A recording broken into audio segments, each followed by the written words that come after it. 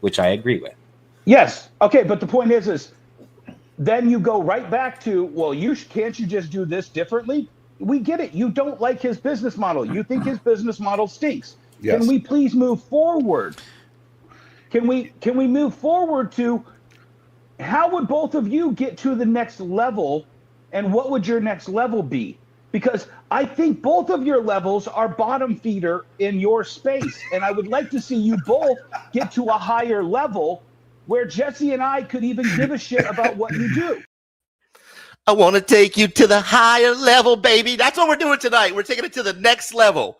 Tonight on Late Night After Hours with your boy, Razor Comics, we have the man, the GOAT, the legend is in the house. Ladies and gentlemen, can we give a round of applause for the man who's going to be sitting backstage for a moment while I sit out here and bask in my glory? Dennis Barger hanging out backstage. Hanging out backstage, gurus.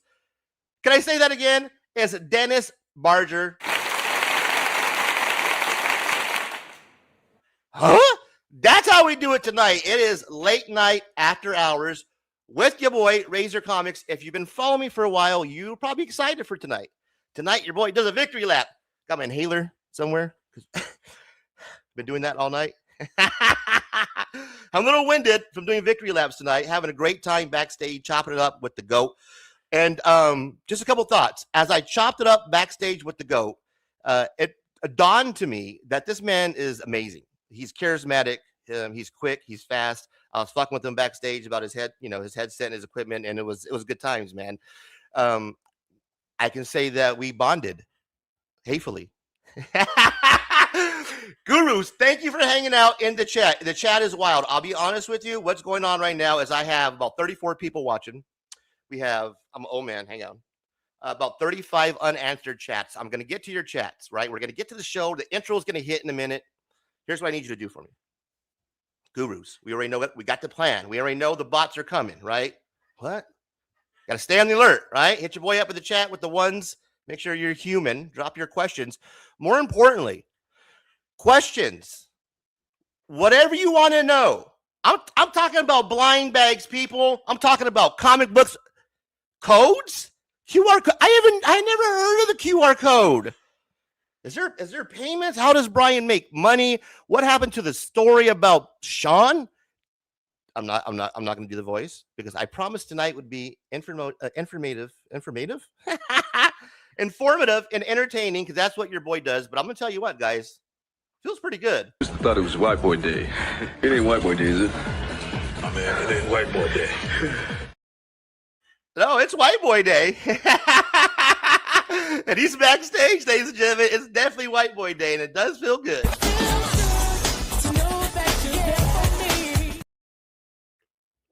Victory laps are going to be taken throughout the night. Remember that. But I need you to drop questions. Let me know what you want me to ask Dennis.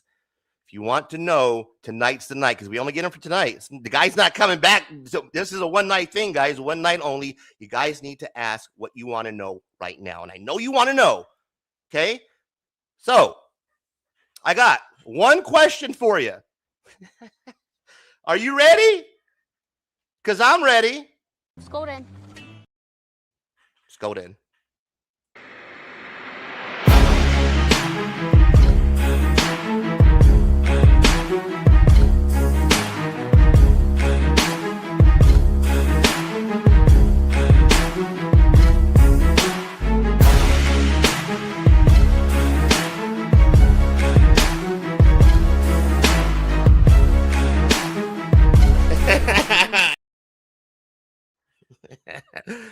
Ladies and gentlemen, welcome to the show, Late Night After Hours. I'm your host, Razor Comics. We have the GOAT, the man, the legend. Welcome to the stage, gurus. Give this man a warm welcome, a round of applause tonight for Dennis Barger.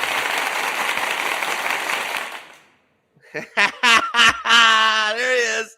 There's the face. How you doing tonight, Dennis? I'm not starting out with a big wet kiss, shirtless. Well, man, this is how we welcome guys around the show that we, that are part of the gurus, as I call them. And I want to welcome you to the show, but the proper way. So let's do this. Welcome to the show. Hang on one moment. Let me do that again. Welcome to the show. Welcome to the party, pal. Welcome to the fucking show. There it is. Dennis. Right on, man. So thank you for joining. How is your day going, bro? Just another glorious day owning 3 stores and trying to set up a 4th little business and running an online empire. You name it. I'm just doing it.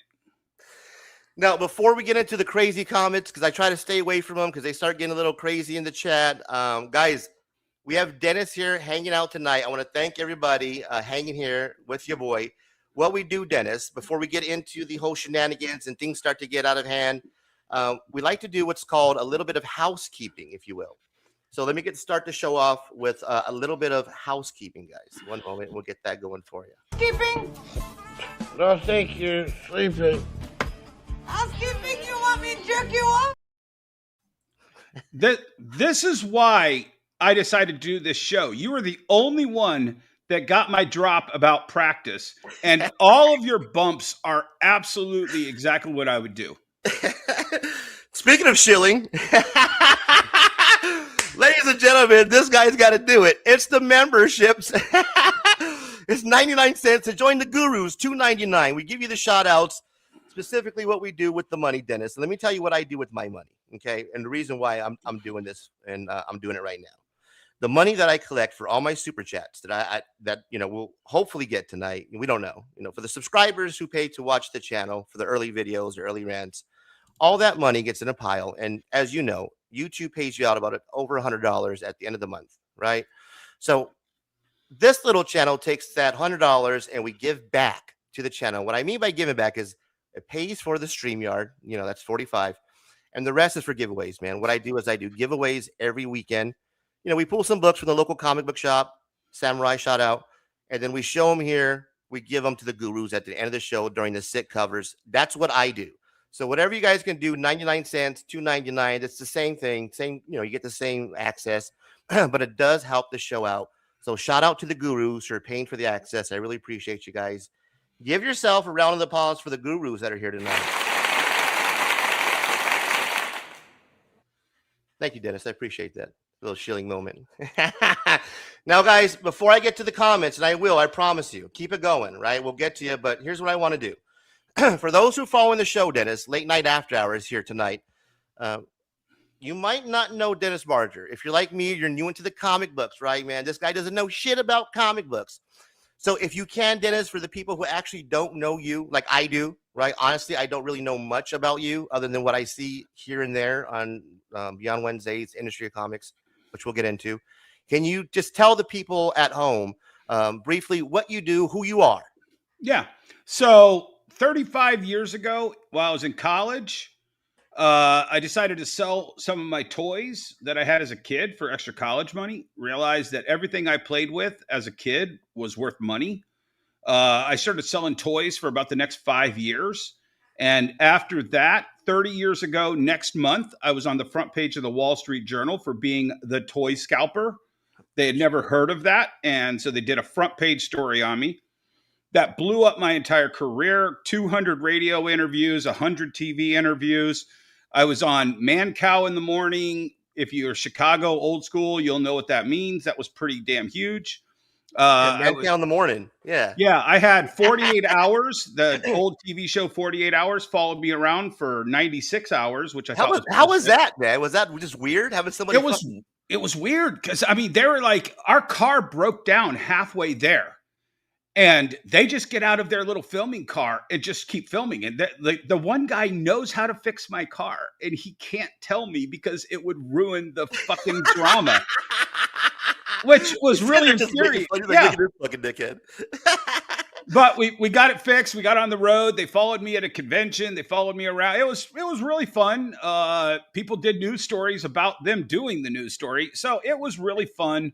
I got bored with that pretty quick. And a couple years later, I became a booking agent for celebrities. So I had like 30 different celebrities that I followed around the world. I booked into conventions, and we went around the world and signed autographs, and that was fun. And then my ex-wife and I had a kid, and my ex-wife then was like, there's no way you're going out on the road 30 weekends a year and leaving me alone with the kid. And I was like, okay, we got to figure out something I can do to kind of toys and celebrities and all that. So I opened a comic book store.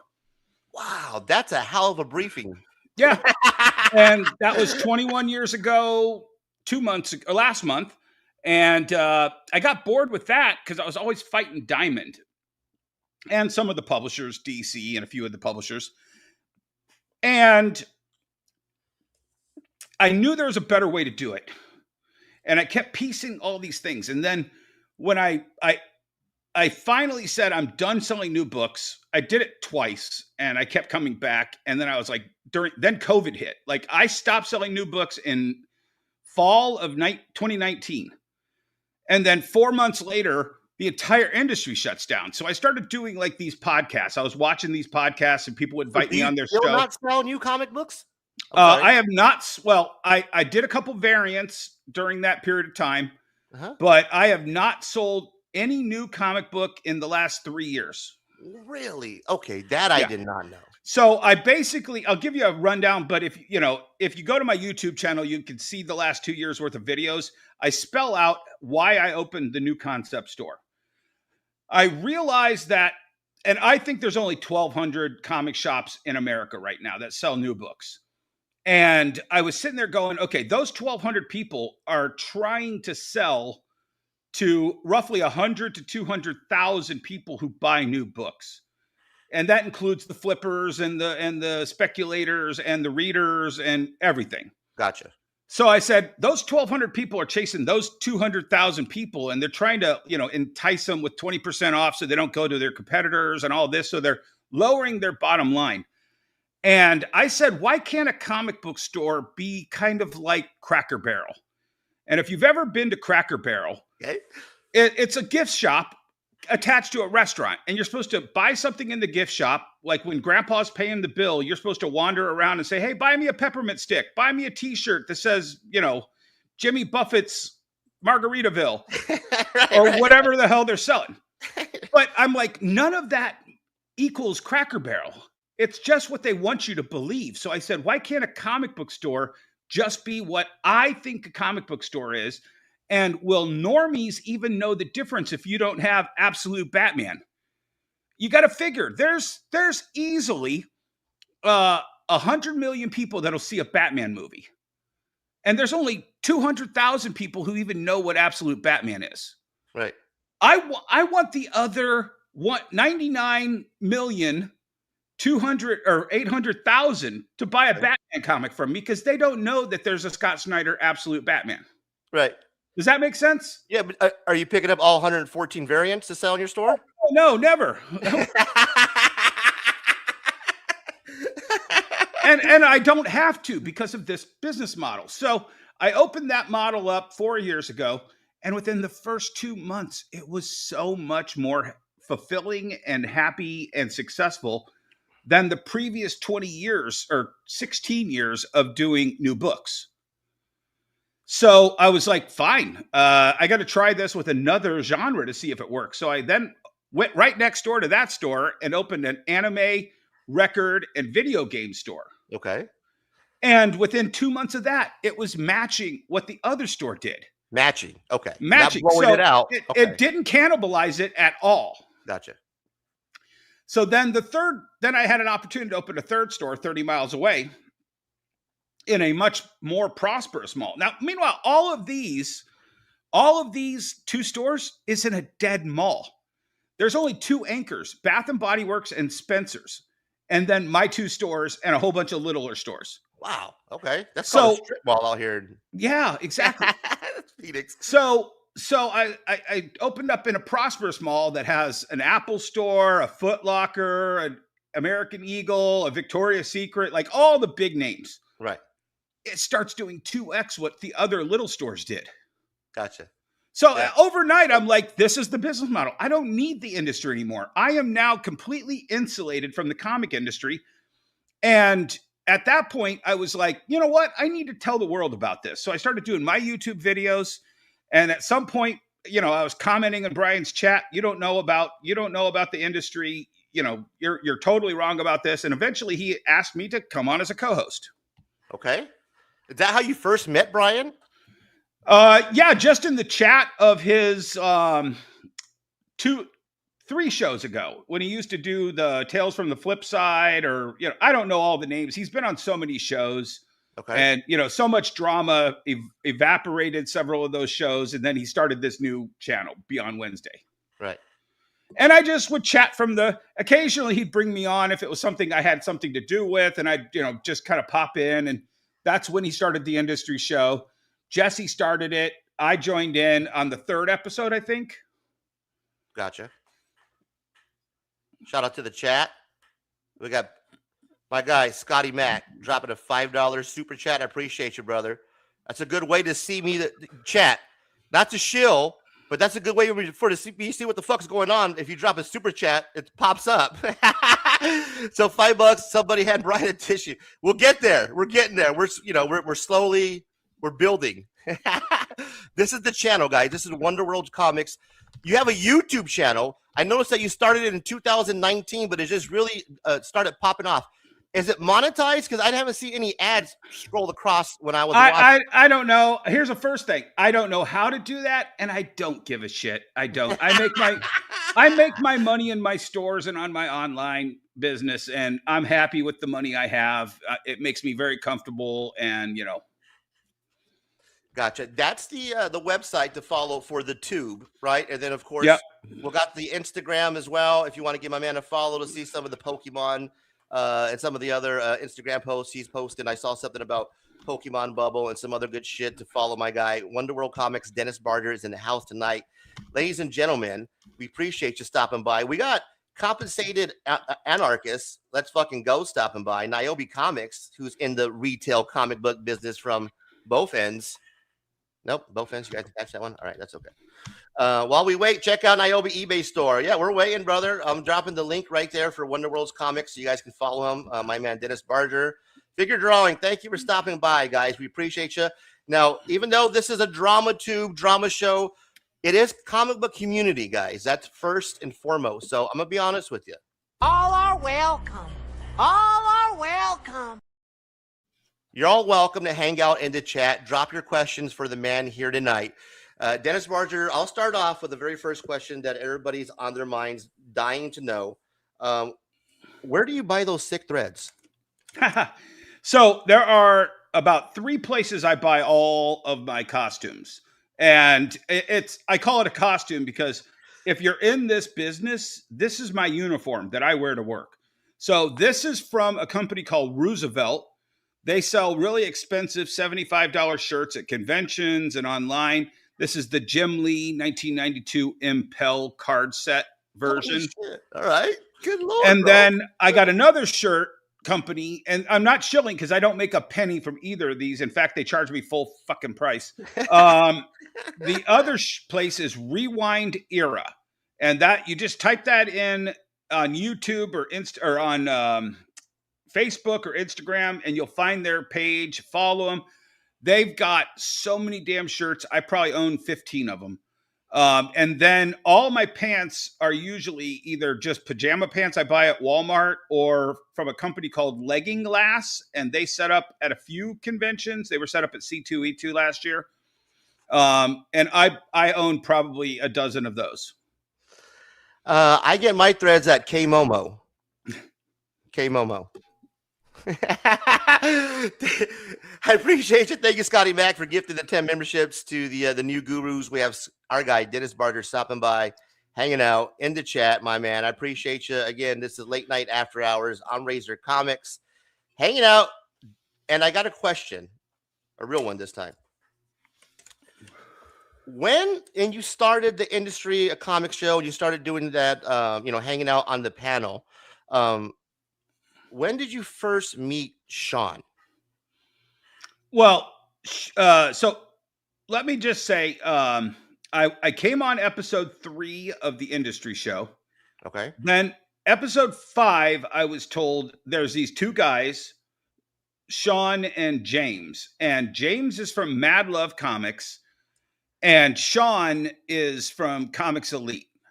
Now, I knew nothing about them. The pre-show was just, these guys are beefing and let's have them come on and let's talk about AI. And that's why I was sucked into the episode, because I was told, I know Shawn was I was actually Facebook friends with Shawn and never knew what the hell he did.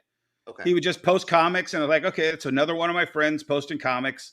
I'm sure he joined because I was friends with Jesse, and he's friends with Jesse because they were both out in the Phoenix area at that time, I believe.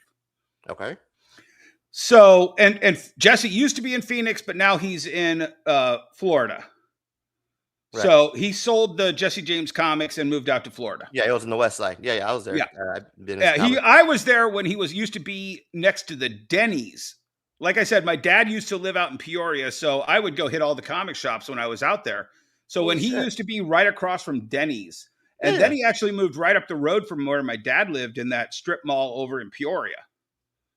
No, I mean, did you grow up in Arizona? No. I would just come out and spend a week visiting my dad, and he and I would pop around and hit the stores because he likes sports cards and Hot Wheels. So nice. Yeah. God, I didn't know that. Look at we got a West Sider guys at the house. Yeah, and I used to go. Here's the thing. Back in the day, I used to go to Atomic Comics all the time over by that mall. Oh, bro, yes, they had a couple of them. Yeah. One on the West Side, one in Mesa. Yeah, do they still have that? It used to be a giant castle where you had a batting cage and 18 holes of mini golf and arcade. Yeah, well, there's a couple of them. There's Castles and Coasters. That might have been it. Yeah, then there's Golf Land is the other one. So yeah, there's a couple of them, man. Look at you, bro, with the I know my Phoenix Valley. I know my Phoenix shit. Now, if you guys don't know, okay, let me just break this down for you guys quickly. Let me quarterback this, okay? So Beyond Wednesdays is a show from Brian McClay. It's pretty much a comic book collectible entertainment. You know, we're going to talk about what's collectible, what's in the industry. And he has a show called The Industry of Comics. And this main show has a panel of hosts that consists of this man here, or used to, excuse me, and Jesse James, Brian McClay, and now this new guy, Shawn. Now, well, no, there's also Emmett from Haven's a Hero. Okay. I'll get to that in a sec. Let me just, I'll blase that back a little bit. Yeah, you got it. So it started with me and Jesse and Brian. Mm-hmm. And then that was the locked in co-hosts. And we were encouraged to call ourselves co-hosts because it was our show. And the people we were bringing on were all Jesse and my friends. Mm-hmm. You know, so when you'd see Rob Liefeld come on, that was because I sent Rob a message and said, "Hey, Rob, do you want to come on?" And he said, "Yeah, I can do it for an hour." Right. You know, that kind of stuff. That's so cool. About 60 episodes in, this guy who I had done an interview with before I was on the Industry Comics show, Emmett from Haven for Heroes, he actually did like a 3-hour interview with me and turned it into like 3 segments on his YouTube channel. And he'd pop into the chat and he'd have something good to say. And then Brian would invite him on. He'd come in and we got along really great. So after a couple months, I'd probably say 3 or 4 months, I think around episode 60, Emmett joined the show. And here's the thing. Brian actually came to Jesse and said, "Hey, I'd really like to bring Emmett on as like kind of a fourth person to get a different perspective." Because at the time, Jesse was between his stores. I wasn't selling new comics. And Emmett actually owned a new comic book store. Okay, so he had that perspective where he had that perspective to add to the mix. And both Jesse and I immediately were like, absolutely, bring him on. Let's go. Yeah. Get him on. Yeah, so we were asked by the host to the co-hosts, do we want to add a third person? Gotcha. And we both agreed, and Emmett joined the show, and there was never any like crazy dramas or anything like that. Right. He doesn't look like he's he doesn't even have the face of a drama guy. That went on for about 40 episodes, and that's when it kind of metastasized.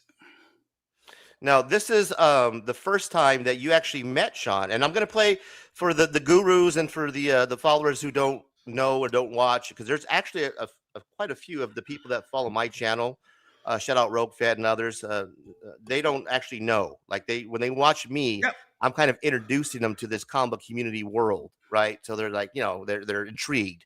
So just kind of a little backstory. Here's where we actually meet Shawn for the first time. And there's just a little, I fast forwarded to, a part that I thought it was interesting. So guys, here is the first meeting of Dennis Barger and a guy named Shawn. I follow you online.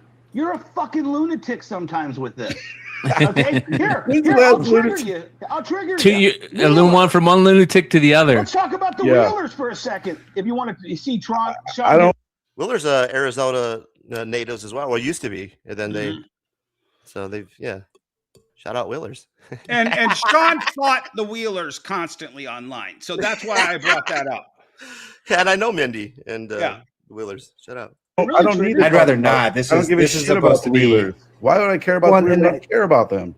I don't I hate engage the in Wheelers anymore. I too. don't talk Yeah, about them. You're on I can't this stand them either. insane AI hunt. You're on I haven't this. posted about AI in James ages. isn't a real comic space person. I'm just telling you, I don't understand your. So it's going swimmingly so far. So it seems like you guys had a really good, really good chemistry, like immediately. Yeah, oh yeah. Like oil and water. I can see how this. So let me explain though. This is what, about an hour and 20 yeah, minutes. we're at an hour Okay. 17 right now, and we're getting to the good part. This is after an hour of now. This James guy, he was Mad Love Comics, and he did a comic book where it's just a cover and a bunch of sketch pages. He called it an art book, and this offended His Royal Highness Shawn to the extent that he had to start an online beef with this guy. Well, don't make it a comic book size. Why don't you just sell a print? Why don't you just do this? I make real comic books, and you're making me look bad. And I'm just like, can we move the fuck on from this? You're beating this dead horse, and he still beats it for another 6 hours. Oh, guys, if you love your boy Razor going off on a rant, check this out. This is classic Dennis. Space, your space, because I think your space is in the exact same space as James, and you're in the exact same space as the Wheelers, and you're barely at the heels of Brian Polito, and you nip at him, and you're not at Zenoscope, and you use them as your business model. I do not use Zenoscope. He's just tearing his ass right now. Meanwhile, he's already asked like 2 questions about how he could get to Polito's level and how he uses Zenoscope's cosplay variants as his litmus test as to whether he could do a cosplay variant. And meanwhile, all of his books, and I don't mind titty books. Yeah. But all of his books are titty books or cosplay variants, and then it's like some big oily dudes every once in a while with guns. No, I'm like, okay, I get it, but it just kind of update and let the viewers know who is Shawn. Merc is Merc. Are they the Power Hour? Are they? Yes. Here, I'll get to it later. Okay, I have some show and tell. Okay. So. And it gets to just give me one more minute, and then we can get away from this little clip of the introduction of Shawn. Yep. But I just want to give you guys just a brief, the back and forth of the first time that Dennis met Shawn. So this is an hour and 17. You figure an hour and 17 in, there'll be a little bit of a flow, kind of a back and forth that's already been established. Yep. And it's not that. But let me show you how Dennis kind of reacts to that. Scope is no business model at all. I'm running circles around Zenoscope anymore. You said just like Zenoscope, our cosplay variants are just like Zenoscope. Because it's the most similar. Here's you said so many things I would love to address that you just. Let Shawn address those things before interrupting him, huh? Why don't we do that?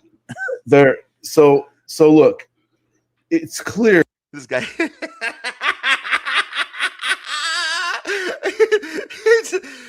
That's how you start your argument. Your argument is with the all right. Never. I don't. Here we go. I'm sorry, guys. Here, you have tons of disdain. It's reeking off of you, Dennis. You have so much disdain for what you dare that for what I do. You dare that, like for what me and James do. I have disdain with you having disdain to James. That's my only disdain with you, shit. But do you even understand? Do you understand? So if his business model was the way to go, we would never have a lady death.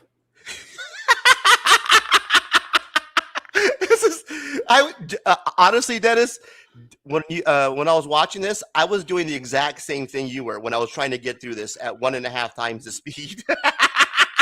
I lived it in real time. I wish I could have lived that in 1.5 speed. And I was like, 107 motherfuckers are watching this shit, right? Not saying nothing. We would never have so many of the wonderful properties that are around today because people would just make. Dennis. The violin that Dennis is stroking is just classic, because he's trying man. to do this. He's trying to do this I am just a representative of the wonderful things that comic book industry brings. It's like, no, you're this fucking much, and you're bitching about the guy that's half that. And this is a theme.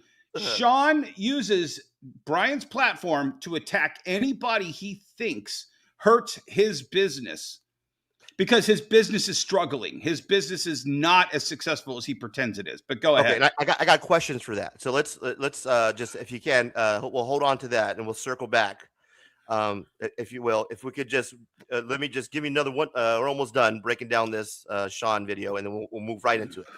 Can't see her. You know what? You have no. We got to hear Shawn's rebuttal. We got to give Shawn that opportunity. You're like listening level fucking zero, bro. You have no desire to even listen to try to understand. Bruh, you want to be the loudest person in the room. Bruh. You want to just scream and hoot and holler and talk over anything for any and not even have a basic understanding of the conversation and why this conversation is important. And the reason why is because you don't understand this side of the industry. I'm nipping at the heels of Brian Polito. That's an honor. I would love to nip the heels of Brian Polito. He's an inspiration to me in every way, shape, and form. What that man has accomplished is absolutely incredible and impressive, and I've hardly anybody will probably ever be able to do that again. And I'll be very likely to have a fraction of his success. Right? And how many times has Brian Polito bitched about another comic creator like you have about James? Do a lady death. Well, it was basically just a back and forth that it's classic, man. If you guys haven't seen the introduction, it's 3 hours of pure torture that if you really want to know why all of this started, it's because I called Shawn a bottom feeder 2 years ago. And I honestly, it's kind of hilarious because it's kind of like me being a Barack Obama and him being Trump at that White House Correspondents' Dinner. And guess what? 2 years later, that doofus has my job. Now this guy is sitting in right here. This is the replacement for us, Lady Death. That's an honor. I would love to nip the heels of Brian Polito. He's an inspiration to me in every way, shape, and form. What that man has accomplished is absolutely incredible and impressive, and I've hardly anybody will probably ever be able to do that again. And I'll be very likely to have a fraction of his success. Right? And how many times has Brian Polito bitched about another comic creator like you have about James? Do a lady death variant cover without his permission to see what happens. Yeah, that's called IP theft. And that's what you do all the time with your cosplay variants. That's the point of what. Welcome to the conversation, Dennis. Welcome, Dennis. Hey, nice of you to join us. Thanks for being here, man. Thanks for catching up. You're just as guilty of that. Thanks for catching up finally. He said that though early on, Dennis. He said that early on. He said that early on. And you keep bringing us backwards and hold on, pause real quick. And Pause real quick. Razor, do you see the way this was? I haven't even had a relationship start with Brian yet. I've done 2 episodes with him at this time. Right. And he's already cupping Shawn's balls and defending him because he can't defend himself. And I'm like, and I was just like, and then of course he chewed me out after this episode. And then I was like, yeah, I was a little tough on both of them, but you got chewed out after this one. He gave you the talk. He did. He gave me a talk after this one. and then two episodes later, we had Rob Liefeld on, and he got 5,000 views, and he basically shut the fuck up for a long time after that. Honestly, this was the most entertaining part, is when you were interjecting. Otherwise, hearing James and Shawn talk it was horrible. Where you're going with, if my business model was the way, to go, we wouldn't have Lady Death in this. And that's valid. But the thing is model's best, selling 10,000 copies versus 20. It's the business model that works for me and works for my customers and works for the artists I work with. It doesn't make it wrong just because it's not the business model that would have given us Lady Death. So to publicly try to disparage another business because you don't agree with how they do it and don't think that it's the right way to do it is not necessarily the best way to be a positive influence on. Are you going to try to speak over and be the last? Dennis, you're cutting me off now. Come on, man. Come on. Hold on. But wait. Pause that. It's. Do you see immediately James is talking and immediately Shawn has to talk over him? Not even 3 minutes after he said, I have to have the loudest voice and I have to be the one that is listened to. And I immediately, 3 minutes later, call out his smug little ass for doing exactly what he was trying to put on me. because I'd listened to him argue with James for an hour and 20 minutes at this time. He's Shawn looks like he's wondering right now if his shirt matches his poster. If we don't have to agree with how we do business, that's fine, right? Is it the business model to grow this industry to get us lady deaths? No. Is it helpful for new artists who want to break into it? And those conversations have happened with many people. There's a lot of conversations that I don't talk about online or never will, and you'll just see it happen. But to despair, Dennis, before the shirts, before the crazy shirts. Actually, I was on vacation here, and I'd already burned through. Georgia was really hot that year, and I already burned through like every one of my good shirts, and I was in the hotel. I want to get to the part where you call him a bottom feeder, bro. That's the main part here. Don't agree with them online. That's the part I'm trying to get to. Because you view them as competition, just adds to the toxicness of the comic book industry. And my question is, how do we cut back on that and help? Because we're all in this indie world, and we're not part of the big two. It's kind of like in some cases in industries, hey, they're not going over to these people. That's good enough for us, right? They're not going off to DC and Marvel. They're within the indie thing, because how many great artists have we lost in the indie industry to DC and Marvel? And it's like, okay, so like that whole thing is like, we're all in this. And the truth of the matter is there's enough of a pie to go around for plenty without being worried about someone else coming along and creating a product that we don't necessarily agree with. I'm not going to cut into your profits. You're not going to cut into my profits. There's just a lot of toxic stuff. And that's the main reason I understand why that post. I understand why that post. So that post specifically, right? So when you're doing an art book, other retailers see, if the industry started going towards, I don't want. Oh, I'm sorry. And his question is, how do you? If it wasn't just blatantly, there's no cosplay. How is that response to the question of what do we do to make the industry better? Not what do I do in a public forum on a regular basis? And it's unfortunately, James, it can happen. It can happen within your small sphere of people. Well, I'll tell you how it happens. We have conversations like this. I want everybody to remember that's watching this. We might get heated. It's supporting one another, like offline, on phone calls. People forget to use the phone anymore. I love.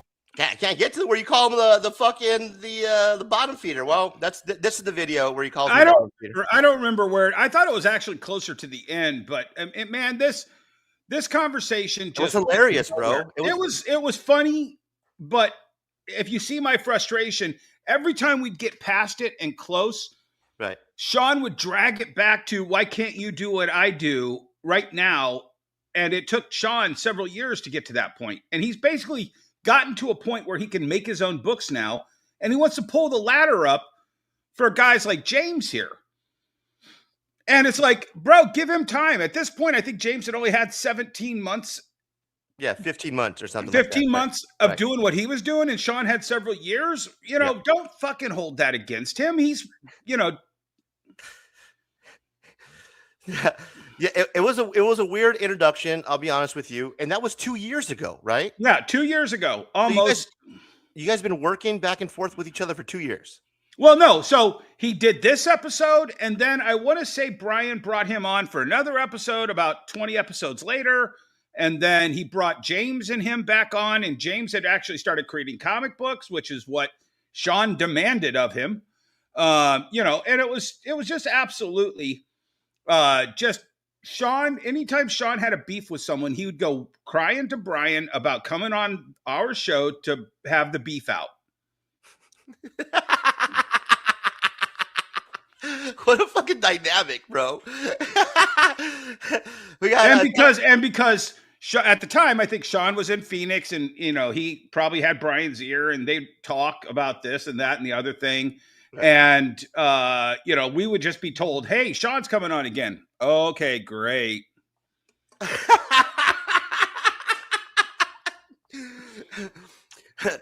That's amazing to me, because it doesn't seem like this works. Like, you would know early on, like, hey, this is not working with the main cast, with the main you would think, and it'd be different if fucking Shawn was Mr. Big Shot in the industry and was bringing on McFarlane or somebody else he knew, providing some type of elevation. Right. But it was actually always just Shawn coming on and punching down, and then thinking I somehow was below him, and he tried to punch me, and I'd punch him down. I'd punch down on him. Gotcha. So we established that Shawn's the Power Hour guy from Merck, who joined the show 2 years ago. Dennis and them got into this back and forth. It was a mess, to be quite honest with you. Dennis pretty much calls him a bottom feeder, writing, of Brian Polito. It was messy. Okay. Fast forward to where we're at now. Quick question though. before we get into the drama that's occurred recently, and we get to the McShilling and the whole video that sparked this whole breakup. Lord of Brooklyn, shout out, has a question, and I did ask, so I thank you, my friend, for asking a question. This is Late Night After Hours. I'm your host, Razor Comics. This is Dennis Barger. We are hanging out here tonight. Guys, all are welcome. All are welcome. All are welcome. All are welcome. Question is, Dennis, are you and Jesse still friends? Absolutely. I actually talked to him right before I came on this show. I talked to him a couple times yesterday and today. We're still friends.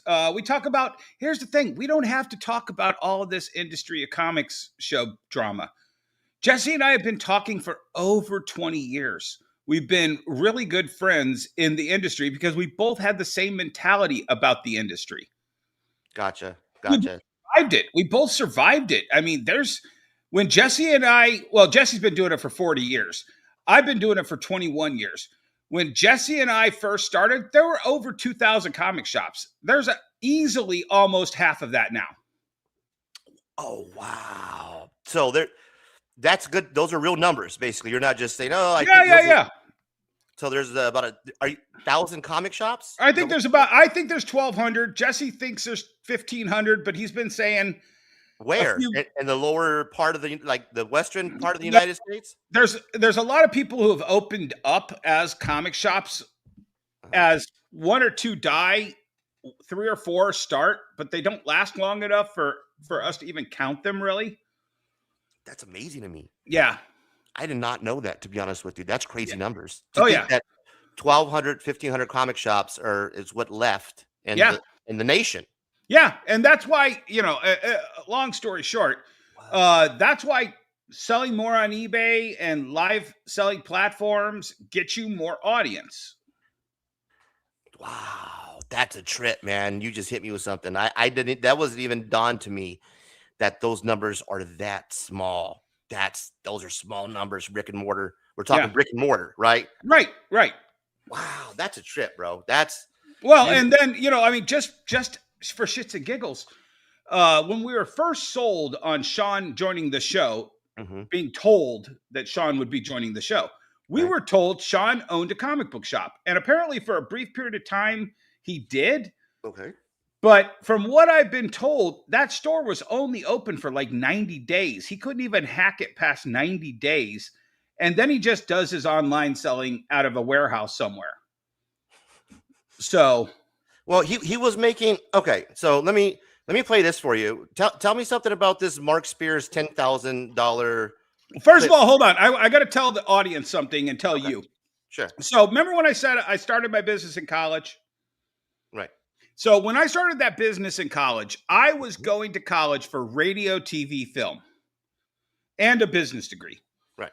So for 6 years, I went to Eastern Michigan University, and we had a really good radio broadcasting course there. I actually ran the college radio station for a couple of years, just doing the thing. But the one thing they always beat into our heads was a thing called payola. Now, if anybody in the chat's old enough to have watched the old WKRP TV show, they had a whole episode about payola when I was in basically junior high school. And payola, what are the WKRP Cincinnati. But payola is the old way of the record industry. They used to take the top 40 list, and that was the top 40 songs that were played on the radio. So the DJs kind of controlled what was hot. Right. Well, when the record companies figured that out, well, they would go to the radio station and go to the number one disc jockey and say, hey, here's a little bag full of cash. Can you make sure that this song gets played a whole bunch of times on your shifts? Yeah. And if they didn't need the cash, well, they'd give them a little bag of white powder. Or maybe they got a brand new car for making one of the albums the number one hit on the channel. So Suge Knight walks in, basically. Yeah, exactly. And they would and they would accept it. Why wouldn't you? It's a bribe to basically get a record that was probably good, higher elevated on the charts. So when the government found out how much money was changing hands, and I mean, it was millions back then, they basically passed a law called the payola law, which you cannot in any way, shape, or form take anything on your broadcast channel to make something more popular. So that's the world that I grew up in. Payola. That's okay. That's the definition, basically. All right. Yeah. So that's the kind of the ethics and the integrity that I was raised on. You do not accept a bribe to talk about something. Do not accept a bribe to talk about something. Okay. Well, I'm just going to get into this, Dennis. Let me ask you, and this is just a clip.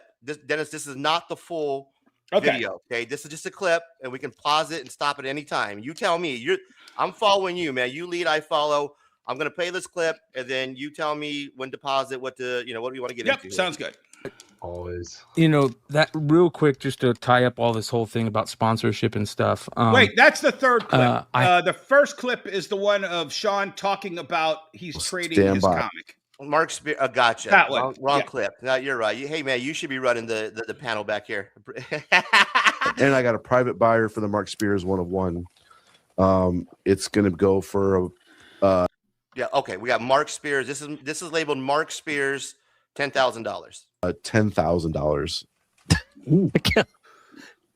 I mean, private buyer saying that out like it's going. I mean, I know that was a weird thing to say. That's crazy. But private buyer. It's out there. For a deal. So we're gonna work something out over the course of the next year. It's a partnership.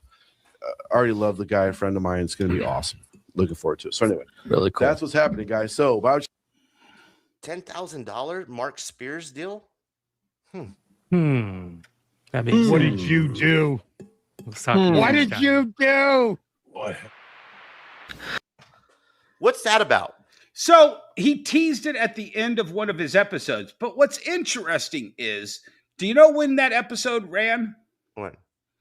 That episode ran early February of 2026.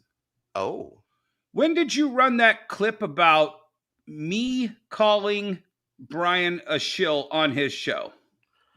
So we're talking about this video here. Yes. Brian McClay gets called out, exposed on his show. I think this is the clip that you're mentioning, Dennis. Yes. Because I have to. Because you have to. Yeah. That's what I'm saying. You guys are fake. You can't say I stand on fake. these things. You're calling me yes, fake? yes, because you can't. You guys are fake. Because you're a shill for him. There it is. So I'll tell you how that went down. So that was the middle to end of January. Right. And Brian knows I hate everything involved with Bad Idea. It's a pyramid scheme. It's a gimmick factory. It's snake oil. And for some reason, he decided in the middle of one of our episodes, without talking to us, that this was going to be a topic at all. He brings up that they're doing this exciting new VHS tape variant to go along with some comic book, and it's going to be limited to 25 copies. Blah, blah, blah, blah, blah. Clem cell case. Yeah, it's a unique and here's the thing, even after we tell him this is a dumb idea to talk about this, because even Emmett and I are against it, and Emmett loves Bad Ideas comics now. It got the clamshell case, Dennis. God damn it. And he keeps reading off all of the awesome shit about this. It's like Truman Show's wife talking about the beans of fucking Colombia in the middle of the fucking TV show. It was the craziest shit that I've ever seen, man. For me, I'm an outsider watching in. I'm not part of the cult, as I call it, right? So when I seen that going down, the interaction, I could tell that was your real thought. You weren't just off the cuff. You were telling me, because that was just some bullshit. I'm like, what the fuck are we watching here? This is a promo. Why wouldn't you mention that you wanted to talk about that in our pre-show if you thought that was legitimate? Right. Like, this was something that was going to move the needle of the comic book industry, that Dinesh and Bad Idea came up with a comic book on a VHS tape with a special clamshell box Like, and they made 25 copies of this, and somehow that's going to be the savior of the industry. We're in the most tumultuous period of time in comic books, and a fucking VHS tape is going to fucking save it. It was the bro. That was the best thing I've ever heard. When somebody had to tell them, like, no, man, a clamshell case is not the way to go, bro. You're not selling us on the clamshell. It doesn't matter if it's a clamshell case. If it's dipped in fucking in Mark Spears's, it doesn't matter, bro. It's a fucking it's a VHS tape in a comic book. That doesn't correlate. I don't understand how that correlates to pushing. And somehow he thought he was going to convince me because I sell VHS tapes in my physical media store, and Emmett sells VHS tapes, and Emmett likes Bad Idea. But here's the thing. Right. He's absolutely a shill for everything Bad Idea does. Now, you don't have any proof of him, like receipts, as the kids call it, right? Like being Well, the only receipts I have is on one of his shows. He talked about going to some event that Dinesh was at, and he was about to go buy a comic book at that store. And Dinesh said, "Oh, here, let me buy that for you." And he let Dinesh buy him a $10 comic book. And then for 2 years in a row at San Diego, we went out there as the show. And then, of course, Brian ghosted us so he could go get high and drunk every night. And meanwhile, and then he was like, one night he was like, "Oh, I can't do anything that night, Dennis, because I got to go have dinner with Dinesh." And oh man, he took us to Nobu Sushi, and Rob Liefeld and all the Image guys were at a different table. And Dinesh introduced us to all these people. And it's like, okay, you do understand he's buying you sushi to make sure you are part of his tribe. Buying you sushi. I love that the detail was sushi, that's what the dinner was. Yeah, Sushi yeah, he and a did that comic book. 2 years in a row because Dinesh has this big party for all of his friends. Right. And he invites them to Nobu Sushi and wines and dines them, which is Paola 101, Wow, that's okay. Now, let me ask you this. As I watch Beyond Wednesdays, there's this talk of the promo code. I hear when the McShilling dropped, right? And the only thing that I was honed in at the time, I wasn't honed in on this promo code. I was honed in on the fact that he was basically raising money at the time during his show that he was coming after me for his dog, a new dog, a replacement for Abby, right?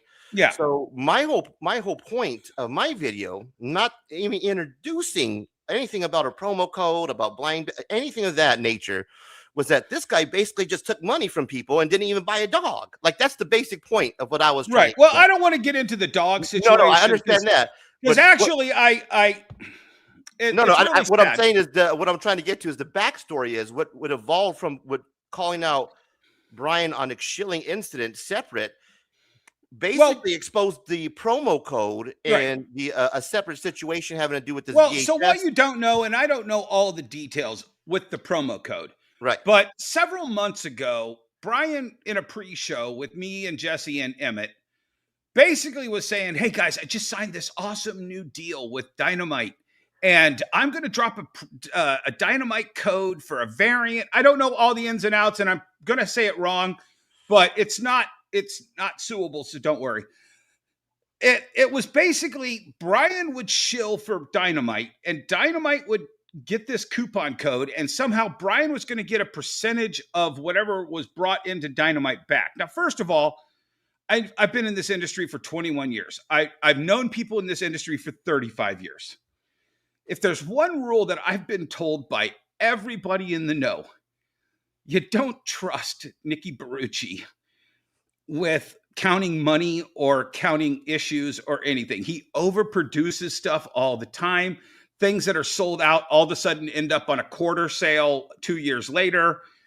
He plays fast and loose with the numbers. Okay, let's so just say that. Let me pause you there for a moment because you just said a lot, and I got to clarify because wait a minute. So there's the 10% of the promo code. Okay, hang on. It's for Dynamite. Right? That was one of his deals. I don't know all of his deals, but he was really talking that, hey guys, I'm entering my 3rd year and I really need to make money and I got to have money to go to San Diego and I got to have this and that. And we're like, sure, whatever, dude. I just wouldn't trust Nikki Barucci to count your product coupon codes. For, that's all I said to him. And Is that how you would know? Like, how do you know what your 10% is? Is there like a spreadsheet that you get, like kind of like a? I don't know. Like I said, that would be more of a question for Brian. I just know that was a deal he signed. Okay. So here's 10%. I'll give you 10%. I'm just right. And he got a variant from Nikki for Elvira meets Harley Quinn. And I think because you're part of the show and you're a personality who contributes to the show during that promo code, do you get any type of percentage of the 10%? I've never gotten 1 penny from Brian in regards to the show. So I did over 100 episodes, average of 3 hours per episode, 300 hours of content for Brian, never offered anything, never given anything, and never asked for anything. I was there to be free to basically tell my knowledge to the industry and help shape future comic retailers. That is why I signed on for the show. Gotcha. So it's basically just you there trying to promote yourself, not really trying to take anything from the show. At the same time, what's happening is that you're actually being part, you're labeled as being part of the promo code. And I will say this also, for at least the last year, Jesse and myself have been encouraging Brian to contact people in the industry for an actual legitimate sponsorship. BCW, Bags and Boards, PSA, CGC. Well, he couldn't get CGC because I hate CGC, and he knows I would trash on CGC all the time. So I understood that he couldn't go to them, but there are a ton of people in the industry he could go to and just say, hey man, I really want to keep doing this show, but I'd love to put an ad, at the end of my show or in the middle of the show, a legitimate advertisement, that you pay me to put on my show and sponsor my channel. And there would have been no problems whatsoever. That's a commercial. Right. That makes sense. Yeah. But it's when you sneak around and make deals behind scenes to get sponsor, to drop in a code and you don't explain to your audience, hey guys, this is a paid promotion that I'm doing with this, publisher or this company to help get their name out. The audience doesn't care, but it's when you're like, oh, I just want everybody to know about this. I just want everybody to know about this really cool comic book. And hey, they gave me a special code to give you without saying, hey, I might get something back in return from this.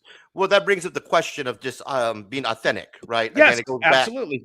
It goes back to being authentic and how Brian likes to describe himself as being transparent. That's one of the things that I always hear is that the transparency is that he's transparent and, this is what he's doing, who he's doing it for. One clip that I have, Dennis, is regarding I have it labeled here, box of comics. Oh yeah. So this is when Brian got his $10,000 comic book that cost $2.50. Okay, let's let's play this. I want to take a look at this. That's not me. If you need some, let me know. But always, that real quick, just to tie up all this whole thing about sponsorship and stuff. I have some guys that I plan on working with. They're guys that you already know that I've talked about. I've talked about how I have a lot of respect for, obviously Shawn at Comics Elite, Chris and Jose at KRS. There's a lot of people that I plan on working with and that I've been talking about for a while that these guys also respect as well. So, expect that in the future, but don't worry. I'll always be mindful of, making it so it doesn't water down the entertainment. It doesn't make stuff feel cheesy. So after Brian's breaking this down to you, how do you feel just kind of watching this, looking back? Well, this is him trying to rationalize. All these people have contacted me and I thought it was going to be cheesy, but one person in particular was better than everybody else. Meanwhile, KRS, love those guys. Legitimate guys. They watched our show in their store every week. I would have had no problem if KRS said, hey, Brian, I want a 30-second ad or a 60-second ad for KRS Comics on the Industry of Comics show. And Brian, I'm going to give you $100 every week to do that. Right. I would have had no problem with that. Right. Because it's a commercial. It's upfront. It's not subterfuge. This is good. I love it, man. This is good stuff. I love watching this. Like, there's 66 people that enjoy watching this. It's DramaTube. It's Razor Comics. It's Late Night After Hours. Dennis Barger. We're breaking down what's happening with the Industry of Comics. Why Dennis left.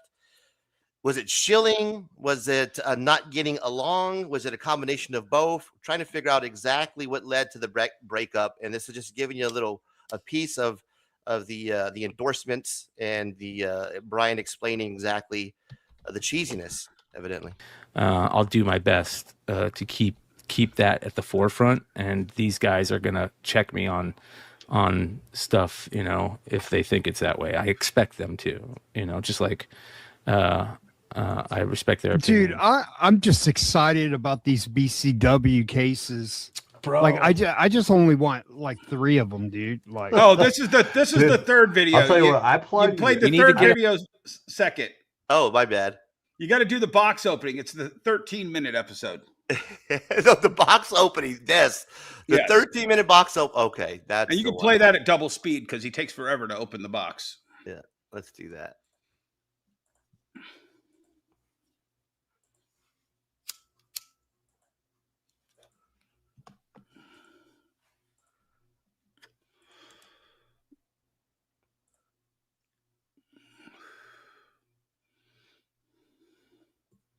Let's talk about whore. This. You're a whore. Yes. Even Hood's calling him a whore at this point. Immediately as he opens up the box. Look at the cheesiness on his face, dude. I love it. I love it. This. You're a whore. Yes.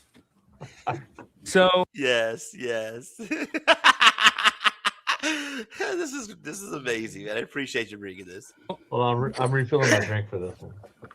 Transparency is key. You guys know I'm very transparent here at Beyond Wednesdays. There it is. Transparency. Yeah, transparency, bro, is key. And I get talked a lot about sponsorships for the channel.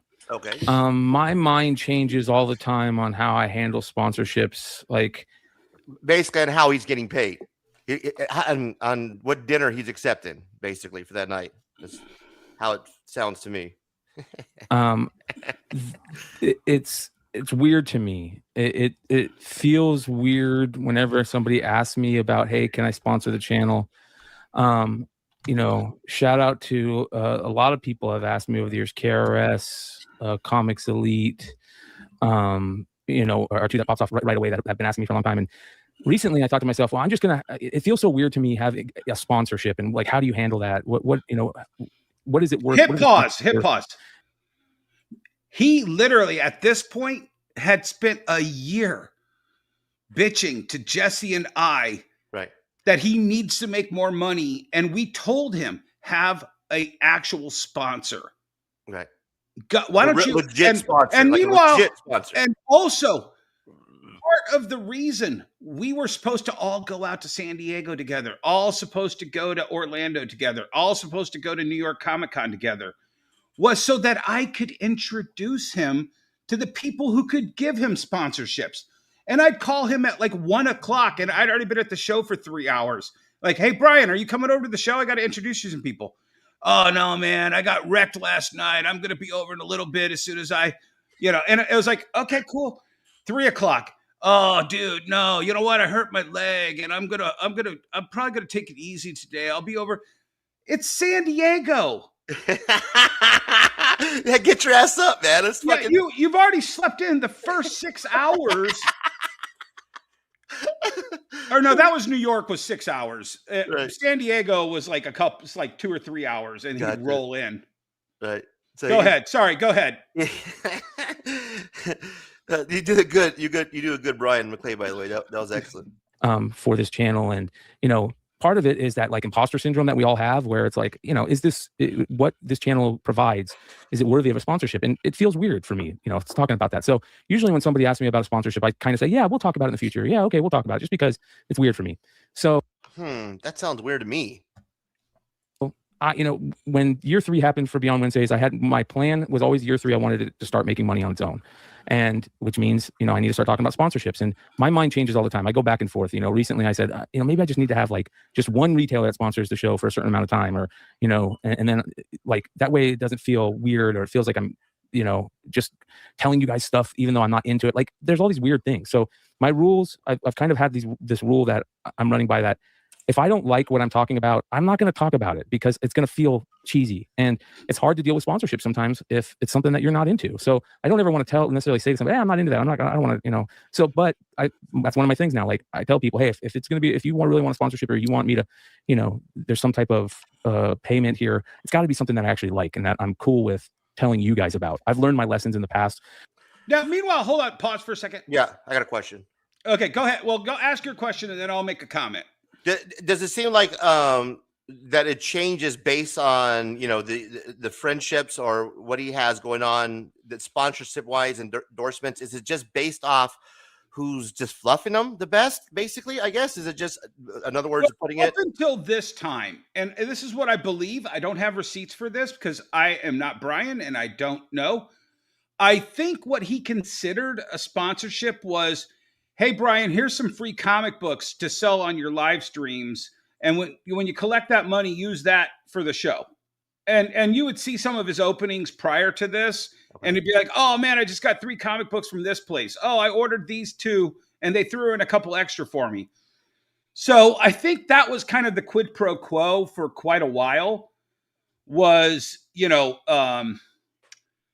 Brian would get some freebies and he would sell those. And if he got $20 for it, that'd go in his pocket. And that was kind of a sponsorship. But what I had a comment was, he keeps talking about how I have to make money. Accepting a trade of a 10,000 comic book that you are going to put in your collection. He says it somewhere in here. This is going to me to my grave or something. Right. That's not money. You've traded a comic book you're never going to sell for sponsorship. That's not supporting the show. That's just a book that you're never going to sell. Right. That's not like actual income that's coming in from a sponsor that you can. Exactly. So go ahead. Sorry. No, we're good. The progressive retailer that does a bunch of things, like all different types of styles of retailing in the world of comics. I think it'd be an interesting point of view. So I reached out to him. I called him, and he said to me after the conversation about asking him if he would come on the industry show more often. He said, "Hey man, I've been trying to get a sponsorship from Beyond Wednesdays for like years now. Like, what's up with that, man?" Like, I just said to him, "Man, I'm sorry, man. I feel weird about it. Always talking about it, and I don't know what to say." Then he goes, "Listen," he goes, "I get it. I understand." He goes, "I know that you're a big fan of Mark, and I know you're a big fan of Garbage Pail Kids, and I'm willing to trade some sponsorship value for a certain Mark Spears book that I recently." Okay, so the endorsement is a trade for a Mark Spears book. Yep, and sponsorship deal. Now, meanwhile, I also mentioned, Razor, this is 1 week after you called Brian a shill, or I called Brian a shill, and you called him out on your thing. And I should probably mention, we had a call the week after, I think the day your video dropped. And he was like, hey, man, we should, let's EFAP Razor's video where I seen him talking about that. Yeah, that he was going to have you on what is it? He was going to have me on the show, and we were going to EFAP you, but he wanted me to validate that I didn't really think he was a shill. And I'm like, no, Brian, I think you're being a shill. And that's what dawned to him that you weren't joking at all. Right, exactly. And then he goes, dude, that makes me want to not be your friend anymore, man. Like that was his immediate response was that. Yeah. Well, actually, and it actually started a long time before that when boy, we should get into this one. Yeah. So I want to say probably around episode 50 or 60. Okay. There was a big controversy about Anthony at Bird City Comics, and they made an AI Darth Maul cover for one of the famed Star Wars George Lucas books. And they were making a whole bunch of these IP theft books. And I have a strict line about IP theft. I just think that I think it's bullshit.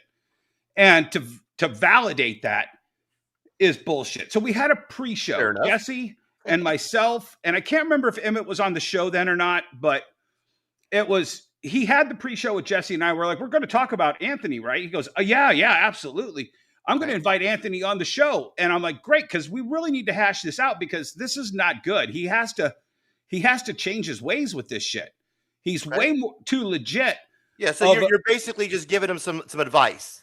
Right. So a couple days goes by and we have Anthony on the show. Okay. And it's a fluff piece about what Anthony is doing and how Anthony's been and what he's got, where he's going. And it goes for about 30 minutes. And Anthony's like, all right, guys, I got to take off. And I'm like, whoa, hold on a second. Right. I thought we were going to talk about the 800-pound gorilla in the room here, which was all the drama that Anthony caused this week with the thing. What? You guys are ambushing me. I didn't know we were talking about that. I just came on the show. I'm like, well, what else would there be to talk to you about this week other than the giant controversy? What are you doing there?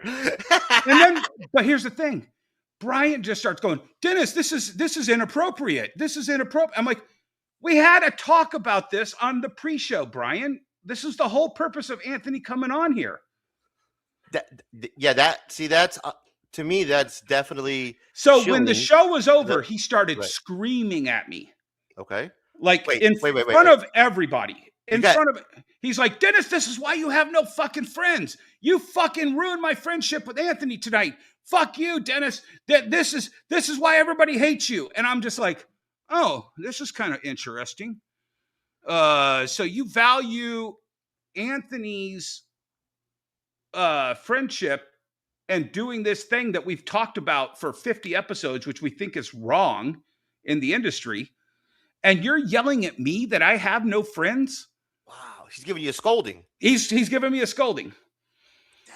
That's a trip. And so I think that's when the first cracks in the armor were, but you know, he was doing good ratings and he had good shows and he kept me around. And then the McShilling set him off, huh, bro? That was I'm telling you, you're the reason I got fired, Razor. You're the reason I got fired.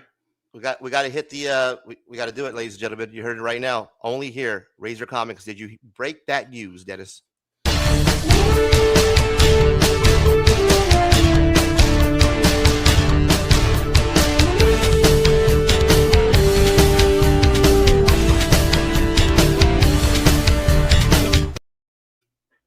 That there it is. Razor Comics breaks it live late night. Right. The McShilling broke it down. It actually, that was the chink in the armor. I saw it. I was the only one to report on it. I knew there was something more than just, I'm taking a shot at the VHS. It's funny. Ha, ha, ha. When you didn't show up and I saw the next week, he's like, hey, we're going to have the own members only, man. When we're going to EFAP it, we're going to have Dennis on. Ha, ha, ha. I was like, okay, that's going to be hilarious. I'm sure Dennis is going to have a good take. And then I never seen you. Yeah, because I basically said, no, I thought you were shilling. I thought you were shilling for bad ideas. You're always shilling for bad ideas. I don't know what you get out of it, but go for it, whatever. But I'm not going to be a part of it. I think everything Bad Idea does is a cheap fucking gimmick. Bad idea. That was a bad idea to let you go for Shawn the Merc or whatever the fuck. Yeah, we're not even to Shawn the Merc yet. We haven't even gotten to Shawn. That's amazing. Holy shit. So it was more the McShilling. You're a shill than it was the Shawn. You're not, because see when Shawn, Brian came back, honestly that was his response to you, Dennis. Was that no? It was that you couldn't play nice. You're always attacking on the show. You were toxic to be around to a certain point. We had to give you a month off. Came back, we had to let him go because he just wasn't, playing nice with people on the show. That's what what we got from McShilling. But what you're saying is no, man. It was the fact that I called him out for being a shill. Yeah, I honestly think that's what hurt him. There it is, ladies and gentlemen. I mean, I don't know. Again, I've been trying to point out the fact that it seems that he has a way of spinning the fact of letting go Kobe Bryant. It's like if you were to fire Kobe Bryant or trade him for Rick Fox, and then you're going to have a press conference. And the reason why I'm trading Kobe Bryant for Rick Fox is because Kobe couldn't play nice, right? With the rest of the team. Jack scored too many personal fouls, so we're going to get rid of him. Yeah, that's what I seen would eventually happen. It's like we decided to, out of what we have here in the panel, let's go ahead and let Dennis go. And it does seem it's more than just you're not getting along with the team. It seems like it's a little bit, more layers to that. And I'm glad that you were able here to come and say, no, it is mainly to do with the fact of the shilling, the unauthentic, and having to come up with ways constantly to fund the channel when you're trying to give advice on how exactly to do that without having to put you through these hoops and scoldings yourself on the back end. So guys, it's amazing that we're getting this information. This is Dennis Barger. It's late night after hours. I see your guys' comments.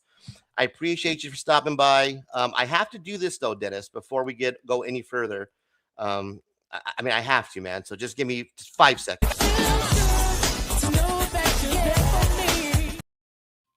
Tony has done it again, ladies and gentlemen. Man, it feels good. I gotta take a little moment there and do a little razor victory walk, because man, I tell you what, after I've been pretty much buried, and your boy has been resurrected, and I was dead, but I'm alive now. But after basically being buried by the cult, as I call them, and ladies and gentlemen, if you are or feel that you might be associated with the cult, and this is no joke, there is places that you can go to. There's things that you can do to get help. There's a couple of them here. Snapshot that for you. And then there's also signs to look for.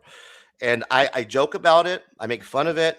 But, my theory is that it's so much acceptance, wanting to be part of this community, that even though there's signs, when the guy who's the industry of comics is let go for being too, hot of take, it seems a little, just asinine to me that that's what's happening in the comic community, and then that we're still kind of overshadowing the fact that that's kind of crazy, right? When you think about it, I have no other. I try to, like, you do great with the metaphors, and the only thing that I can compare it to is the Kobe situation, where like this guy, to me, when I'm watching the content, he's the one that's bringing in Rob Liefeld, right? He's one that's bringing in the talent.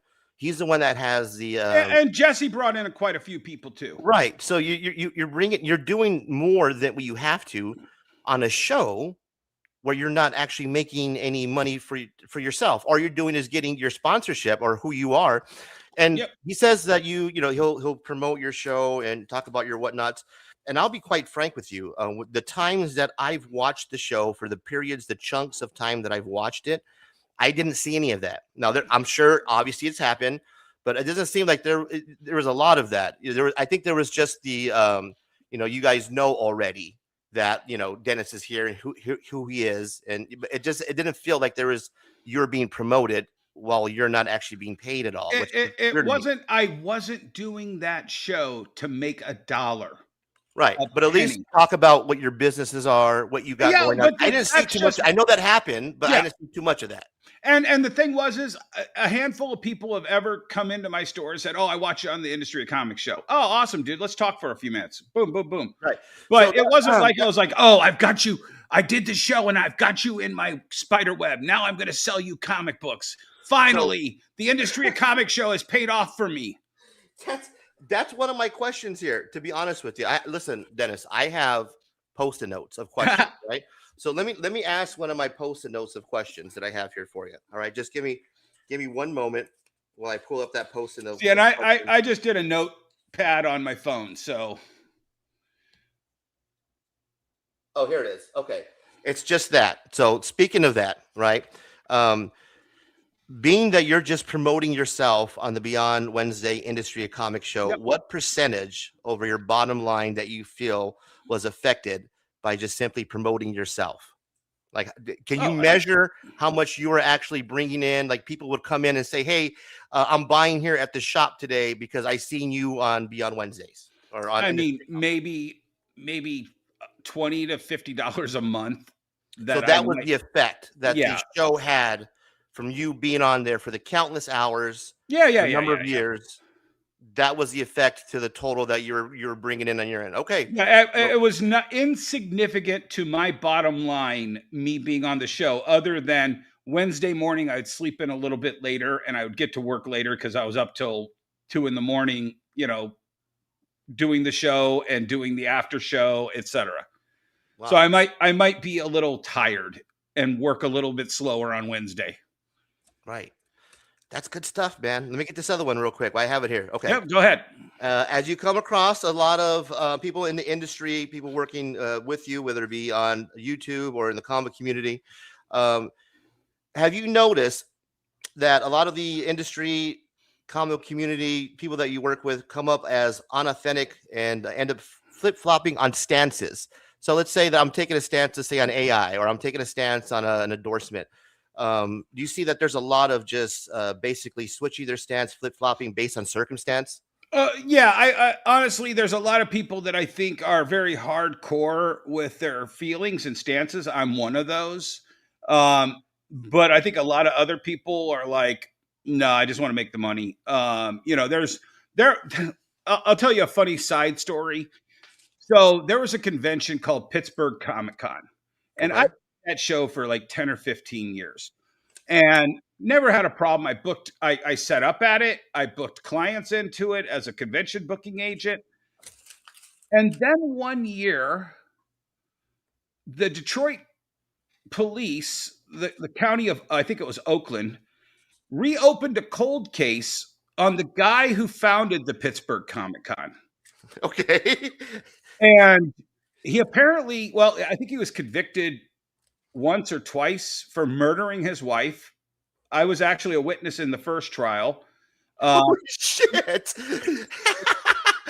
That's insane, bro. Did a Dateline NBC about it called The Comic Book Murders. They used my comic book shop to film the little cutaway shots. Be real? Yeah.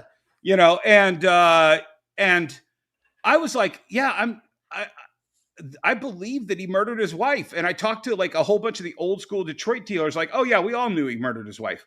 Why did you do his show? Because we made money there.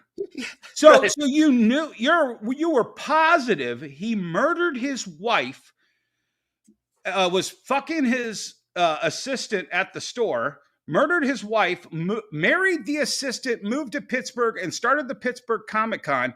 But at no point did you think, maybe I won't do the Pittsburgh Comic Con because it's a murderer show. Nope. I'll do it because it makes me good money. Okay, that's where your ethical line is. That's fine. I stopped doing the show when I found out he murdered his wife. That's the guy that reached out to Brian to sponsor a promo code. No.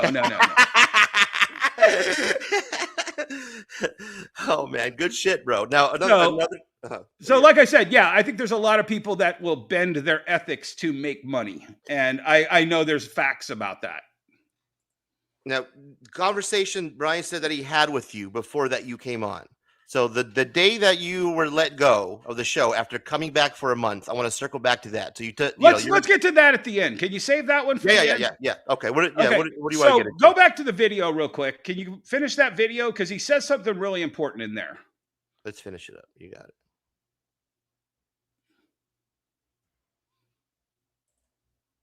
it. Pulled. I'm sorry about the plastic, you guys. And I said immediately, without even taking a breath, okay, deal. No takebacks. And this has shown up. All right, let me That's badass, Brian. I wonder what we're getting, guys. That's an excellent point, actually. This fucking Hey, Red Hood makes a good point. Red Hood makes a great point there. I don't like the guy, but I mean, I gotta, the guy makes a good point. What is there a couple extra signed copies or some shit in there for them? Nope. Fucking, you're awesome, Brian. Fuck yeah. No, he's shipped Sean. It's awesome. Everyone's house every 30 days, Thanks, Sean. Fucking it's awesome, a rotating Brian. piece that goes to each of our houses, so we display it for that month, right? You get love, and you get. We get to come by his house and see it. Yeah, bear hugs. Bear hugs. Yeah. All right, check out this case that he sent. You get hugs, bear hugs. You get baby oil and sushi. Sent this in. Holy cow! I've never seen one of these. BCW. Yeah, I got a few of those. Those are nice. I've never seen one of these. Wait till you see. These fucking nerds. Am I right, guys? Oh shit! The inside. Wait till you see the inside. Yeah, look at their fucking jollies off with the BCW case, bro. So professional. Yeah. Oh yeah, that's exactly how that should be delivered. Oh, Look at at Frankie. this. Fancy. Upside down. Look it over. There you go. Look at this bad Upside down, dipshit. boy. Are you kidding me, you guys? Holy Grail. I Is that a never, one of one? dude. I Holy Grail, baby. never Oh, where's the ticket, bro? expected. Where's the ticket? So we're all I- going to get those BCW cases? That's pretty good, man. I actually got to give it to him. Exactly. That the point is that was the trade, right?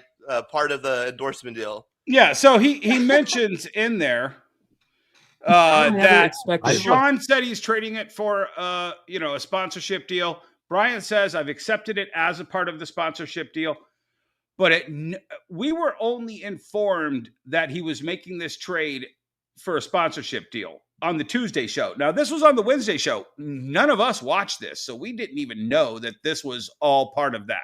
Yeah, look at everybody. Look at what's the big clutch? Look at everybody's face. He's like, this fucking dickhead. Thanks, Chief. Appreciate the fucking shout out. Yeah. This is what we get for doing the show. Oh, this is awesome. Grateful right now that I'm able to have one of these. Look at this. Is that one of the blind bag Holy Grails? So yes, so apparently Shawn ripped 1,000 of these or something, and he pulled one of these and got one of the Holy Grails, and it was the one he knew he could buy his way in with Brian for. But I'll also mention all of this went down 1 week after Razor called out Brian for me calling Brian a shill. So I kind of think Brian was looking to replace me, and this was the perfect opportunity for him to replace me by putting Shawn on the show for a sweet $10,000 comic book. There's also a well, let's continue. Hang on. This Unholy Grail card. Nice. And you guys all know how much I love Garbage Pail Kids. Yep. Uno of you know. And I think that this is pretty awesome, and it is never going to leave my possession unless. Never going to leave his possession ever. Is that correct, Dennis? Right? Exactly. What? So you're not getting money for your show. You're getting a trade. You're getting a bribe from somebody to be included on your show from this point forward. So that way he's endorsed by that individual. Yes. Classic payola if this were a radio station or a TV show. Right. Wow. Now, I know they tried to have a whole definition fest the other night on the, That was a joke. That was such a joke. So I'm glad they were able to bring Swaggle House on, as I call them, not Swaggle House. Hey, shout out to Swag, who said, look, I'm friends with both of you. I'm not getting in the middle of this. Right. And they had a really great idea about going into the definition of shilling. And, I would say that this would be a classic example. Well, it is for a lot of, here's the thing. It is for a lot of stuff. Like the definition of a shill is, if you've ever seen the the movie Pete's Dragon, the Disney movie. Yes. The guy who sells the secret potions, and he's got his little guy out in the audience and go, I was blind last year and I took this thing and it made me see. That's a classic shill. And what's the difference between that and, hey guys, did you see this really cool comic book coming out from this variant maker? Oh man, I think this is the best idea ever. And I'll tell you one in particular, and I have it in my notes, and it's one that I tried to help Brian with because he buried himself with this. Do you remember the whole Macroverse drama? I don't, man, and I should. Okay, so for several months, Brian was like just talking this up. Oh, dude, they're making like 16 classic old EC comic books.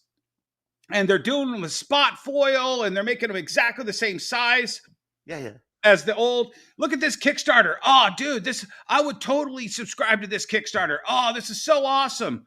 Even got a couple of his co-hosts to buy in at like the $400 level. Shit. And then like Emmett and I were walking around at San Diego, and we went to the retailer's lunch, and we were walking, and Emmett's like, isn't this that Macroverse stuff that they were We were talking about on the show. Right. I'm like, I don't know. Let's go find. Yeah, it's the Macroverse, and we showed Brian. And we're like, Brian, isn't this? It goes, holy shit, dude! They haven't even shipped these out yet. Why are they giving them to retailers? So we went down to the people who were giving them out. We're like, hey, what's going on with this? Like, oh, dude, they gave us a whole bunch of these, and we might do something with them, but we were just going to hand them out for them and see what the retailer reaction was. Okay, so we went back to Brian. I'm like, dude, we got to get these guys on the show and have them explain how they collected all this money for a Kickstarter, right? That you helped promote on your other shows. We didn't promote it on the Industry of Comics show. He was promoting it on the Wednesdays and the Saturdays. And so we brought the guy on to like flush this guy out. And it turns out the guy ended up basically folding up tents and stiffing everybody. Whoa. And that's what I kept reminding. I'm like, Brian, this is why you can't shill for these people, because you don't know who they are if they're going to come through with this. Oh man, I wasn't shilling for them, blah, blah, blah, blah, blah, blah. I'm like, yeah, you kind of were. I mean, it's and that's a shill. Right. Even if he didn't get anything out of it. I don't know if he ever got anything out of it, but it's even worse to shill for something you don't get anything out of, and you fucked everyone watching that you shilled to. What the fuck? That's a shit show, is what we call that. Yeah, that's a shit show. So, it's just it seems like there's just no. I mean, I'll be honest with you, man. It just there seems like there's just a common sense factor that's just kind of missing here. Like, I'm not in the biz. Well, here's the thing. I'm not an industry guy. I don't know how things work. Everybody in the chat, and I've gotten so many messages over the last 2 or 3 weeks since this drama started. Right. I don't hate Brian.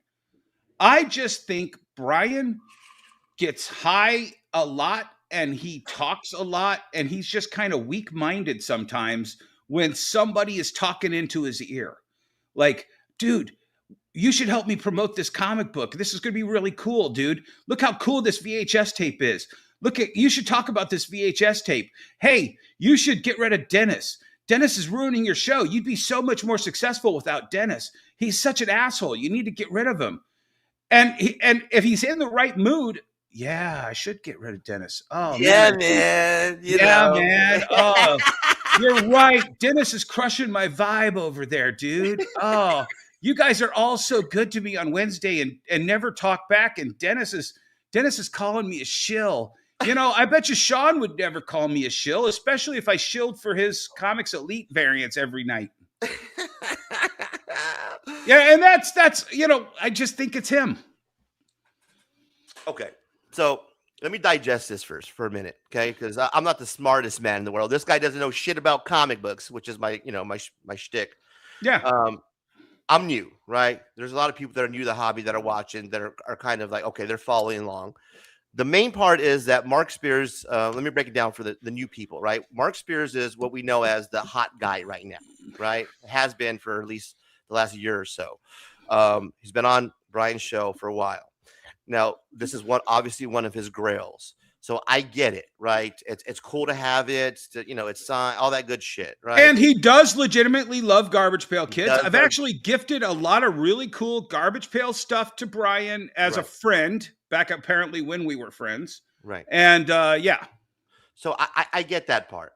But to include that as part of your endorsement, and you're showing that off, like, here's what I got as part of the endorsement deal, and you have 1, 2, 3, 4, 5 other guys on the panel with looks of like disdain, like they're not kind of celebrating at this moment. I can't speak for any of them. I mean, I legitimately think a lot of them really like Brian, and they were happy to see Brian get something that would make Brian happy. Right. But yeah, I mean, they do as many hours as I do on his shows. Yeah, and it's cool that you're getting the Grail, but it doesn't make any sense. But I mean, personally, deal. I don't know what Yi gets out of it. Shawn gets to pitch his big clutch variants every week. Big Leg and Red Hood get to pitch their pressing services, which is their business, and that's a fair trade out. Yeah, especially if you're just going to keep that on your wall, in your house and not do anything with it and just stare at it. That can go. You can sell it and put it into the show.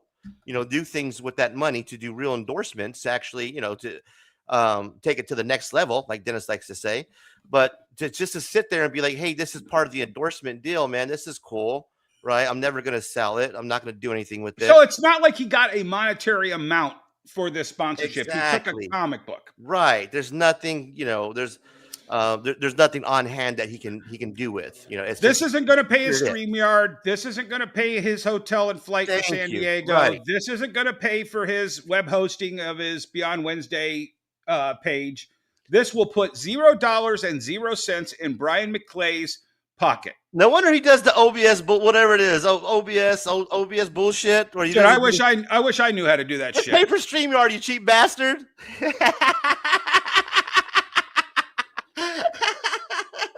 Fucking go sell a goddamn. It's actually funny. It's actually funnier. Jesse James had an endorsement deal with StreamYard. He had like a StreamYard hoodie, and he got a deal. And he actually told Brian, hey, I can try to get you a deal with StreamYard. I never knew how that worked out, but he never had the deal with StreamYard. So I'm like, if Jesse could get one, Brian could easily get one. Yeah, just pay the fucking bill, bro. Just it's free, man. Yeah, I see why. You're fucking. You don't have to. I get it. Just $45 for me is convenience. Whatever. Yeah. Everything I get from the show, it goes back to. I think he does use StreamYard because he always sent a StreamYard link, but I don't know. I don't know how that shit works. Exactly. Me neither. That's why I pay for the StreamYard. Yeah.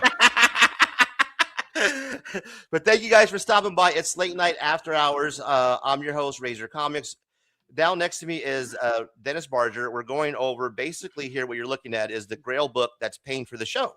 That's currently right now funding the show for Beyond Wednesdays.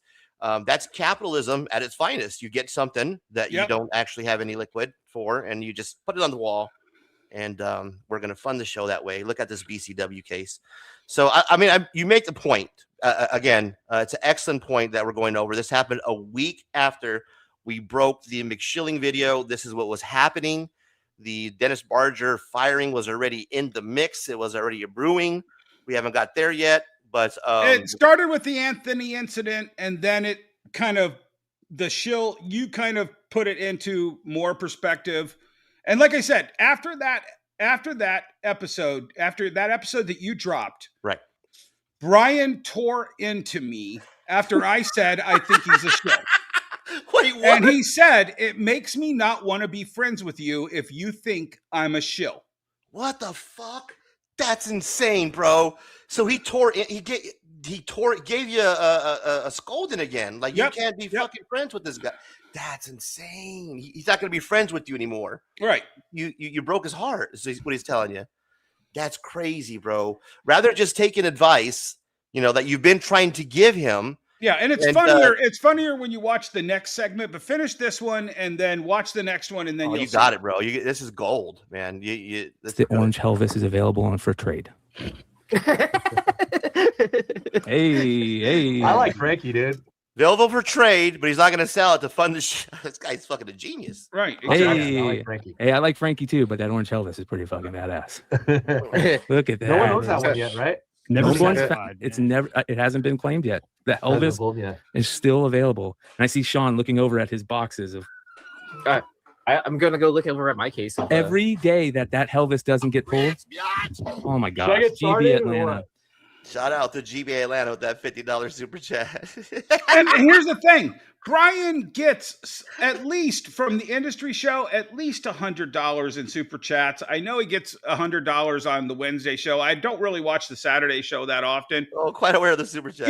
He's got to be making a good $300 or $400 a week off of super chats on the show. I don't know how much it takes to live Brian's lifestyle, but $1,200's nothing to sneeze at. You add a sponsorship that actually pays you money to that. You could get that into another realm. You know what I'm saying?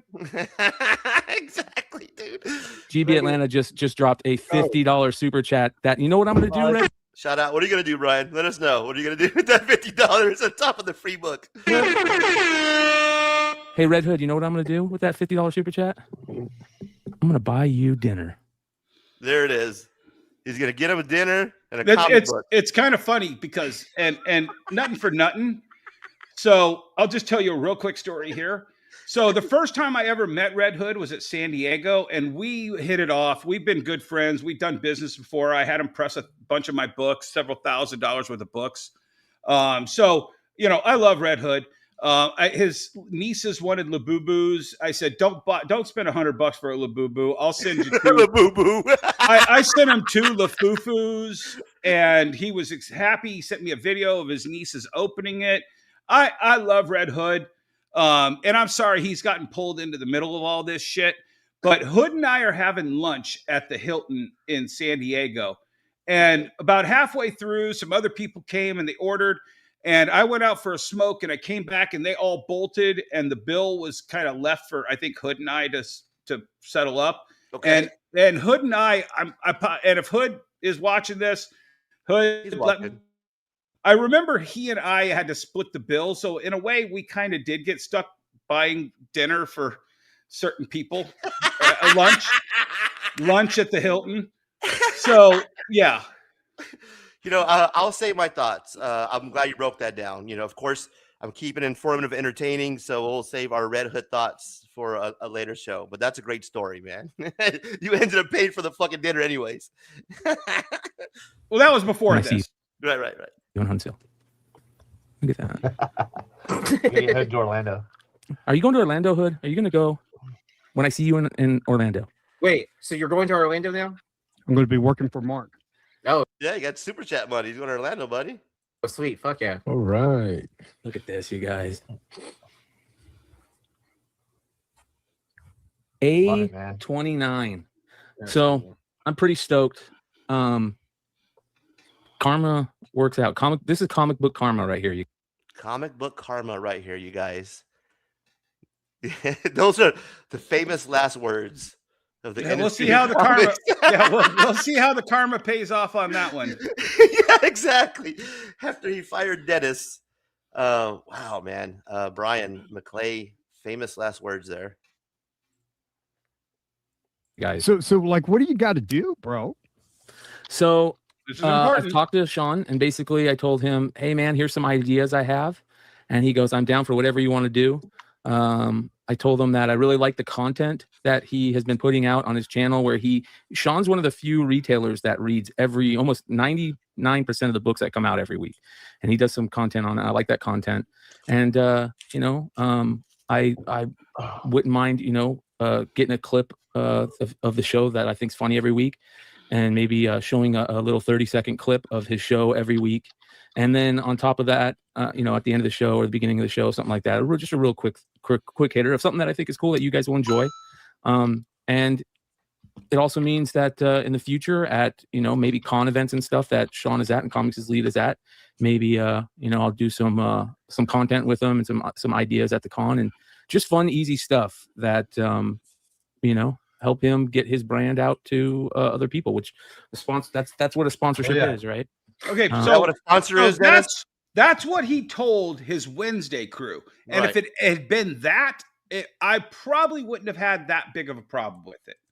Okay. I mean, but when he talked to the Tuesday crew about this, he told us all about this. And we broke it down for him like 1 year, and we were told he was going to be a sponsor of all 3 channels on the Beyond Wednesday channel, all 3 shows. And we're talking to ourselves, and we're like, okay, so break that down. That's like 150 episodes a year, and put that into the $10,000. So that's going to be like you're basically getting this. So now it's great, Brian. You're setting up how much it costs to get a sponsorship. You should have a couple of those. Right. Now we got a base level, basically. Exactly. Right. So you've got somebody willing to pay you that. Now go find some more that'll actually pay you money. And then he said to us, not comic books. Right, exactly. But before he told us about the $10,000 comic book, he said, hey guys, I want to bring Shawn on the show more often, like once a month. And we were like, why? Well, because I think he's really good in the industry and he does things that you guys don't do. And that's important to the industry too. And people think that you guys are kind of old and Shawn would be kind of a youthful thing on the show. And so That was 1 week. And then he told us about the $10,000 comic like the next week. And then the week after that, he basically said, yeah, I'm just going to bring Shawn on as the fourth co-host. And myself being the most fervent, Emmett being the least fervent, right? We're like, why? He's not co-host material for this show. So it was immediate with you guys. It wasn't like, oh, yeah, no, and we were just like, why? Like that. This is going to happen. You can't say anything about it. He's coming on the show, guys. He's going to be no vote. There's not. Hey guys, I have this guy Shawn. You know, I think that he could bring the titty books or whatever to the show, right? Yep. So hold on, and then it gets better. So when he announced that he was coming on to when it was announced to us that he was going to be our fourth co-host, we all got a package in the mail. If you can see there, Comics Elite. And he sent us a giant box of his variants.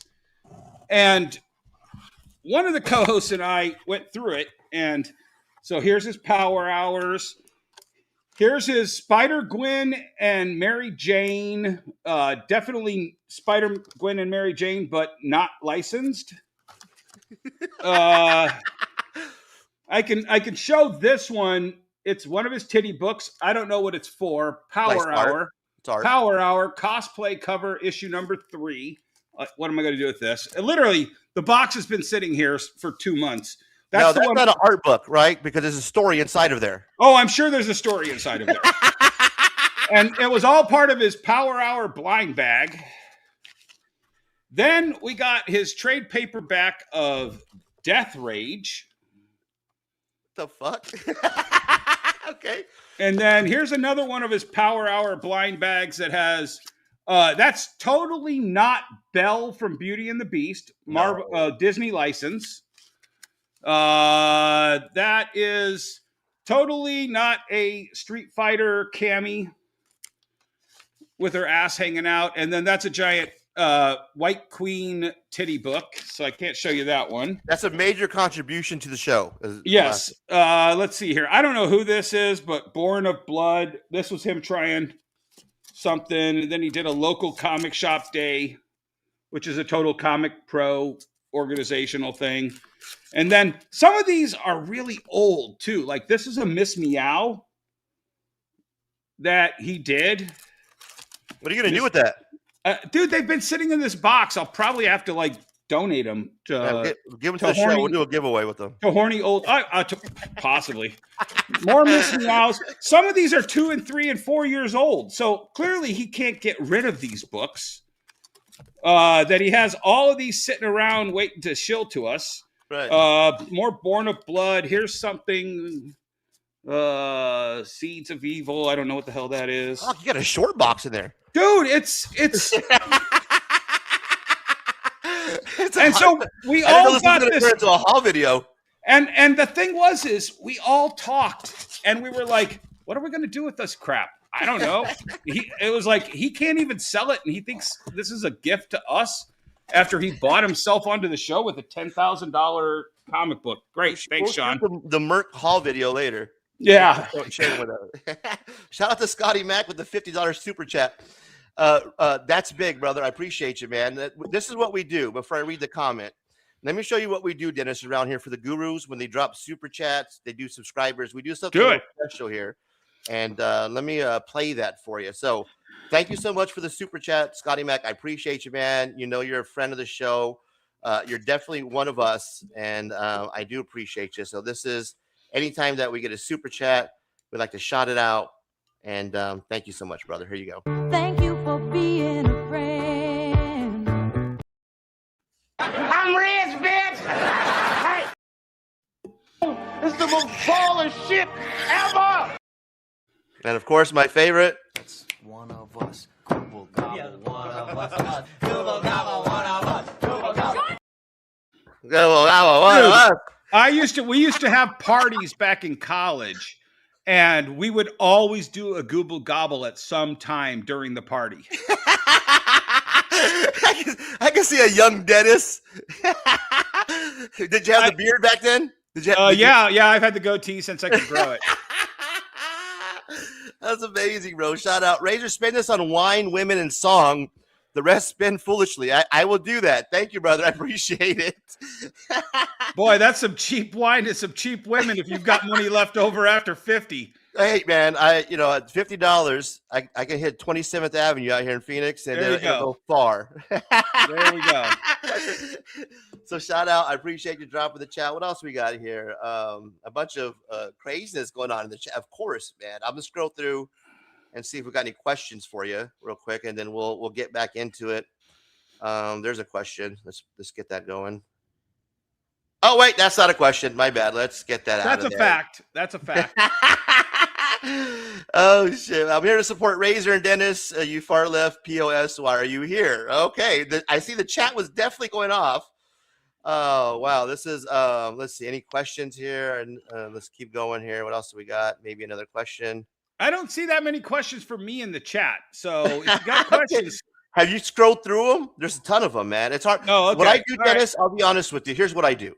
I'm here all night, so let's fucking do this. Let's do this because I try not to actually look at the chat too much. I want to recognize the people that are here. Thank you so much. Absolutely, the chat is everything. It's hard for me to to do both, to get into the chat and have the conversation. So I try not to look at it too much, but I do appreciate you guys. Thank you for stopping by, man. All are welcome. All are welcome. All are welcome. Late night after hours. I'm your host, Razor Comics. We got Dennis Barger. Welcome to the show. Welcome to the fucking show. Now, getting back into it. So we went over the fact that the endorsements are supported by the GPK grail of Mark Spears on the wall. We got into the fact that Shawn joined the show at this point, right? Was forced onto the show by Brian. Was forced on. But that's why I wanted to discuss.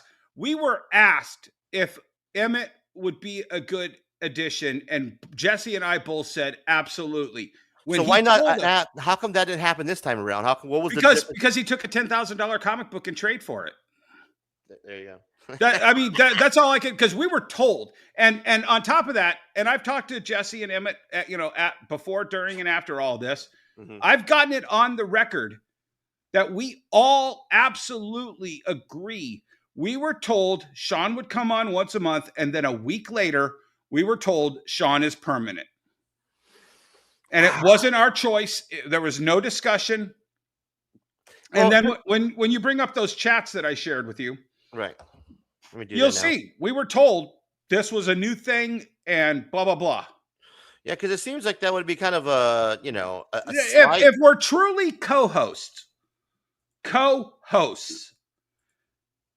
for your show, then you would think you would ask us, hey guys, what's the best way to transition Shawn sponsorship onto this show that wouldn't affect your authenticity or your brands as retailers? And then there was an email, like I'm assuming this is like so the middle from the instant chat or whatever. The middle one is first. Okay.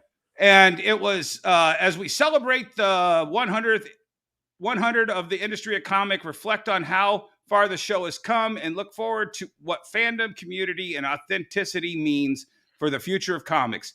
All that plus industry news, honest discussion. So that was Brian's description of our 100th episode. Got it. Then before the next episode, Shawn came on the 101st episode. All right, guys, I think we're all set other than sending Billy the link. I've emailed Brian, Nick, and Philip with their links. Brian and Nick will be on for 45 minutes, and Philip will be on for 45 minutes. And then blah, blah, blah, blah, blah. And then over to the side, I can't read it because your logo's there.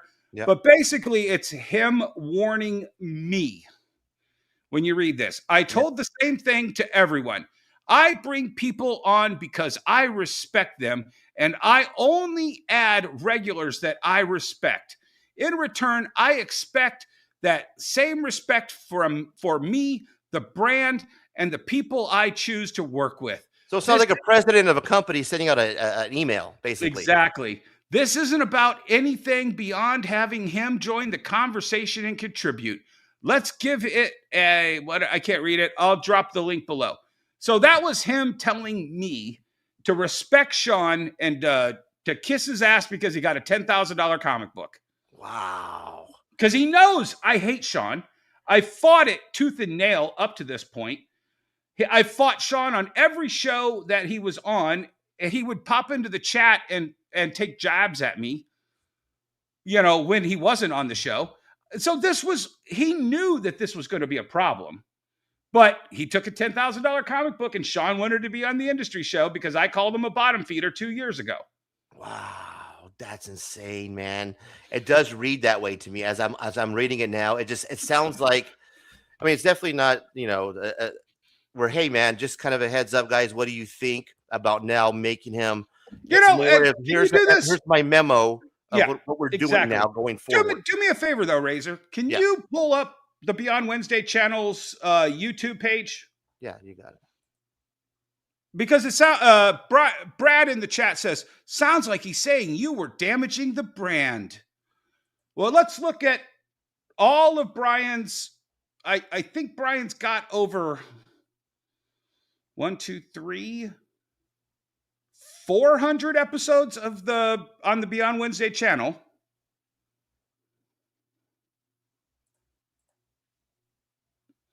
And let's see what the top 10 episodes were. Is there a way for you to do that? I don't know what. So look at his shows. Okay, now look at the most popular. That's when I had my friend Ethan Van Sciver on. That was one of his. He has a couple of Modern Comics Mayhems. Okay, come on down. That is the Alliance Takeover of Diamond. Can't remember if that's the one where I brought on the guy who bought. Yeah, that was the one that I brought on the guy who I'm the one that called him. I just went out of the blue and just called him. We got 3.8 thousand views. Yep. And then look at that. That's 3.8. Nerdrotic. That was a friend of mine I brought on. He's like one of the biggest YouTubers in the geek space. Right. That was him beefing with Darth Lopez. Let's see. That's another beef. That's a beef. And that's the I believe that's the one where I had the beef with the guys at C2E2. And then there's Rob Liefeld. So the recap of the Rob Liefeld, yeah. 10 episodes were my personal friends that I brought on. So was I damaging his brand, or was I helping elevate his brand with the best episodes he had that weren't drama farming? Yeah, it definitely proves the point that the Dennis, at least his impact was, you can see it, you can measure it. It's palpable. Where it comes to the Shawn, the new cat, that impact doesn't seem like it's going to be as large as what Dennis can provide. What I'm saying is that Rick Fox can't hit 81 points. This guy can. You're substituting somebody who's just basically known for Power Hour. I think it's like Pooh, the do you Pooh guy. Right. That's Marat. That's Marat Michaels. Yeah, right. So basically what we're doing is we're substituting this new guy. He's going to override the decisions. Brian's overriding the decisions because he loves the new guy so much of what he can bring to the show. Evidently, that's going to replace the Dennis, and it's going to be able to create more views or better views. I don't know. I don't know either. Here's the thing. 2 years ago, when I shined on for the show, I believe he was at either 2,000 or 3,000 subscribes.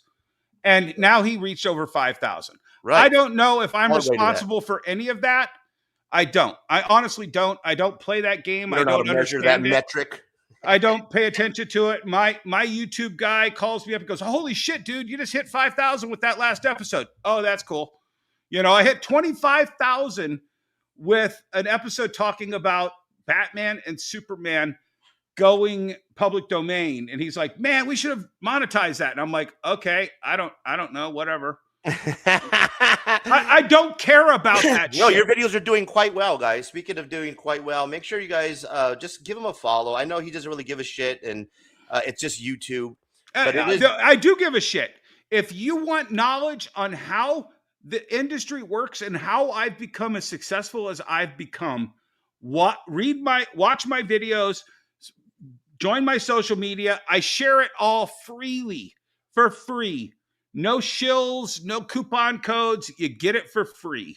So if you want some information from somebody who actually does care about the industry, maybe not so much about how many views and what's happening with the metrics on the YouTube algorithm, but cares about providing you information and not asking you for anything in return, then this is the place to go to get somebody who has information in the business over 30 years, has worked with people in the industry, has brick and mortar retail experience.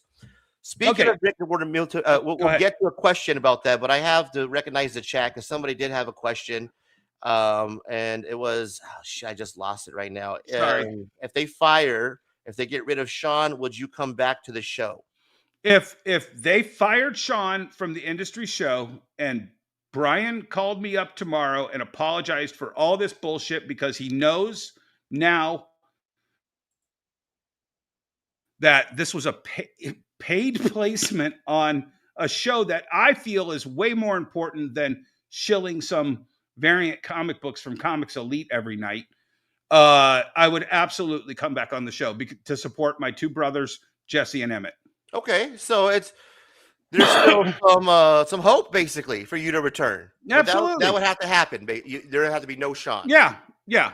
No Shawn, and Brian apologizes because I think it's clear with all these receipts that I'm showing, this was an organized effort to remove me and replace me with Shawn. And maybe just have a say when there happens to be a change in co-host or an addition of the team. If it's truly our show, the Industry of Comics show, with one person who doesn't understand the industry and three people who absolutely do, yes, we should be consulted as co-hosts, as people who have donated our time 3 hours every week to benefit you. We should be consulted, not told. And also the thing to keep in consideration is that you do have a show that you're running. So you keep in mind that the feedback is coming from the chat or the chat. And the chat's going to give you the feedback.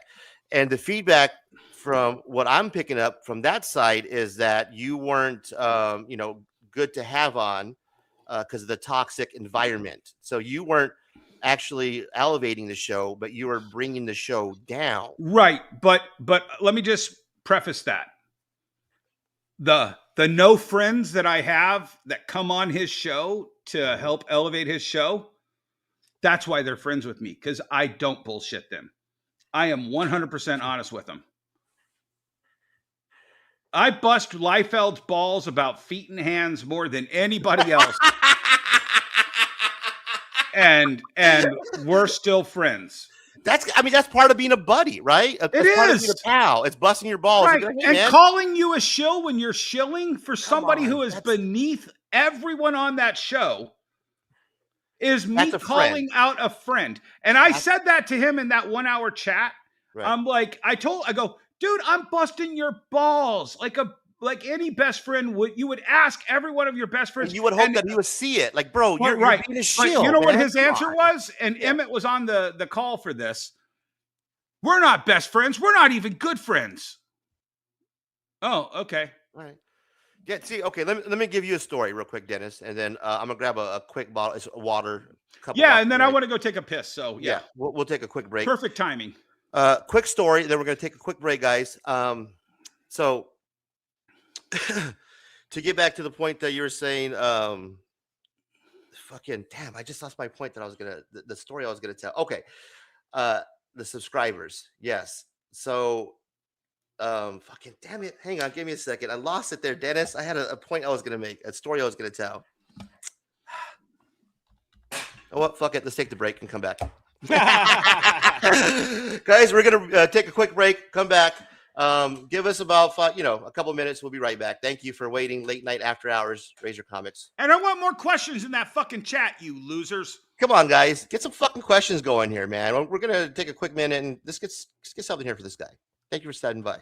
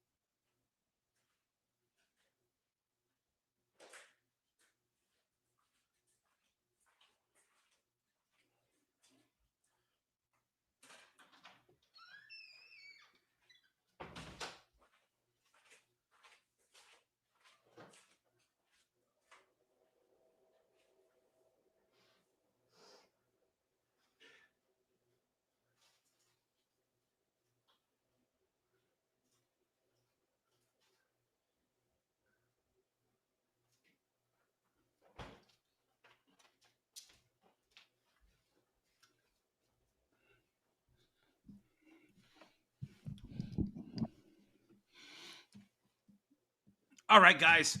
This is like when Comic Tom. This is like when Comic Tom took over Sticky Goose's channel.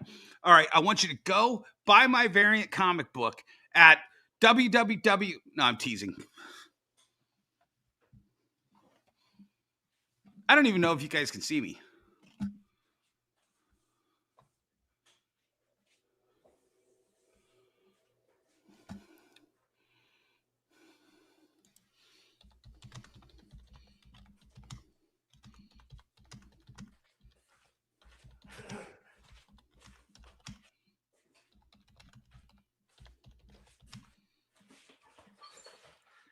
Oh, that feels good. I splashed a little water on my face. I splashed a little water on me. I'm refreshed. All right, so let's get back to it. Ladies and gentlemen, you're watching Late Night After Hours. I'm your host, Razor Comics. All are welcome. All are welcome. All are welcome. All are welcome. Shout out to the chat for standing by, guys. I really appreciate you. Welcome to the fucking show. Welcome to the fucking show. Talking drama. This is Drama Tube. This is the place that you come, not to hate Bond, but to just get it off your chest. Here's the thing. Let me say something too, because I wanted to say this earlier in the show. You got it. Razor. You're back. You know what? This whole last week, 2 weeks of me coming on your show has been like. Let's talk about it, brother. It's been like you're Nick Fuentes and I'm everybody who ever had Nick Fuentes on their show. That's a good comparison. No, exactly. You don't know how many people have given me a night call, a night letter saying, dude, I really respect you. I don't want you losing that respect if you go on Razor's show. Razor's so toxic to the community. Well, guess what? Everybody said I was toxic to Brian's show and they were happy I was gone. So what's the difference? We're having a conversation. I guess we're the two toxic guys that came Apparently. Two of the two community comic books most wanted, as I say, like Tupac and Snoop Dogg. Exactly. So thank you guys for sticking by. We're reloaded now, man. We had to take a quick break, get refreshed. And yeah, listen, we're back. We're reloaded. Let's all right. So I think on that video, so let's play that last little video where he's talking to everybody after looking at some variants. People I like when I feel like doing it. Nope, not that one. Or maybe it was that one. Maybe it was that one. The books and comics. You might have been. I like just the people that are teams. We all play. No, this is when he was showing the. Okay. No, that wasn't it. Okay. It's the little one right after that. Yeah.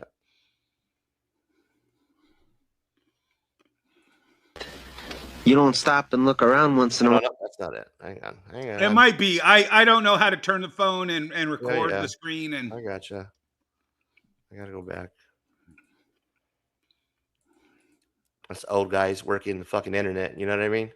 Yep. Oh, here it is. We gotta share it. Share the screen, Razor. All right, hang on.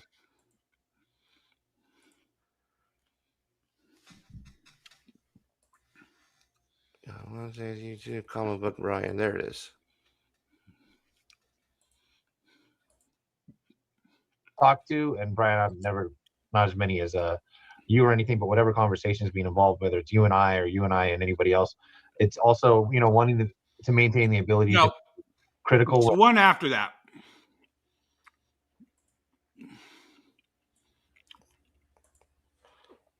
It's the shorter one that's right after that. Well, you started to play it before this one.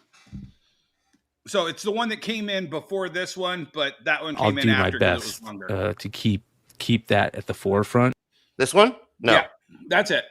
And these guys are gonna check me on stuff, if they think it's that way. I expect them to, just like I respect their opinion. Dude, I'm just excited about these BCW cases.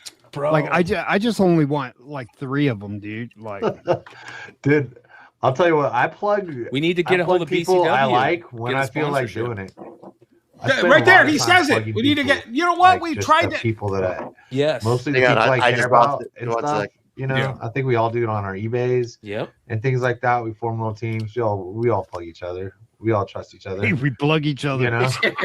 Hey, dude, we do have a frat house, and we black out in San Diego, so you never know. Bro, this has like weird texture on it. Oh my goodness. Weird texture on it. Hey, dude, we do have a frat house. I think we all do it on our eBays. Yep. And things like that. We form little teams. that's it. We all It's- plug each other. We all trust each He other. basically says, I hope my bros here will call me out if I'm being cheesy for this sponsorship. Well, you can't do that. Well, evidently. when you do that, you're off the show. So of course they're not gonna. He gave me the rubber hose treatment, and I guarantee you, all those guys stepped in line. They're like, "Oh, I don't want to lose my juicy spot on this Wednesday Shill Fest." Damn, that's to me. I'll be honest with you, because to me, it just doesn't seem that it's that important. And it's like you said, it doesn't affect your bottom line. You know, you're providing your time just so that way you can give your knowledge, your piece of information to help kind of bring people in or inform, if you will. And it doesn't seem it's that important that it has to be this much drama attached to just being as part of the panel. It doesn't seem that it has to be that you know, it's not the end of the world. It's not, you're not running a Fortune 500 company. It's not, you're 3,000, 4,000 views, a couple hundred people a night. I get it. I think it's ego, to be quite honest with you. I think that now he's got to a level where he thinks that No. I'll tell you exactly what it was. And he said it. I gave his number one enemy ammunition. I fucking put the bullets in the round or in the magazine. I slapped it into the gun. I cocked it and handed it to you. And that's why he hated me more than anything else, because I fed your already going narrative that he was a shill. Wow. He said it. He said it. I got to do it.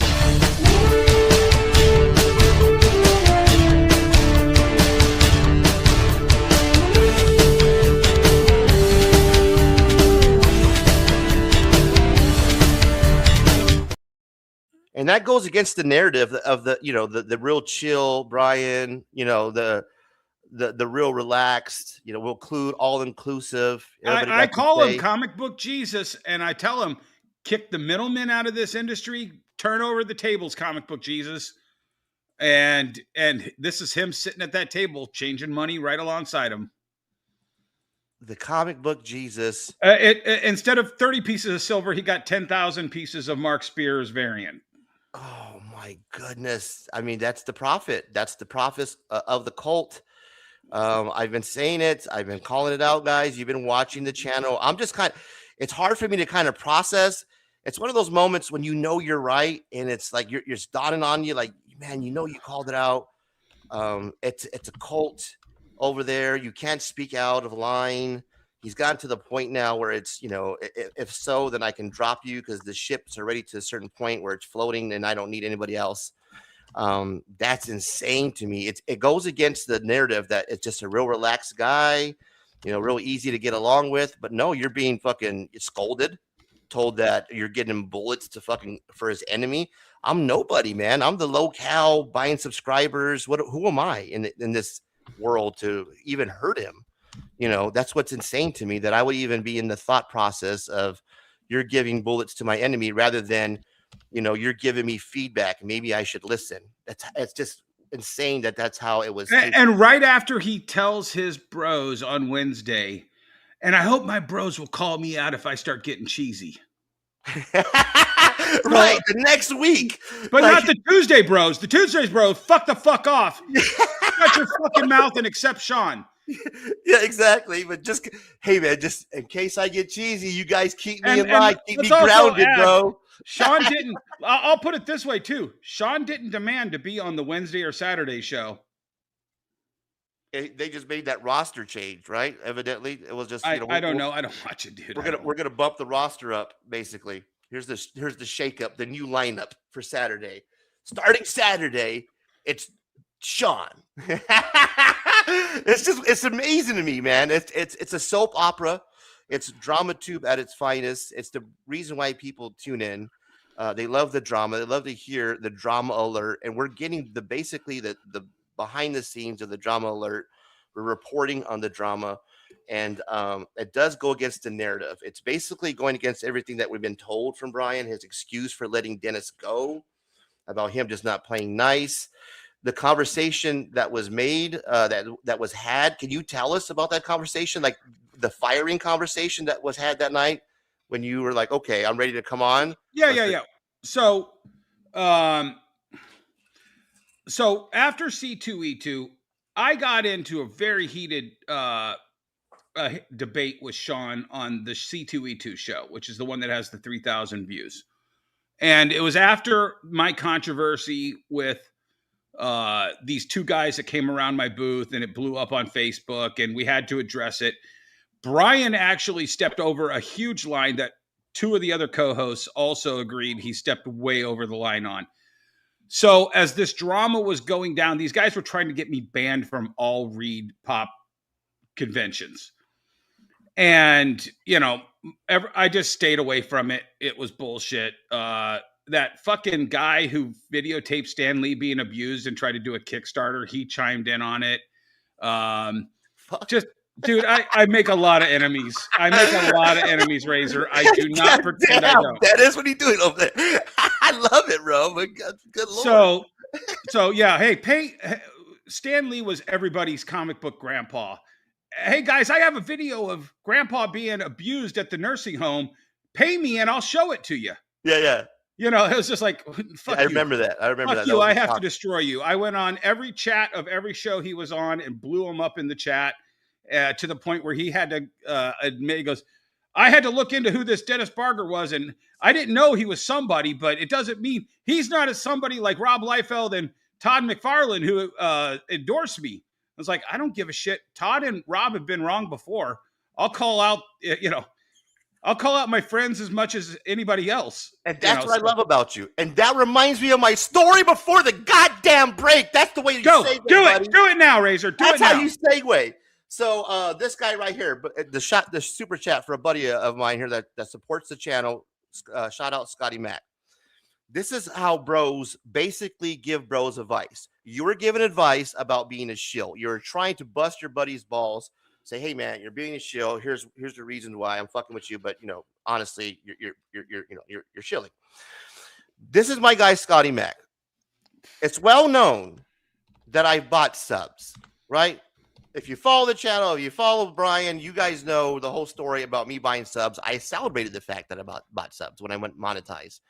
That was a large part because I had the watch hours and I didn't have the actual subscribers. So I went ahead and purchased the subs. So that was the story, right? So we all know that.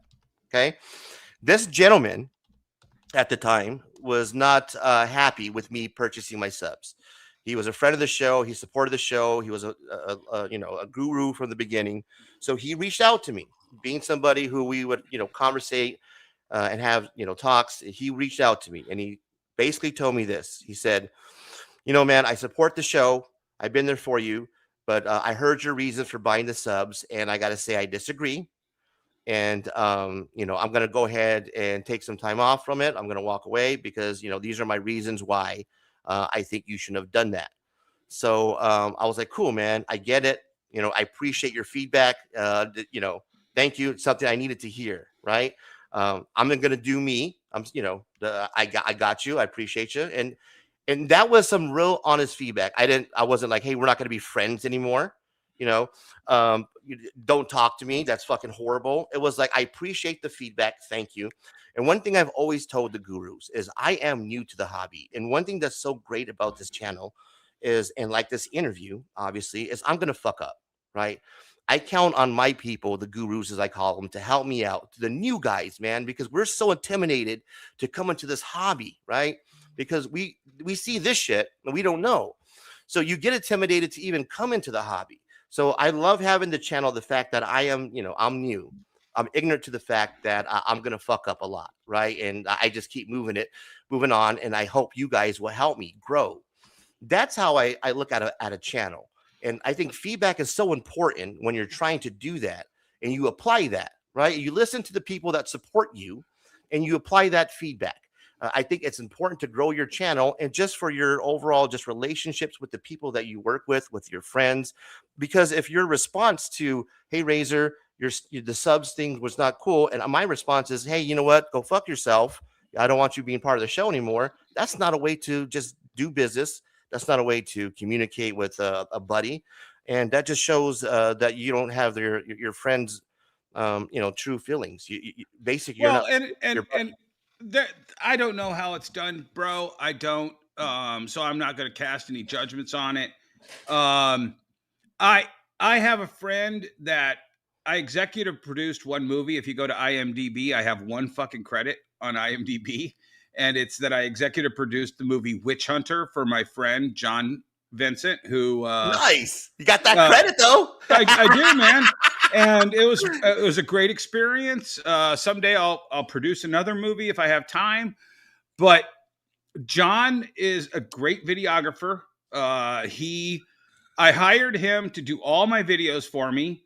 They're really slick. They look good. And, it's me helping out one of my friends. I've got the money. He's got the talent, and I reward that. And if it grows naturally, I think we're at 2,000 subscribers. We did a Pokemon video today that's already got 500 or 600. We did a physical media one that I think is at 1.8. But I don't care about those numbers. I love that it's giving me the exposure for the things that I'm doing in our hobby that are different from everybody else's. And I want to explain that to the world so they can enjoy it. And I'm helping out my friend by giving him work. And to be quite honest with you as well, Dennis, you even said yourself, you're not even, you'll still work with them. It's not the industry of comics. Do you feel that's the place? I don't hate Brian, but I feel like Jesse and I, and then Emmett, helped build that show into something that Shawn, whose content was not blowing up like the industry of comics show, had to bribe his way on to, at the same time that Brian was like, I can't trust Dennis. I gotta, get rid of him. So I wanted to address Lewis in the chat. Lewis said, can you find that? Yeah, okay. So in the video, I absolutely explained that the words "you're fired" and the words "I quit" were never spoken in that 1 hour. But go back to the story here. I said, I blew up at Shawn. I didn't like the way I blew up at Shawn. I was disgusted with myself for blowing up at the Shawn the way I was, but I felt all this tension from having Shawn forced on us, and Shawn was he was ridiculous with a lot of his ideas that didn't jibe with my knowledge in the industry. And I blew up at him, and I called Shawn the next day and said, Shawn, I want to take a 1-month vacation. I want to rethink everything, and then that way I can kind of figure out what I want to do. And I was kind of stressed out about the way I acted.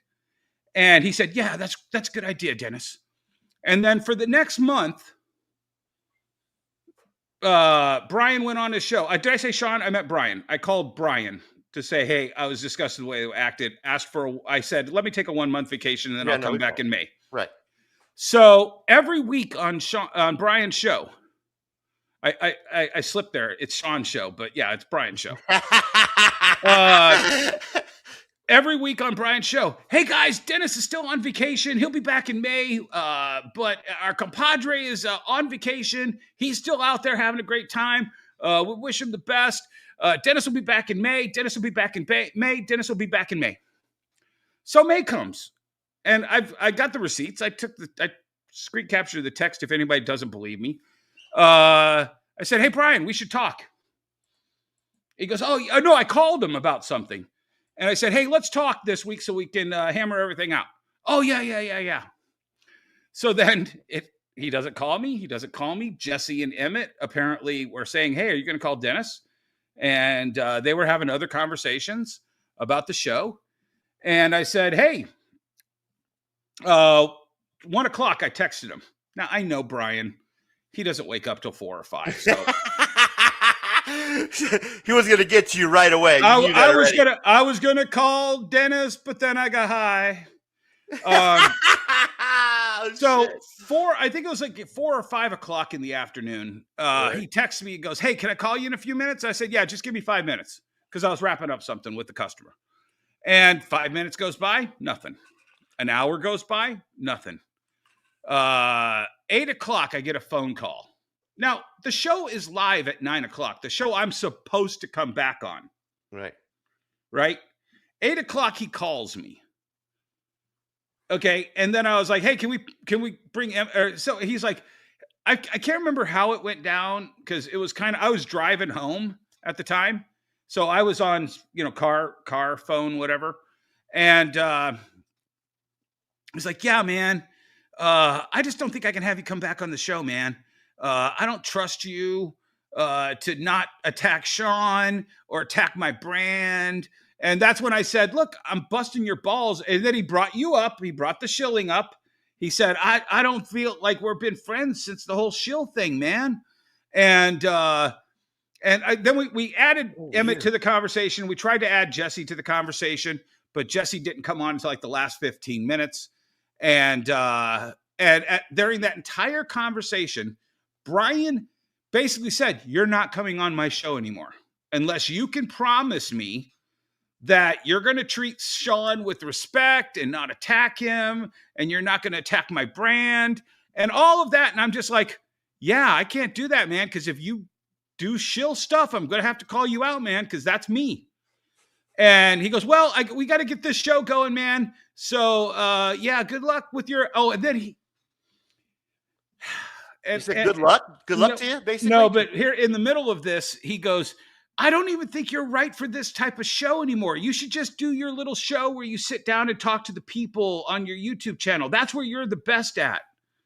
And I was just like, "Are you fucking condescending me by saying just go do your little YouTube shows?" No, that was definitely that was a shot. That was a Yeah, shot, and he always told us for 2 years, anytime I'd bring up, like, he would bring up how Adam Freeman was the greatest fucking gift to God. If you don't know who Adam Freeman is, consider yourself lucky. The guy gets like 50 to 100 views, and I would mention that to him. He goes, "Hey, don't view shame. Don't view shame."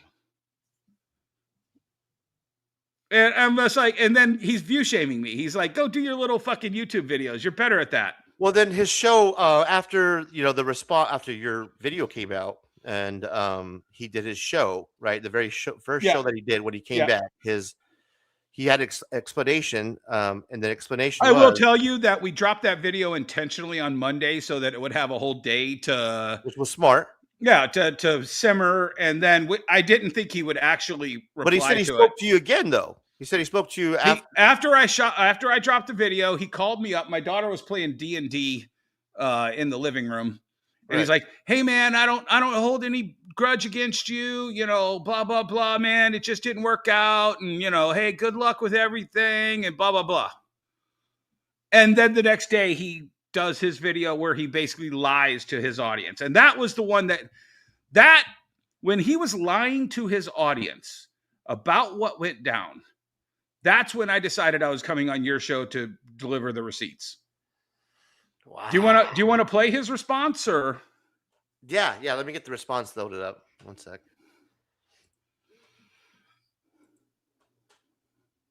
I had that loaded at one moment. Yeah.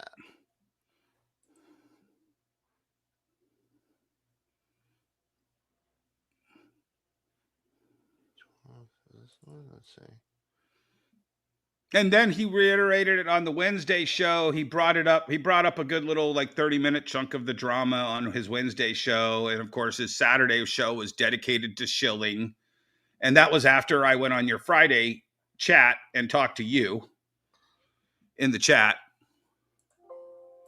So yeah, it's just been an escalated week of shit. I was actually busy in Chicago doing business, so I was the whole last 2 weeks have been insane, man. Once we agreed that we were going to do the show, just the chatter that's been happening on Instagram. Oh, I had people on my videos commenting that I've lost all respect for you because you're going on Razor's show. And I don't think everybody in the chat, do you think that this has been any way, shape, or form disrespectful, or has this been an absolute just laying out the facts and letting you guys decide what it was all about? Comment in the chat as I search for the video. If not, it's on his. There it is.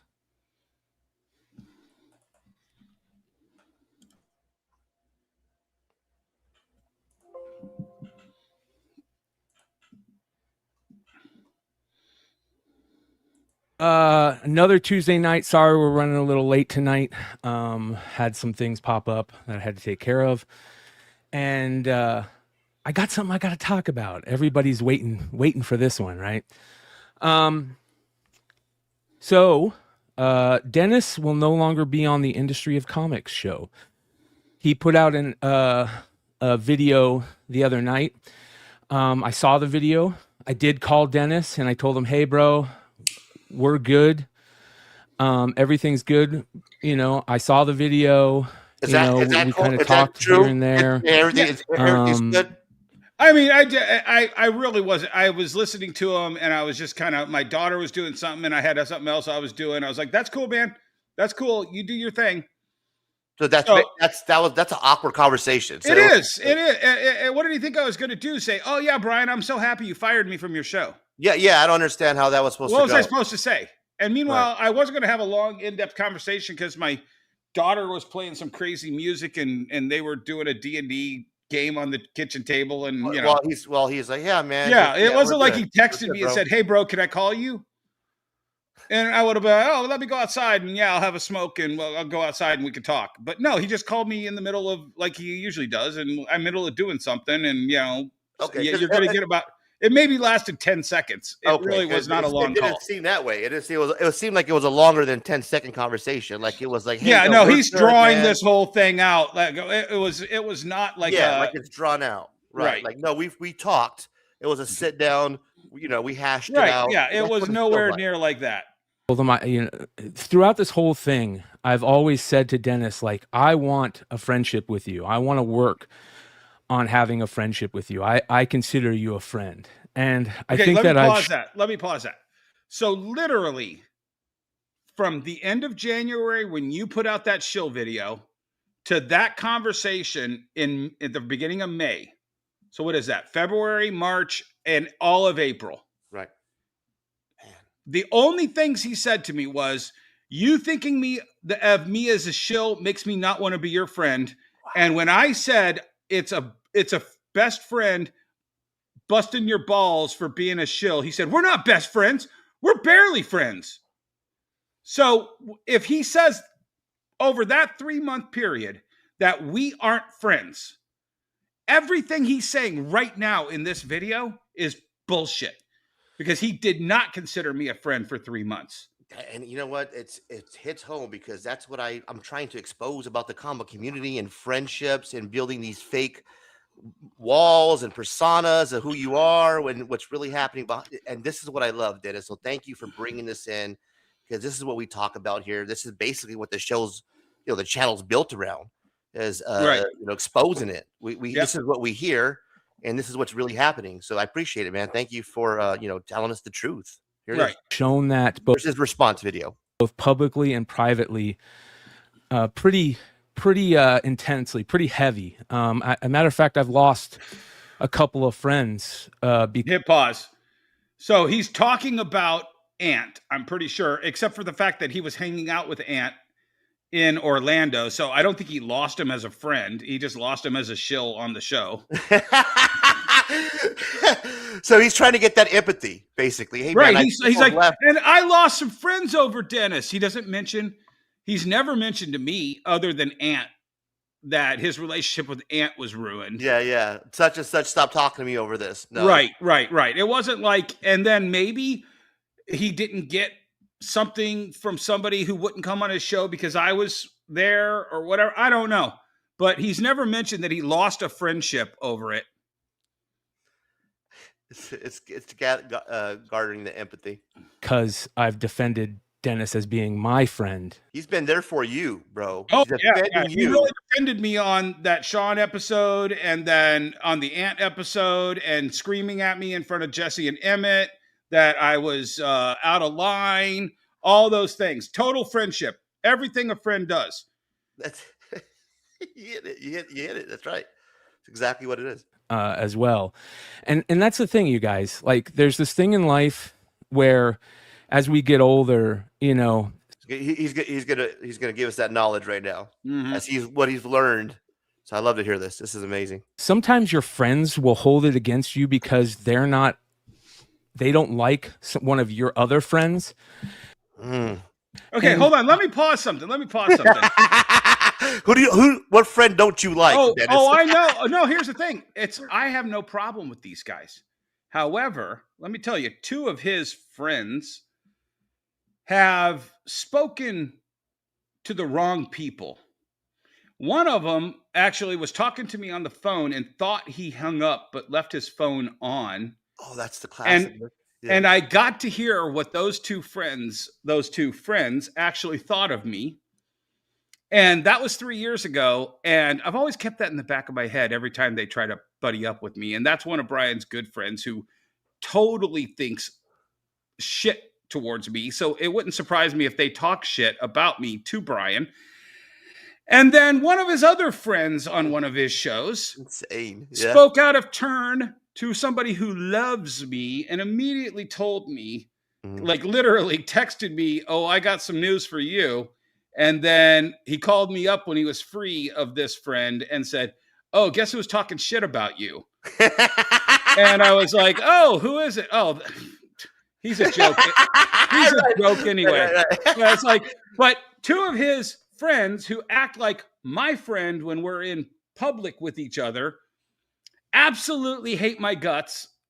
And I'm positive they say the exact same thing to Brian that they say to each other when they don't know that I'm going to hear about it. It's a cult. Well, it's a bunch of lying, duplicitous fucks who feed off of the variant game and getting autographs. To say for a better word. They're Right, a bunch of middlemen. And Right. they think somehow that they're elevated, you know, blah, blah, blah. It's like, whatever. Do what you got. Dude, and here's the thing. They're elevated. I have not Love said a word to them that I know that they're duplicitous fucks, because it's more enjoyable to me to see how they act when they don't know I know. They think they're elevated. Was the best part of that comment. I'm not about that. That's cheesy. Like it's one thing, like, you know, say somebody like went at my best friend Keith in a very, very bad and specific and disrespectful way. That's definitely going to make me feel differently about a friend. But if Keith doesn't get along with another one of my friends, Keith isn't going to be like, "Don't hang out with that dude," or, you know, "What are you doing with that dude?" Hit pause real quick. Okay. I honestly, like I said, I know they've had the wrong person in their backroom chats when people have talked about me. I know that his friends have said shit about me in his back room, and he did not stand up for me to those people. So go ahead. And I've had that a lot. And I always say, you know, no, this guy's my friend, just like you're my friend. So he didn't do that. He didn't come to the defense like he's saying here. Nope. Dennis is my friend. Don't attack him. My friend. You guys don't have to be friends. And I've felt that way with Dennis a lot. We all know that Dennis. It didn't seem like that was happening between you and Shawn on the show. And if that was the case, wouldn't you still be on the show? Well, and I'll tell you what, another thing, just when Shawn came into the mix, we would have our pre-show call like the day before, and sometimes it was the day of. And, you know, like I said, Brian's not the most organized person in the world, but he can do all this computer shit better than I can. So, oh yeah, he's a genius. So, we would do the show and we're like, okay, we're going to talk about A, we're going to talk about B, we're going to have this person on.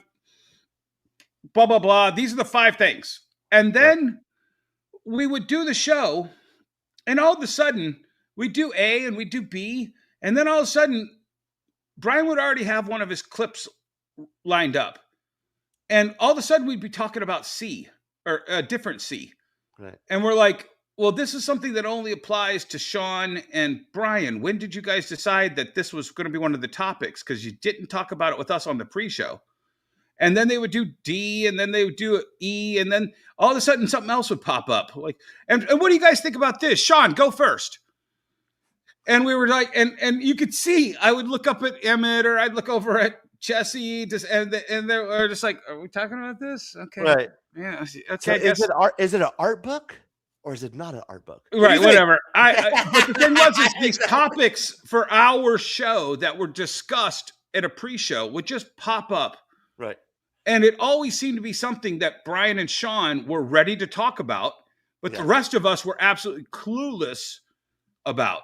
And it was just weird. And it was like, okay, so there's 2 shows going on. There's the Shawn and Brian show, and then Jesse, Emmett, and Dennis would be let in on part of it. And then we'd still have the Shawn and Brian show with Jesse and Dennis commenting, and Emmett. It's got to get the endorsement time for the Merc. Right. The Merc's got to get his time, man. His window. Yeah, exactly. Go ahead. Sorry. No. You're good. Well, you're cooking. So the biggest question: how long are Jesse and Emmett going to stick around?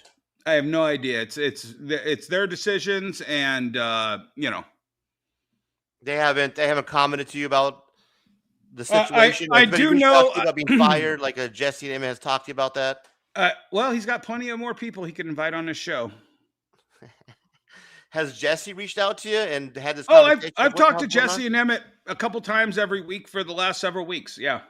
Are they about other stuff? What do they say, man? I mean, like, about other stuff. We were friends outside of the show. Right. Jesse and I have known each other 18 years before the show existed.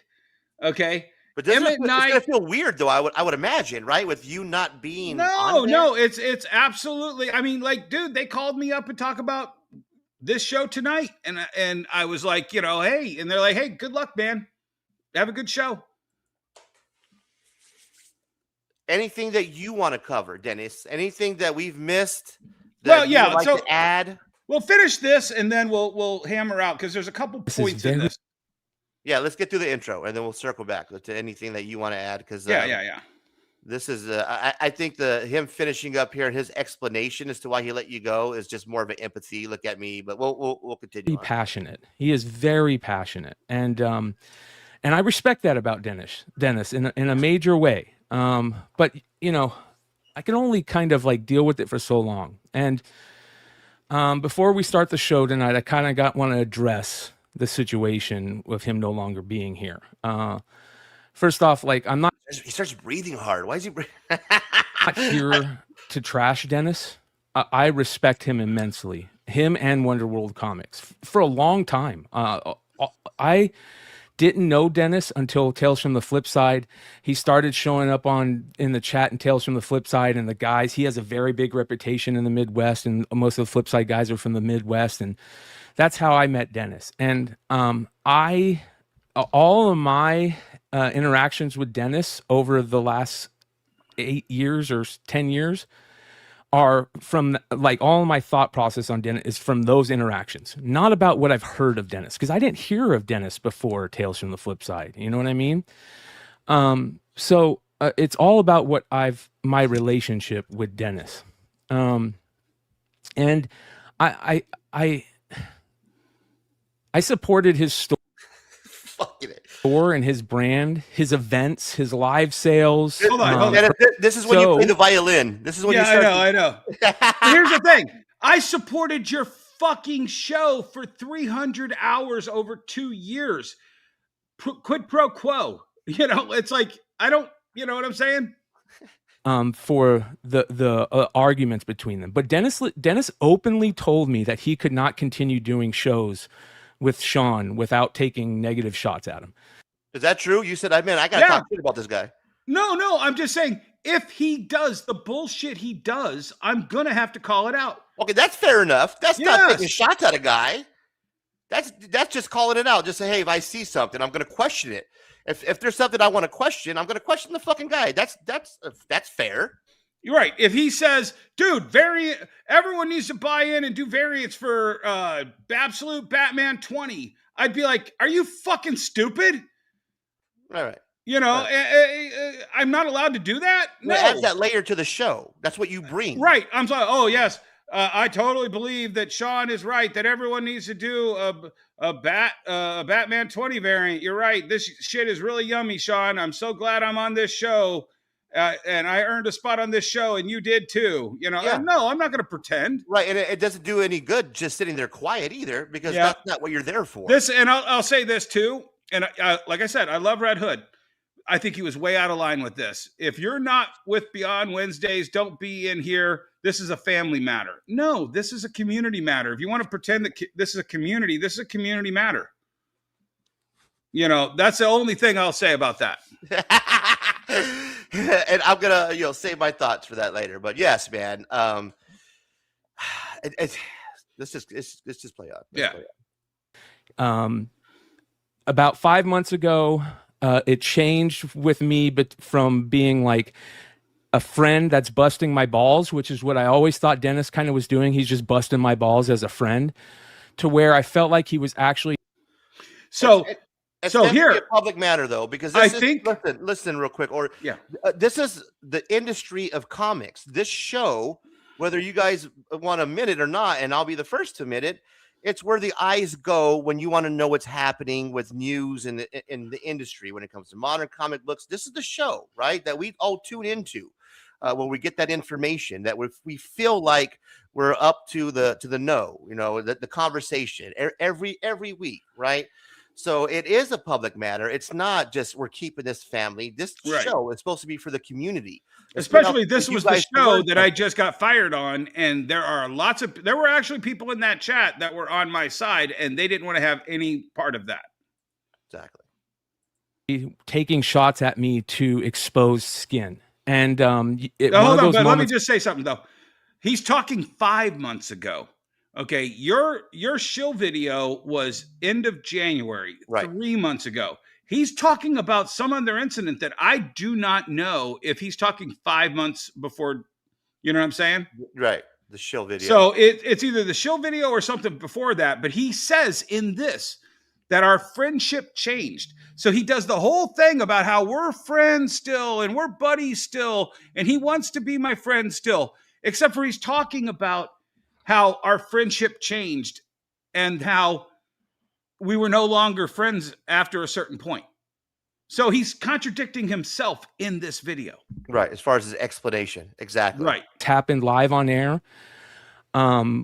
Makes it seem like you were just a pain in the ass for 5 months, 6 months. Right. But and I watched that video from 2 years ago. I haven't changed one fucking bit.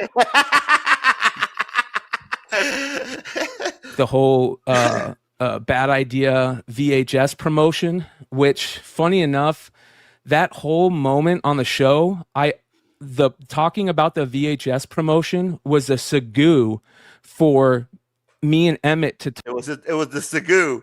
Don't say segue. We don't know what that means. Talk about. It's like when Shawn says board and bag and G.O.A.T. and G.O.A.T. No one calls it G.O.A.T. and no one says board and bag.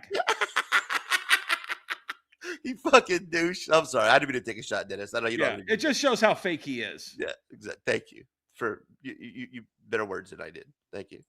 The Bad Idea series that in the pre-show, Emmett was like, hey, I read these Bad Idea books and they're really good. I said, okay, good. Well, I'll bring that up. And it turned into like Dennis, they have clamshells. Unique clamshells. Because you know how hard it is to make 25 unique clamshells in this industry? Oh, God, that did it, man. That video I'm like Walter in Big Lebowski. You want 25 clamshells unique? I can get you 25 clamshells unique. I can get you 25 clamshells unique in the next 3 hours. The fucking pinky toe. Exactly. Yeah. I get it painted for you. Fuck. You want nail polish? I can get you nail polish. That's classic. calling me a shill because Oh yes, buddy, you know it. We nailed it. And you know what, Dennis, we got to give you your props because this is where it all happened right here. you guys are fake. They're cool as Because hell. you're a shill for him.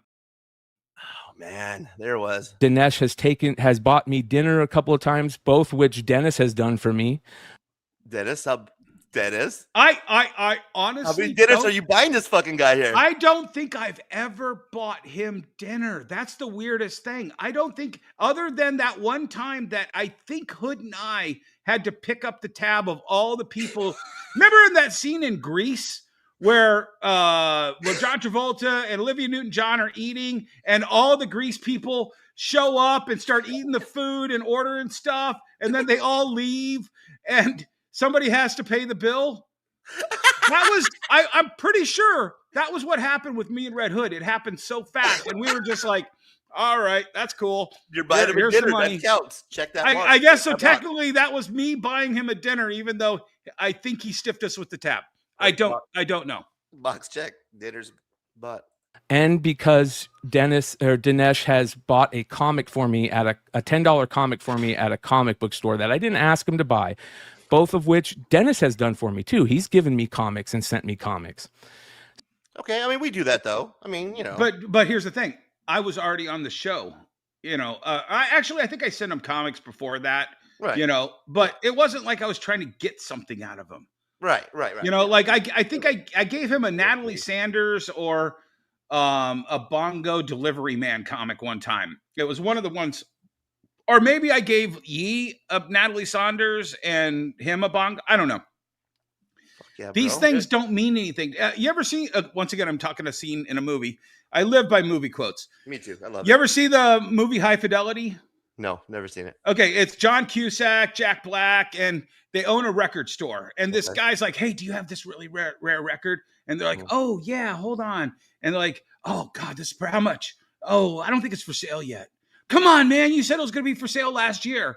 And then the guy storms out. And then the dude that's talking to John Cusack goes, I'll give you $30 for it. Yeah, here you go.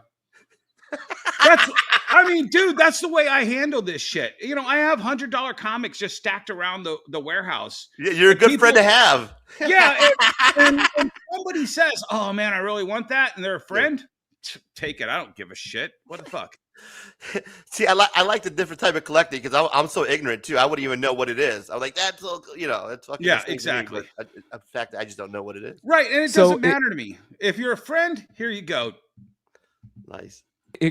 After that show, I kind of basically said, you know, hey, do you really feel that way? Do you really feel I'm a shill, or was that just you busting my balls? And it could be a little bit of both. That's the honest truth, and that you busting the balls. It's you know, it's all in the same. And he told me straight up, no, that's how I feel. I feel you're a shill. And I felt really shitty about it. So that's the response, man. And you know, he actually said that to me.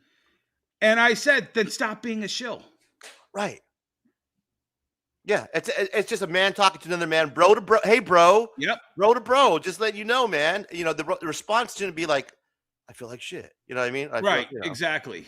Because, you know, I don't think I'm a shill. I think shilling is wrong. I think he knows deep down inside. I mean, that he, you know, he knows he's a shill. There's obvious examples that we gave earlier, and it's right. And like I said, we rarely ever talked about Comics Elite comics before February 1st. And now every episode we have to talk about Comics Elite variants and what's dropping this week and what new story is coming out, what new variants coming out.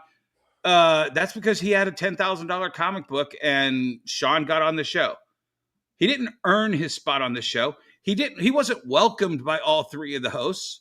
We were told he's on the show, and now we have to sit through it. And if you watch, there's a whole bunch of the episodes since Shawn came on where Jesse's like, hey guys, I got to go do some shipping before Shawn shills his Comics Elite comics. So have a good night, everybody. You know what I'm saying? So clearly, Shawn basically bought his way on the show. Yeah, he did. I mean, and that's the definition of being a shill. You accepted something, and now you push that something. And oh, dude, that's a dope cover, man. Oh, that's so good. That's a shill. Well, it makes sense to me. And I don't want to take shots at guys because we're not here to take shots. I do that at a different time, you know. But why else would you have him being Shawn on the show? I don't get it. The guy to me is, you know, he's well, and he was talking before Orlando. He was talking about how expensive his booth is and all of this stuff. And one of the episodes after Orlando, he was talking about how he only cleared he spent like $60,000 and only cleared 10,000. And Jesse and I just look at each other and we talked about it later. And we're like, who spends 60,000 to make 10,000? That's not a legitimate business. That math ain't mathin', son. Right, exactly. And it's just like, and then like another episode, he was talking about how he got audited by the IRS, and you know, hey, we all get audited. I got audited years ago, but he's like still paying off that debt. And then another episode, he was like, oh yeah, man, I got a bill in the mail for $6,000 for Diamond Comics, and I'm not going to pay it, man. They got to have to send me an invoice and blah, blah, blah. It's like, dude, you're one of the reasons Diamond went bankrupt, you piece of shit. You're what they talk about on the fucking show with the whole. Yes. So it's just like all of this. And like, still, he's like the greatest thing since sliced bread. All right. He gets Dennis's spot on the show now. All right. There you go. Have fun. Yeah, and I'll be as kind as I can without, you know, taking shots. The guy's just not entertaining to me. Two things that I look for when I'm watching YouTube: entertaining and informative. There you go. You know, this was insulting. So the night that CBCS exploded, right? Do you know what CBCS is? The grading company. Grading company that's no longer around. Right? So I get a text from my good friend Steve Borak, and he's like, I'm watching the show. And he jumps in the chat, and I'm like, you want to come on? He goes, yeah, send me the link. So I send him the link. Steve Borak comes on the show. Now, meanwhile, Shawn has professed that he uses CBCS. Shawn gets up and is gone you watch that episode, that Steve Borak jumped in episode. Steve Borak, episode. Okay, right? I don't know what episode it is, but it was one of the Shawn episodes. Steve Borak jumps in, and it's one of the benefits of, you know, my friends. Right. Come on the show. And he's gone. He walks away. He doesn't ask, I think he asked one question or no questions. Wow. Of industry. This is the guy who founded CGC. This is the guy who founded CBCS. He's worked for Heritage. He's worked for Comic Link. He's worked for all of these huge companies. And you are so in the industry that you leave when a comic legend is there and you have zero comments or questions because you don't know who the F he is. And it was one of my friends that I had bring on the show. That was disrespectful to my friend Steve, who came on the show. That's like turning your back on a guest. When you're supposed to be somebody with knowledge in the industry, and Absolutely. you know you're coming off as this individual who has knowledge and something to say and an opinion and is opinionated, you would think that you would be in on that sit-in. I get what you're saying, because a guy like me, I don't know shit, right? I can get up and walk away because this doesn't matter to me. But for him to be coming off as the guy who knows, who has opinions. Yeah, that does seem like, a slap in the face. Disrespectful. Yeah. And actually, Jesse brought it to my attention. He does that all the time. Like if he is uninterested, he just turns and starts bagging comic books, or he gets up and leaves in the middle of an interview, then comes back and doesn't have anything to say to the guest. And it's like, okay, that's fine. He bought his way on the show. Boom, boom, boom. But yeah, let him sit there and bag and board, I guess. Well, that's whatever. Yeah. All right, go ahead, finish this. I think it's ridiculous. Every single person and business that I promote on this channel, I only promote it because I like it, or it's because a friend, a co-host on the show, like Dennis, will ask, "Hey, I got a friend who's got a new Kickstarter. Can we bring him on?" And I'll say, "Well, I thought you don't like Kickstarters, Dennis." Here's the thing: I love Kickstarters when it's the comic creators and the fans. I hate corporate Kickstarters. I hate the Macroverse reprint variant Kickstarters that Brian Schild and his customers bought in, and then they all got fucked. So there's You the know, difference and the there's a Kickstarter, is giant what you're difference. saying. If Okay. if Brian Pulido says, "Hey, I have a Kickstarter," Brian Pulido's completed 1 million Kickstarters. We don't think Brian Pulido's going to talk about a Kickstarter and fuck the audience because we brought Brian on. So you could trust him on his word, basically. I can trust him on the word. Right. But Macroverse and a handful of these other people that have had Kickstarters, I don't know that I trust them. And I'm gonna sit there and go, oh yeah, these are the greatest people ever. We should totally talk about their Kickstarter. Yeah, fair enough. Yeah. By the way, did you see Shawn's in the chat? No, I did not, man. I'm too busy trying to, do my thing up here. Shawn, the guy Shawn. Yeah, I believe so. Shawn CE. I think that's Shawn from. Yep, that's him. I know Steve well. He was drunk on the show. All right. Well, I'm going to be back in 1 second. Give me a second. As always, a great contribution. I can see why you're on the Beyond Wednesday crew. That was amazing contribution. The show there. What else we got here? Shawn and Jesse have gotten into it. Oh, really, Orion? Wonder when that happened. Do you know when Shawn and Jesse gotten into it? I'm sorry. Shawn and Jesse have gotten into it. Do you know when of an occasion when those? Yeah, I think. Well, apparently, and Jesse told me, he was like, Shawn apparently said brands don't matter, and Jesse basically has been talking about his brand for 20 years since I've known him, and I probably talk about brands half as much as I do because Jesse talks about brands, and Shawn said brands don't matter, and Jesse tore into him. Wait, so I didn't watch that episode, so I don't know. There's just so much, man. Shawn, what the fuck, bro? I know it's you want to be controversial and have some takes, but I mean, this guy took your job, man. He's better. Hey, man, like I said, hey, good job, Shawn. Congratulations. Barack Obama insulted Donald Trump at the correspondence dinner, and 2 years later, he had that guy's job.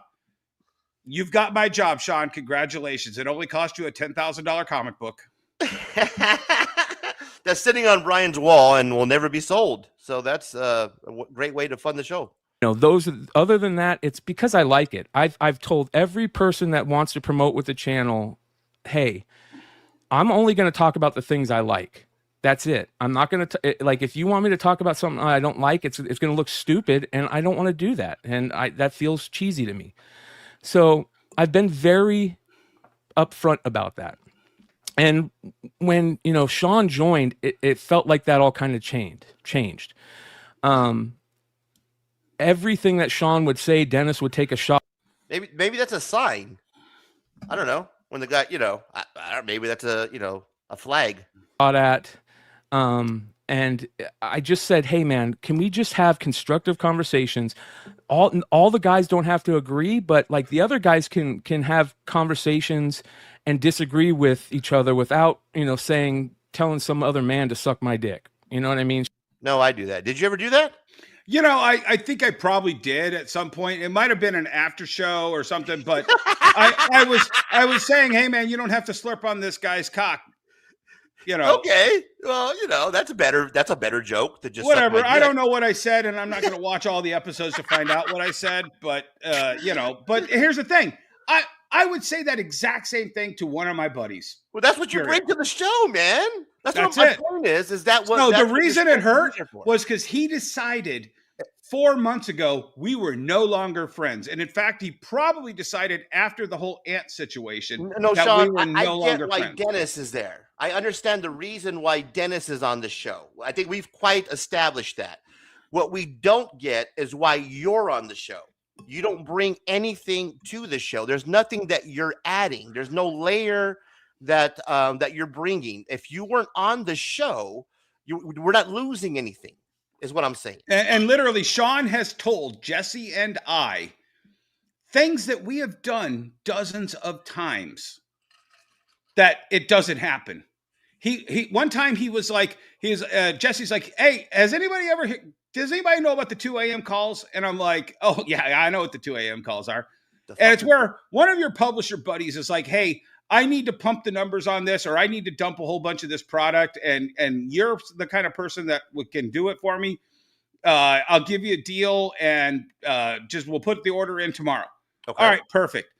And I've gotten them. Jesse's gotten them. We've gotten them. And Sean's like, that doesn't happen. That never happens. Everything has to go through Diamond. All these orders go through. I was like, well, I bought 20 pallets from a publisher, like literally at probably 2 a.m. my time, 11. He's the guy that knows everything. Basically. No, hell, right there. Stuff happened 5 years ago. I've only been in the comic book industry for 21, you dumb shit. So how did this happen 25 years ago, you piece of shit? This happens 5 years ago. They don't call you. Oh, man. Yeah, no, he's a joke. Okay, go ahead. Keep going. He can keep chatting in the chat. We'll tell him he's a retard whenever we want. We'll finish up, Brian. Shit like that, which get back to, you should never say to another man unless you're willing to get into something with him, whether you're in person and you're going to get Meanwhile, slapped. Hold on, stop. Mm-hmm. If you're buddies, you're allowed to do that. I'm no longer his buddy, so I'm not allowed to do that. He's made plenty of sexual jokes with his friends on Wednesdays. Oh, never has a problem with it. Right. But I say it to him in the heated thing while calling him a shill. That's verboten. But you make one slurping dick joke, right? And all of a sudden you're off the show. You're buried. You make one bad dead dog joke and then you're buried. All right. Or punched in the mouth, or somebody's going to want to find you and punch you in the mouth. Like there's just certain things you don't do. This right? is really right here. He's like literally saying he wants to punch me in the mouth. Yeah, basically. Yeah, that's what it comes down to. That's not the peaceful Jesus, comic book Jesus over here. This is vengeful comic book Jesus, because I dared make a video and I called him a shill and I put ammo in Razor's gun. That's it's not the precious leader of the cult that we all grow and love. And that's all I ask, is just have conversations about it. Now, I want to stress, I still hope to be friends with Dennis. Dennis, I know you're probably going to watch this and you're going to get angry about this. Please, I still want to be friends with you. I still want to. And I think that's true. I believe. Maybe until tonight. Exactly. Work on the relationship. But here's the thing. Right. So he still wants to be friends with me. And then I make that comment in your chat and I'm going to come on your show. And then he posts that picture of you and me that he made with AI. Yeah. And what about the bots, man? Can I ask you, what do you think about the know. bots? I don't know about the bots. I don't even know where you could buy a bot or a subscription or anything. Idea. I'm with you. I have no, it's crazy. I had to take a different car to get here. I literally, and I saw that you shot up to like 600 and then down to 300. Yeah. And I thought I was doing good numbers, and I found out, those are bots. It's weird that they're just trying to shut down the show. Like they want to silence what you have to say, Dennis. They don't want you to be on here. They want to expose what's actually happening because you're going to rain on the you're pulling back the curtain of industry of comics. I've told you that since the beginning. I have a lot of respect for you. I'll always have respect for you. I want strong opinions, right? I want those. No, he doesn't. I don't know. It doesn't seem like he does. No, he doesn't. At that point, I had to make a decision. The guy with the strongest opinions is right here. And he's not on there. So it doesn't. You're contradicting what you're saying. As the owner of the channel, about what kind of atmosphere I want on this show moving forward. And he makes it seem like you were just telling people, man, fuck you, suck my dick on every show. You right. know what I mean? Like, yeah. You're just going to everybody, fuck you. You're cool. Every show. I want debates. I want different perspectives from many retailers, from many creators. And Shawn brings that, Dennis. That's what he brings. You're not bringing that to the show. You understand what I'm saying here? Yeah, I only bring Rob Liefeld and Steve Borak and the top 5 or 10 episodes of his top 20. Okay, just as long as you understand. That's all I brought to the show. Oh, I'm glad. As long as you're aware. Collectors, publishers, industry people, fans across the industry. But I don't want it to be so toxic where guests feel uncomfortable about appearing on the show. Co-hosts feel attacked. The guests that I bring that first of all, I don't think Shawn has brought a single guest. Shawn, in the chat, correct me if I'm wrong. How many guests have you brought on the show? Jesse and I love Emmett. And I think Emmett brought on one guest one time. Right. But Drop the name, Shawn. But it's not like he has to bring on a guest. No. But he didn't bring on a guest. No. He was the guest he brought on. Right. And was forced on. Or every disagreement becomes a personal attack. And for the record, Dennis participated. There you go. No guess. There we go. No guess. That's his contribution. February, March, April, and May. No guess. Perfect. I brought Rob Liefeld episode 7. Right. At least he's being honest. Appreciate the honesty. In the same promotions, live sales, event pushes. Maybe he never gave me a promo code to use, but promo code is just promotion in the end, right? Fucking promo code has come to haunt him. And I promoted Dennis's live sales, his Invincible sales on eBay. I promoted his store. I held his store always in high regard. Okay. Event. I'm not sure if that's promoting, but all right, I'll keep going. Pushes at his store whenever he would open up a new store, any collaborations and stuff he was doing. And now I'm like, he's criticizing for me that. And I don't understand where that's coming from other than for him just. He doesn't understand, Dennis. But here's the thing. He doesn't fully disclose that when he drops that dynamite coupon code, he gets a kickback from that. That you have to disclose. Yeah, so there's no transparency. Transparency, exactly. Right. Gotcha. Feeling like I've wronged him. And I understand, like, when you feel like you've been wronged, you want to, take some shots. But, there's ways to do that. And I've always been upfront. There is. And showing somebody's mom is not one of them. I'm sorry, Dennis. With Dennis. And anytime I've ever felt there was anything weird going on, I'd call him and say, hey, are we good? Hey, let's hash this out. I want to take time and hash this out because I want. He did. That wasn't part of the conversation. No, the Anthony episode, he tore the fuck into me in front of, and I believe Mark Spears was in that chat too, as well as Jesse and Emmett. Our buddy Mark Spears. When I would rub him the wrong way, he would tear the fuck into me. You can ask Jesse and Emmett. They've seen it absolutely on full display. What it reminds me of Ike having a conversation with. I'll tell you. Let me actually, since Shawn is over here in the chat, let me tell you another little shill. For 2 years, 100 episodes. Anytime someone would say 616 Comics, Brian would go the fuck off. Oh, fuck those guys. What an asshole. Oh, I'll never fucking support 616. Right. Shawn comes on the show and talks about all of his awesome collabs with 616 Comics. And all of a sudden it's like, yeah, maybe I have to rethink about that guy. We should have him on the show to talk about it. So a friend was able to change another friend's mind with their opinion. Yeah, maybe it's just a friend. Because Shawn does it in such a polite way, but not the 2 years that Brian's been shitting on 616 Comics for being an asshole and fucking customers. Shawn comes on and all of a sudden 616 is the greatest fucking piece of the industry. We totally should have him come on the show.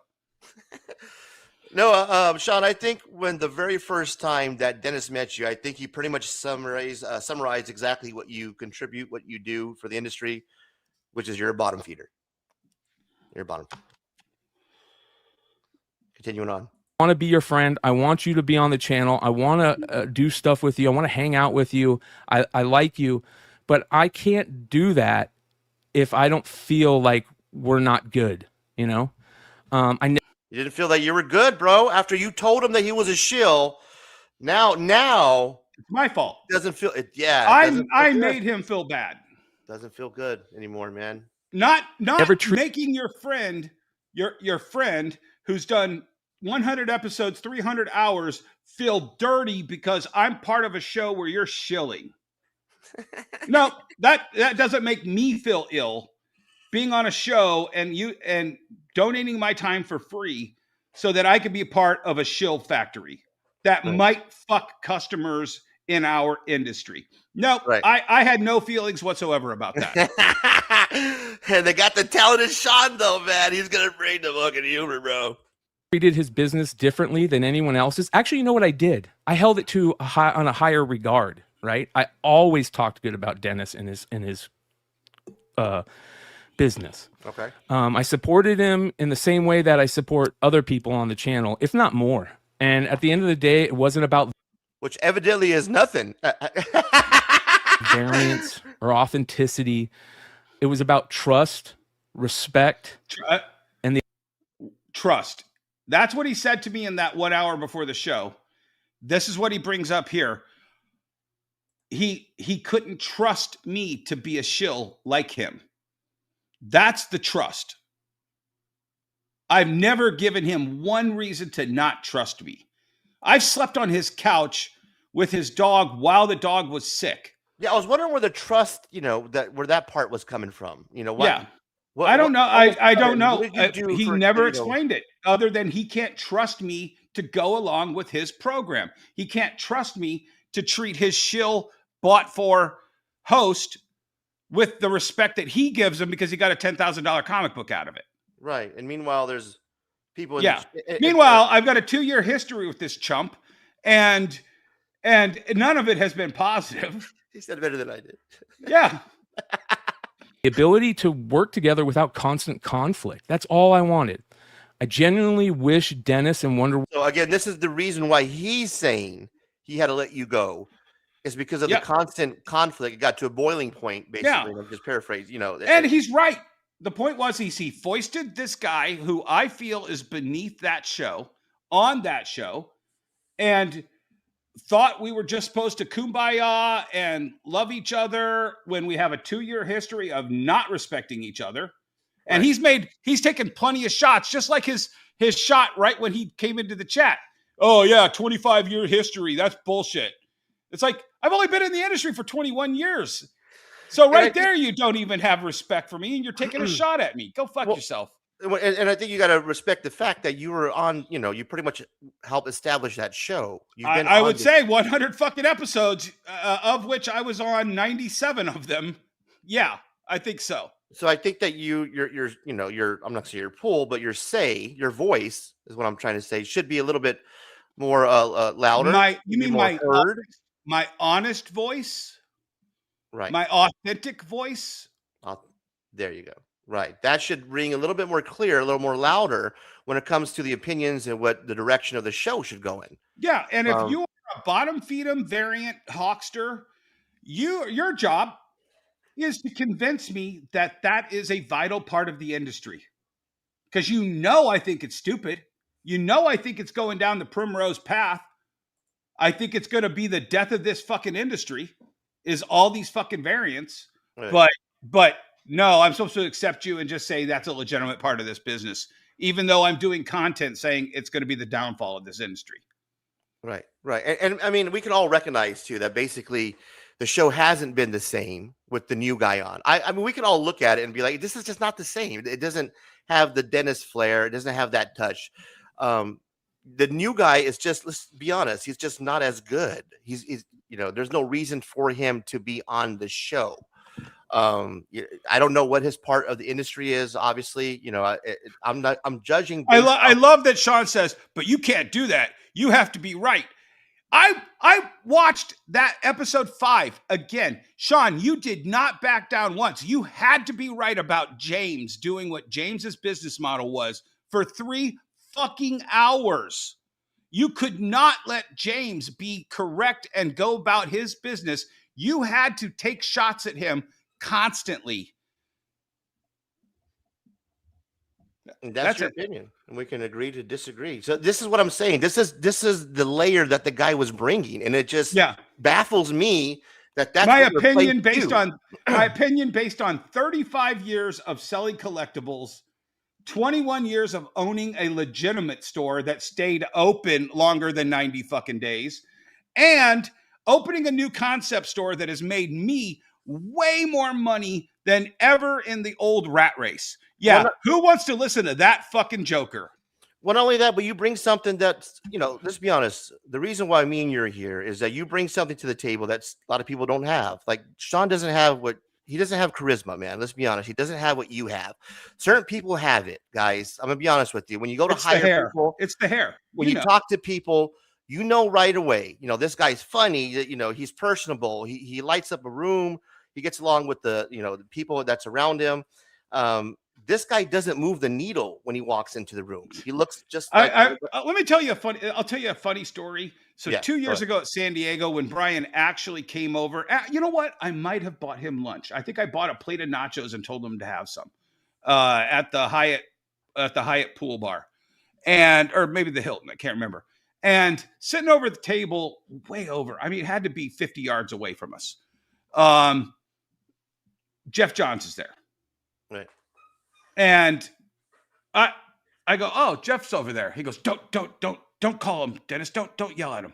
And I'm like, dude, I've known Jeff for fucking 20 years. He's from Dearborn. Don't right embarrass me, Dennis. Don't do it. And I'm like, Jeff. Yeah. And Jeff literally gets up and walks 50 yards. I didn't walk over to him and say, hi, Jeff. I'm Dennis. And he's like, Dennis, how you doing, man? And Brian's like, oh man, I love Ghost Machine and I love everything you're doing. Did you tell me I got this fucking pussy over here, bro, that was scared for me to call you over here? No, because here's the thing. I don't expect Brian to understand the relationship that I have with people. Jim Lee and Dan DiDio both walked up to me. I'm sorry. No, it was Dan. It was either Dan and Jeff or Jim and Dan. Right. Walked up to me personally at a retailer summit after I had my heart attack to say, and I've given them so much shit in the industry. I made a post about how they were all evil and that for the DC variants, the DC lenticular variants, Villains Month or whatever. Those two guys who have gotten so much shit from me as a retailer walked way out of their way to come up and wish me a healthy recovery. It's respect, bro. That's what it is. And I've given them more shit than I ever gave Shawn. Right. I guarantee you. Because they get it, though. And They get it. They understand. Right. They understand that I'm a fierce defender for actual comic book retailers that are in the trenches every fucking day and getting shit on by the industry. Right. So they can take the hard advice. They can. The criticism. Yes. Brian can't. That's the point of the story. Well, success moving forward and all the luck. He's getting ready to open up a new coffee thing, which I hope you guys check out if you're in the area. Yeah, what is that? What's the whole deal about that coffee thing? So, make a long story short, when I'm working at that mall, I can't get a good cup of coffee. Like the movie theater has K-cups for $5, and I'm not going to pay that. So I got to get in my car and drive 15 minutes to the closest coffee shop. That's good. I don't go to the Starbucks. That's 5 minutes away. And get a good cup of coffee, and then I got to come back. I've wasted 30, 45 minutes of my day just to have a good cup of coffee. And I said, you know what? Why don't I just open a coffee shop so I can always have a good cup of coffee? That's really what it is, but it's also a challenge. I like to challenge myself. That's white people problems, Dennis. Is what we call that. Yeah. Thought it was white boy day. It ain't white boy day, is it? Oh man, it ain't white boy day. By the way, little, do you know what the history of that movie is? That movie starts in Detroit. Drexel is the pimp from Detroit, and Clarence works in a Detroit comic book store that they actually filmed in LA, but it's supposed to be a comic book store. That's right. Clarence did work at a comic book store. Yes. And so that's like the patron saint of Detroit comic book stores right there, Clarence. 6 degrees of what is it, Love and Romance or some shit like that? Yeah, exactly. No, that's a little knowledge for you. And actually, his dad works at a place that I used to play paintball at. He worked at Splatball City, which was the old Packer plant turned into a urban commando situation. I used to play there all the time. It was awesome. They had burned out cars and all sorts of shit. Who's texting me in the middle of the most important interview ever? Oh, it's my daughter. Hang on, Dennis. Oh, no. Daughters come first, man. All right. I got to answer that one. No worries. We're good. Sorry, daughter. I didn't mean to God damn it, quit texting me in the middle of the interview. The most important one ever. Oh, hilarious, bro. All right. Sorry about that. As we were. Stores. And there's no hate from me here right now and in this moment. But for the health of the show and everyone involved, like I felt like this was the decision to make. I have asked Dennis over the last 5 months, like, please change it up if you can. I need to see like some change, and it just got worse. I like that how he's coaching you. Right, but here's the thing. I really like what you're bringing to the show. Watch episode 5. Watch episode 5. Watch episode 100 and watch episode 105 or whatever the last episode I did was. I haven't fucking changed one fucking bit. You're at a 10 right now, Dennis, and we're gonna need you at about a 6. Yeah, exactly. Yeah, you know what it is? It's literally, you're in Arizona. Jerry Maguire. Jerry, don't make me dance. Jerry, don't make me dance. Exactly. Worse and worse and worse. And when he told me that there was no way he was going to be able to do a show with Shawn without taking shots at him, it was kind of like, well, that's not a me problem. That's not a Emmett problem. That's not a Jesse problem. That's not a Shawn problem, because Shawn not taking shots at. No, it couldn't be poor. Yeah. No. Shawn has never taken a shot at me. Never taken a shot at me. God forget. It's definitely not the guy that gave a $10,000 comic book. That's for sure. There were so many times he was in the chat. He'd be like, "Oh, another old story from Dennis. Another old man story." Couldn't be that guy. Meanwhile, the guy is like telling old Marine stories every other episode, but that's totally comic book related. Unless he's responding to a shot from Dennis, that's a Dennis problem. And I felt like he kind of had to change that. Like, you don't have to get along with him to be best friends, but just be cordial and respectful, okay? Do you hear that, Dennis? Damn you! It sounds like he's scolding you, Dennis. I can hear now what you're telling me about the scolding that was happening backstage. Exactly. He's like, listen, Look, goddammit. Well, and just to let you know, anytime you close your eyes and look down and to the right, you're not telling 100% the truth. It really is. And he knows he's not telling the truth. He did not respectfully ask me to do things differently, blah, blah, blah. He yelled at me. He fucking tore into me. Ask Emmett, ask Jesse. They heard it firsthand. And it was at a certain point, that's going to keep me from ever doing it if you're going to be like that to me. So, or maybe even an apology as well. Right. No, but here's the thing. I don't expect it to ever get to that, because Shawn bought the next 8 months on that show with a $10,000 comic book. Right. He's never going to fire Shawn in exchange for me, because he'd have to give back that comic book or put him on a different show that is not going to give him the cachet. To me, bro. That sounds insane to me. Shawn, how long's the sponsorship? 1 year? Because that's what we were told. All right, Shawn. Nothing again. That guy is just fucking worthless. All right. I will talk more about this. I plan to be a little bit more open on the members only stuff. What I hate about this the most. That's what he hates the most. Here it is, Dennis. You ready? Yeah. Here comes the scolding. Sit there, Dennis. Don't go nowhere. Hang on. We got more for you. Is that why would you hate on one of your friends? Why do you hate your friends? God damn it, he's not done yet, Dennis. Hang on. We got a little bit more. Especially, you got to take it, Dennis. You got to take your fucking medicine. Hang on. In the YouTube world and in the comic book world, there is this ego/drama thing that happens. And you guys know me. I'm not adverse to the drama.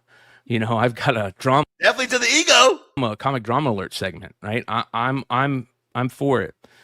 But it's kind of hard, and it makes it hard to do things like this in situations like that. And I respect the hell out of Dennis. I will never not respect Dennis unless he makes it obvious that I shouldn't respect him.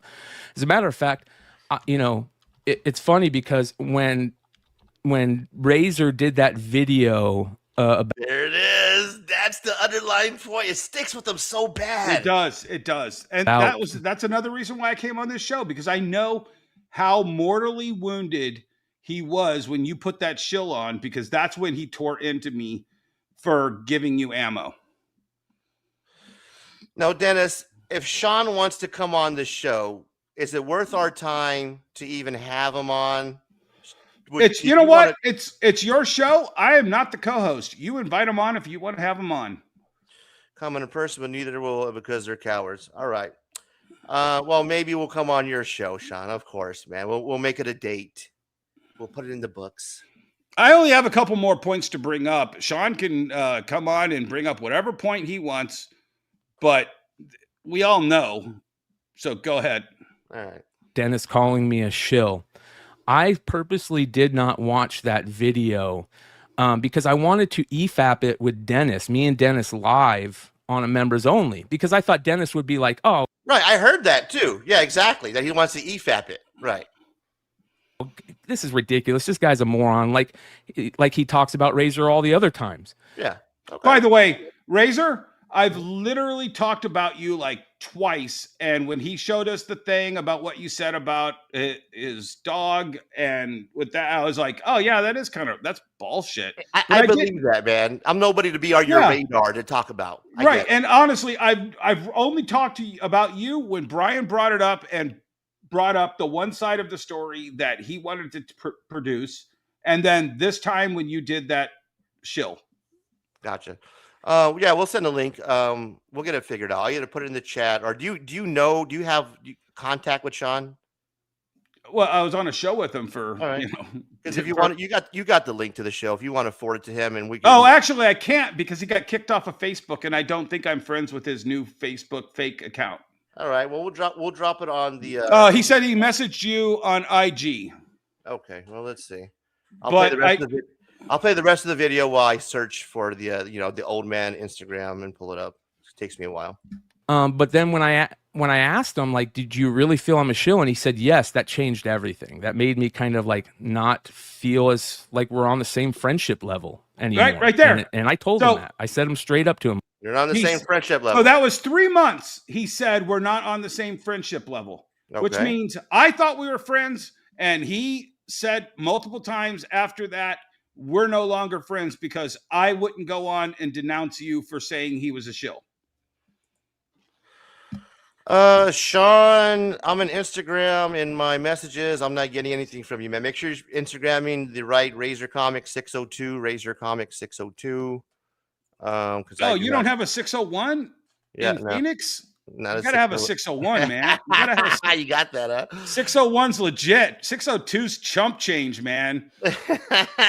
Like that makes me feel different. Like you're gonna have to change some things and fix that like a little bit for me, man. That's all I'm asking. And I would love to have Dennis at some point, and I don't know if he'll ever do it now, but at some point, come on and let's hash this out. Let's talk about it. What happens? Dennis always says integrity is what happens when nobody's looking, right? But integrity is also when people are looking. And when I see all the people that do nothing but talk trash about me now hate bonding with Dennis, hate bonding with somebody who... Can you pause that for a second? Did you look at my video of me announcing the "You're fired, I quit"? Oh, yeah. There's over 100 comments from people who are on his show. Right. Of course. Saying, and they're names I recognize from our chats. 100 episodes, 300 hours. There are names on there that were in our chat and they stopped when he started shilling. And that's the comments they made on my video. But they won't do it in the chat of his own live streams. They're not going to do that. Oh, they get, they'll get the bully. They get Red Hood. That'll make sure that he stays quiet. Trust me. And I hope Dennis will be upfront and say this, like he's not a fan of Razor, right? But now I see people hate bonding and the ability to hate bond, and I'm just like, man, this sucks. This really sucks because. What's funny is that he had a whole 3-hour live stream, Dennis, dedicated to me. I know. He had 4 different. And you know what? And hey, I remember when one of those happened. Yeah. Our suggestion to him was just ignore you. Right. but he couldn't. He had to do a 3-hour hate stream about you against his friends telling him to just ignore you. That's insane, man. You think you explained that perfectly. and despite several of his friends telling him to ignore this, he still showed that picture on the Saturday night show or the Wednesday night show. We're going to finish this up, and then I did find Shawn. So when you're ready, we can bring him on. Yeah, finish this, and then we'll bring Shawn on. Because I look at Dennis like a friend. I have always been honest, and I think that that is the number one thing about a YouTube channel, right? It's got to be entertaining, and Shawn brings that. He brings that entertainment. We're going to get a taste of it here in a moment. Owe you guys honesty. I owe you guys honesty, and I've always talked about my honesty and where that comes from. It doesn't come from like these morals that I've been taught. It comes from living a life.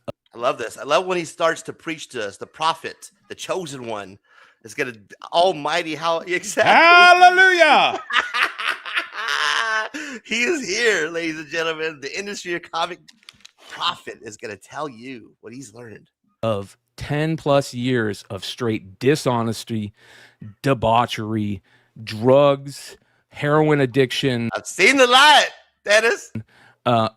Lying, cheating, and stealing, and hating every bit of it. And when I got clean and sober, I said, I'm not going to lie anymore, and I'm going to be honest to a fault. That way I don't have to remember my lies. And it's a big part of who I am, and I think that's a big part of why a lot of you guys are part of this community, because you want that honesty. So that's what we're getting here tonight. More about this to come. That's exactly why 80 people are watching right now. And this is why Red Hood, it's not a family matter. It's an industry of comic show for the comic book community. So just to let everybody know, Hood did message me, and he said that was taken out of context. He was walking the words back. Well, no. He was commenting on somebody who was trashing me right above there and said, hey, if you're not, but then there was a lot of other people trashing me. I think even Shawn was like, yeah, it's a glorious new day, so.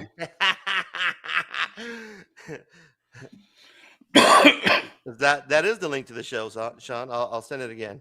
Hang on. Invite a guest. Copy. We'll try this again. Oh, is it? All right, my bad. Oh man, doing oh man things. All right, there you go.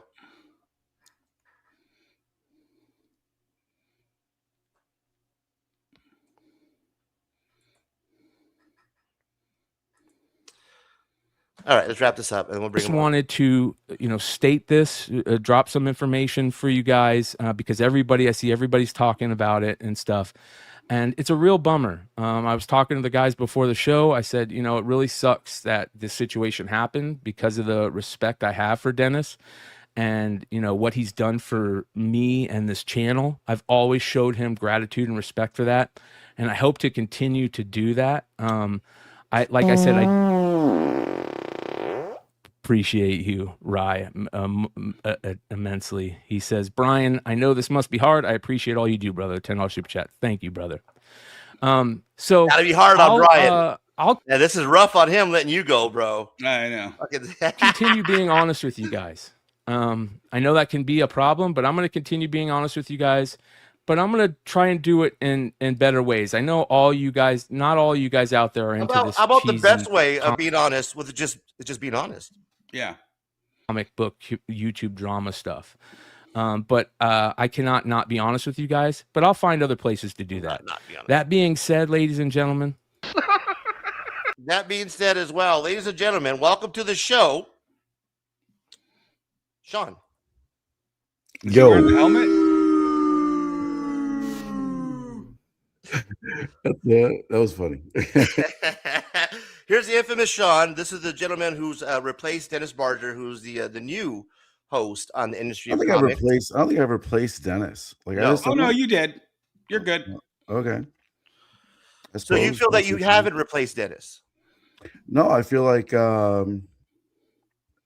Brian asked me to come on the show. I said, okay. We talked for a long time about it. He wanted somebody on the show that does what I do. I do a crap ton of variants with Marvel and DC. I do a crap ton of conventions. I've done Kickstarters. I have my own publishing company. I have my own printing company. I print comic books. I do all kinds of stuff. I have a Patreon. I have, 3 separate buildings. I have 4 active Whatnot channels. So would you say that he wanted to bring your brand to the show? No. He we don't the show's not like all about Comics Elite. At the end of every single show, he always asks, what do you guys got coming up? You got any pickups to show? And at the end of every show, that's when we all get a little chance to talk about what we got coming up. I'll be like, here's a couple of variants we're launching this week, and that's about it. Okay. So it's not like, let's talk about how amazing Comics Elite stuff is at all. So he asked me to come on for those reasons. It's like Dennis has the way he does his business, and Jesse has his way. He didn't have anybody on the show that actively went to Comic-Cons all the time. Like everyone in the industry is talking about MegaCon coming up. Who's going to MegaCon? I'm like, I got a 20 by 20 booth. I have a huge booth. Okay. Who's going to New York Comic Con? Who's going to C22? Who's doing all these things? Who's doing exclusives? What do you guys think about Whatnot? I have 4 different Whatnot channels. Like we make a ton of money on Whatnot. We sell a ton of stuff on Whatnot. So he wanted somebody with that point of view and opinion. So the narrative that he's already got Big Clutch on the Wednesday show. Why couldn't he just put Big Clutch over? Clutch was actually the right-hand man to Robert Kirkman. Yeah. I mean, that's Clutch way higher than you. Yeah. Yeah, absolutely. Clutch does all kinds of great stuff for sure. So you're bringing that portion, that Whatnot retail, independent publishing portion to the show that Dennis doesn't have. Yeah, kind of like the independent publishing. Dennis doesn't like retailer variants at all. I'm huge in the retail variant world. We do. Wait, hold on. So, retail is a very specific word. People who buy at wholesale and sell at retail. You make up your own prices. You're a comic seller. You're not a retailer. Let's get that clear. Okay, so I don't get what you're saying. You're saying I'm not a retailer? I don't think you're a real retailer. You don't have a retail store. His definition. I absolutely have a retail store. Well, why can't you just be like a retailer and actually open a store? I have a store. We just reopened back up again on May 1st on our 10th year anniversary. Yeah, and then you weren't open on May 2nd, right? No, we absolutely were. Oh, you said it on the show that you were. I think May 2nd might have been a Sunday. Yeah, so we weren't open on Sunday. No. Okay, and what? How many days a week are you open? We're open 4 days a week. 4 days a week. Does that meet your approval, Your Majesty? I'm sorry. Well, why can't you just be open 7 days a week like the rest of us retailers? Hey, do you remember episode 5? Because this is what you did to James. This is what you did to James. Here's a question for you. Why don't you? Can I walk into your comic book store and open a subscription to Absolute Batman? No. Can I buy the latest books on the shelf? Comic book shop. Oh, so why don't you order FOC like the rest of us retailers? You're not a retailer, so you're not I'm one of those absolutely people. retailer. Okay, whatever. I don't have to meet your opinion of what a retailer is. Well, Sir. you expected James to meet your definition of a comic book. Yes, a definition of a comic book. Absolutely, I did. So I don't think you're the definition of a real retailer. I know tons of real retailers, and they have to be open 7 days a week, and they have to be open to the customers. Okay.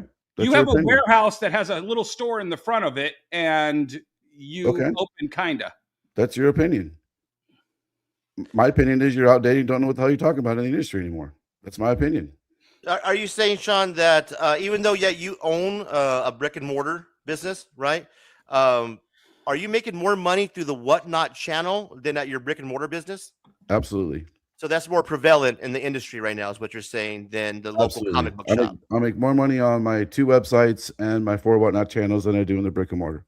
Most brick and mortar retailers nowadays don't just survive on comic books. They have Pokemon, they have board games, toys, Magic the Gathering, all kinds of stuff. So what it seems like to me, as being, the guy that doesn't know shit about comic books, if I'm watching this, it looks like there's a shift in old school, new school. The move from the LCS retailer brick and mortar. Here's my my feedback on how to to run that part. and it's now moving to, well, now we're going to talk about how to successfully run your independent business that's not a local comic book shop. Absolutely. So meanwhile, while he is doing that, we're talking about Pokemon TCGs, back issues, vinyl records, all of this stuff. And all Shawn can say after a very good conversation between me and Emmett and Jesse is, can we get back to talking about comic books? Yep. It's only about comic books. It's only about comic books, people. Yeah, I would definitely jokingly make jokes. I'd even go like, oh, Pokemon, I'm bored of it. I don't know Pokemon. Okay, exactly. But you just said that retailers are surviving on Pokemon. Some of them, yes. Most of them are. 100%. But then you dismiss it when the actual retailers are talking about how much we make on Pokemon. I had nothing to contribute to Pokemon. So then shut the fuck up and just be quiet until we get there. And that's exactly what I did. Fair enough. No, you didn't. You made cheap comments and acted like you were falling asleep. You just admitted. You just admitted it. You interrupted a good conversation about stores surviving on Pokemon. Oh, it's hilarious. We all thought it was hilarious. Joke. Well, some people don't like your stupid ass jokes either, Dennis. Jesus Christ. That's fine. What can you contribute to the variant industry? Nothing. So why don't you just shut the fuck up about it then? Because I already did it, and I realized it was an absolute bullshit treadmill that I got off. You couldn't handle it, so you ran away. Okay, that's fine. Yeah, exactly. This is good. I actually enjoy this. Like, this is entertaining. I feel that this is actually really good. You're getting two different sides. You're getting the old school, the new school, and this works. Now, whether you guys get along off stage or after the show's over, I don't care. I would have you guys on the show because this is good for the industry. So the problem was this, in my opinion, right? Okay. And again, we can all agree to disagree. My opinion was this. Dennis liked to definitely minimize everything that I've done. For example, even in the beginning of the show, he had a brick and mortar, was open for 3 months. He couldn't hack it. He shut it down. My store was open for 2.5 years before I made the decision to close the store to focus solely on streaming. I recently decided to open the store back up again because I want to be able to offer people the opportunity to order FOC books and have the lead on some collections. So we opened the thing back up again. Dennis tried streaming at Whatnot one time, and I guess he couldn't do it. The Wi-Fi didn't work. He hates Whatnot. He hates bad. See, right there, you're lying. I was partnered with Whatnot for over a year when they started. How'd that work out? So what do you do made now? $250,000 my first year. They Great, I made $1 million. And then they brought me. Okay, that's awesome. Did 4 times what you did our first year. 4 times. You need to work harder to support your giant empire. I work when I want. You made 4 times what you made. You just tried to flex on $250,000. We blew by you times 4 in our first year on Whatnot. Congratulations. Oh, no, I did one stream a week. The thing you did to me, where you go? No, okay. You did to me. Remember? Let me interject real quick. You said I did. You said I did 3 or 4 Whatnots, and I pissed and moaned when they. I was wrong. Yeah, you're absolutely fucking wrong. I was wrong. They invited me to be at their Whatnot at New York Comic Con, and when I was there, I was supposed to get 2 shows. They gave me 1. They gave me 1 show on Thursday at 11 a.m. The first show, and the Wi-Fi took a shit on everybody who was there. I drove 12 fucking hours to come to that show. Luckily, I took my kids to Broadway show. I didn't need to come there. It was a good excuse, but they fucked me on their stream. Only stream I was doing that weekend. And I said, go fuck yourself. And I've never used Whatnot again. You made $250,000. Okay. So that one event you made after making $250,000. Yeah. They had a misfunction and you did. Yeah. I luckily have the luxury of telling people who make me $250,000, if you fuck me, go fuck yourself. I don't ever want to use you again. Okay. Good for you. So again, this is part of the problem was that whenever me and Dennis would just disagree on something, but Dennis just can't be wrong about anything. Like I'm rarely wrong, Shawn. If Dennis says, I think the variants are going to kill the entire industry, and I don't feel that way. I have a much varying different opinion upon it. We can't just at the end of the day agree to disagree. Dennis has to be right. He has to be right 100%, and he will argue and insult and chop down just like he's doing to Brian, just like he tried to do to me in the beginning of the show, minimize everything that I've accomplished.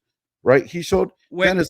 Dennis, the books that I sent you, by the way, that you were mocking and making fun of. Yep. Majority of those books were published through Lunar Distribution in comic shops everywhere in the country. We did We did 6 issues of Miss Meow, 6 issues of Born of Blood, 8 issues of Death Rage. We published a trade paperback. If it, throw them in the trash. I don't care what the fuck you do with those books. I sent them to you as it was a gesture of, hey, look, here's some of the things that I've done as I was coming on the show. Look, guys, here's some of the things that I've done, trying to kind of show you guys a little bit what I've done. If anything, feeling like I needed to earn my space and be like, look, this is why I deserve to be here. So that's why I sent you those books. You want to show them, and the only reason you were on there is you gave Brian a $10,000 comic book. If you want to shit all over them and make fun of them, then throw them in the garbage. Like you're an ungrateful fuck is what you are. Like you think you're better than everybody else. You're shitting on these books. And now you're coming on here and you're shitting all over your friend McClay. Like, what the fuck is wrong with you? McClay made it very clear that we were no longer friends. You're calling me. So just like that. The week before he invited you on the Industry of Comics show.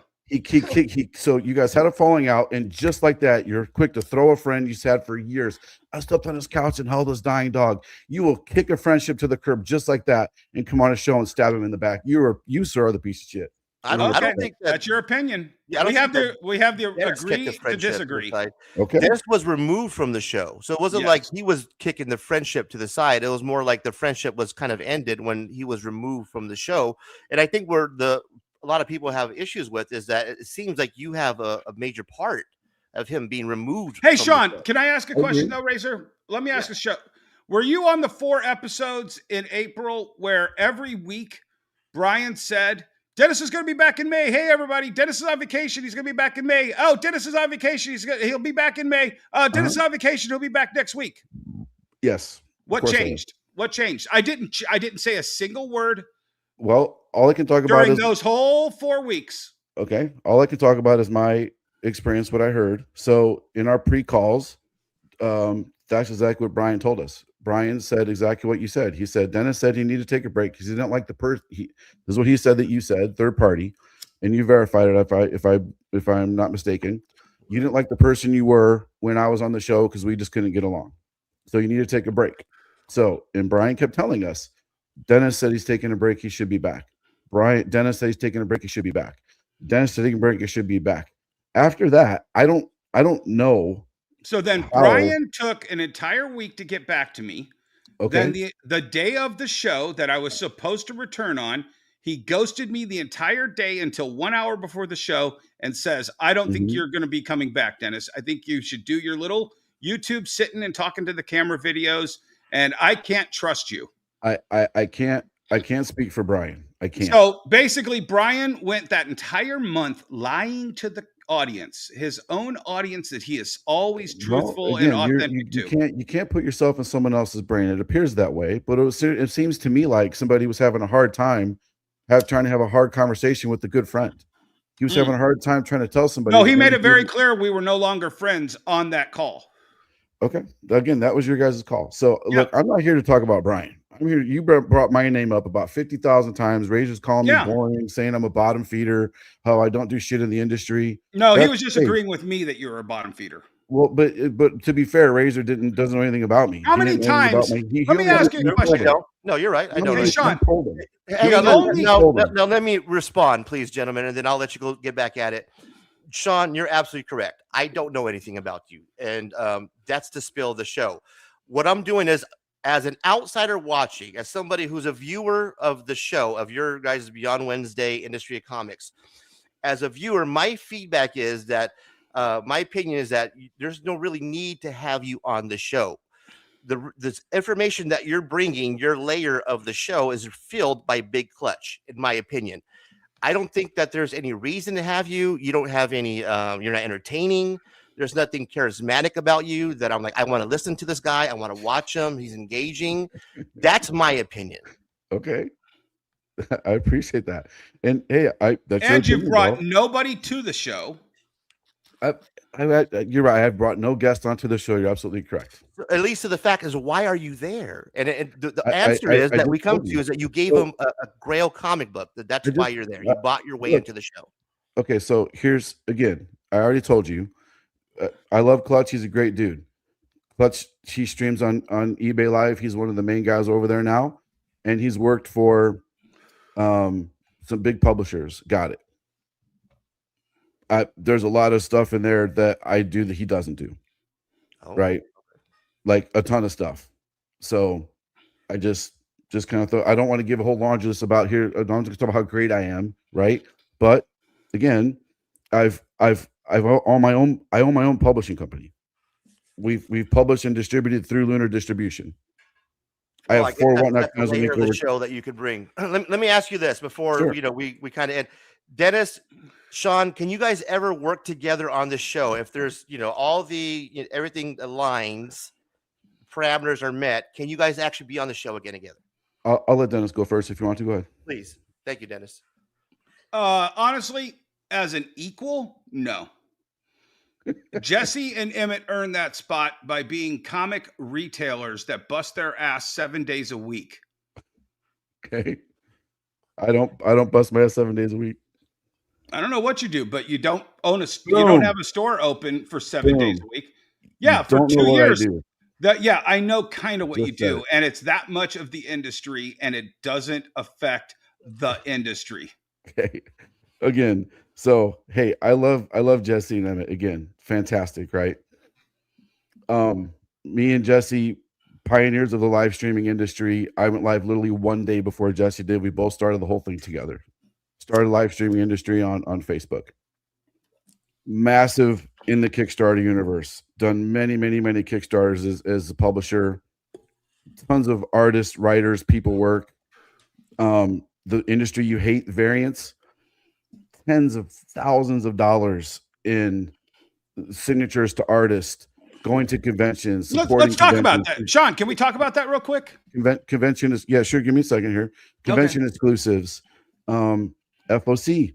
When there was a leak a while back of the top retailers, I was in like the top 10. I can't remember what it was. 10, 15 retailers that ordered FOC. So supporting industry, but ordering new comics. So I'm doing what Jesse does. I'm doing what Emmett does 100%. I'm also doing a lot of different things. I started my own printing company. I have a printing company. We print our own comics. We print comics for other people.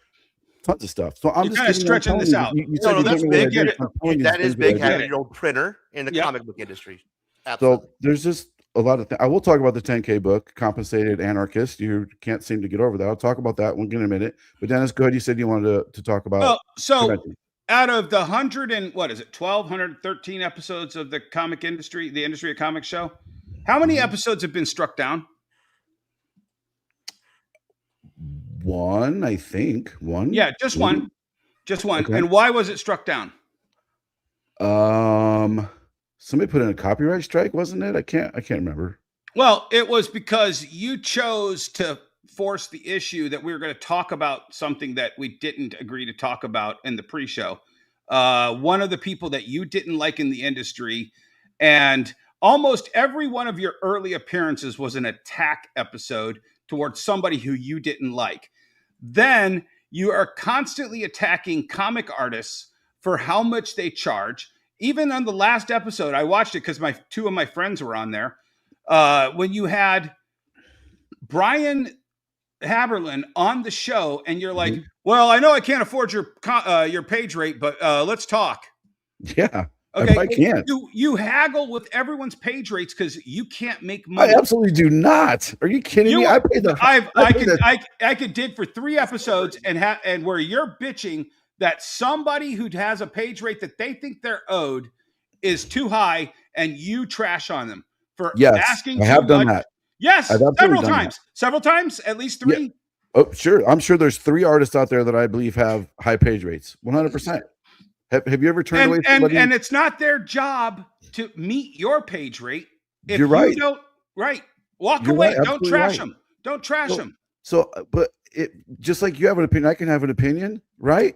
What the fuck? I'm only supposed to say things like, what's happening today? Nothing. Everything's great. Can't have an opinion on nothing because I can't disagree with something or Dennis might be mad at me.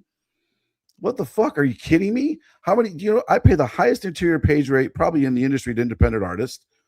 100%. I pay almost everybody work. Again, Dennis, you don't have a fucking clue about what I do. You take little tiny snippets and you make a judgment upon me based on these little tiny snippets that you think.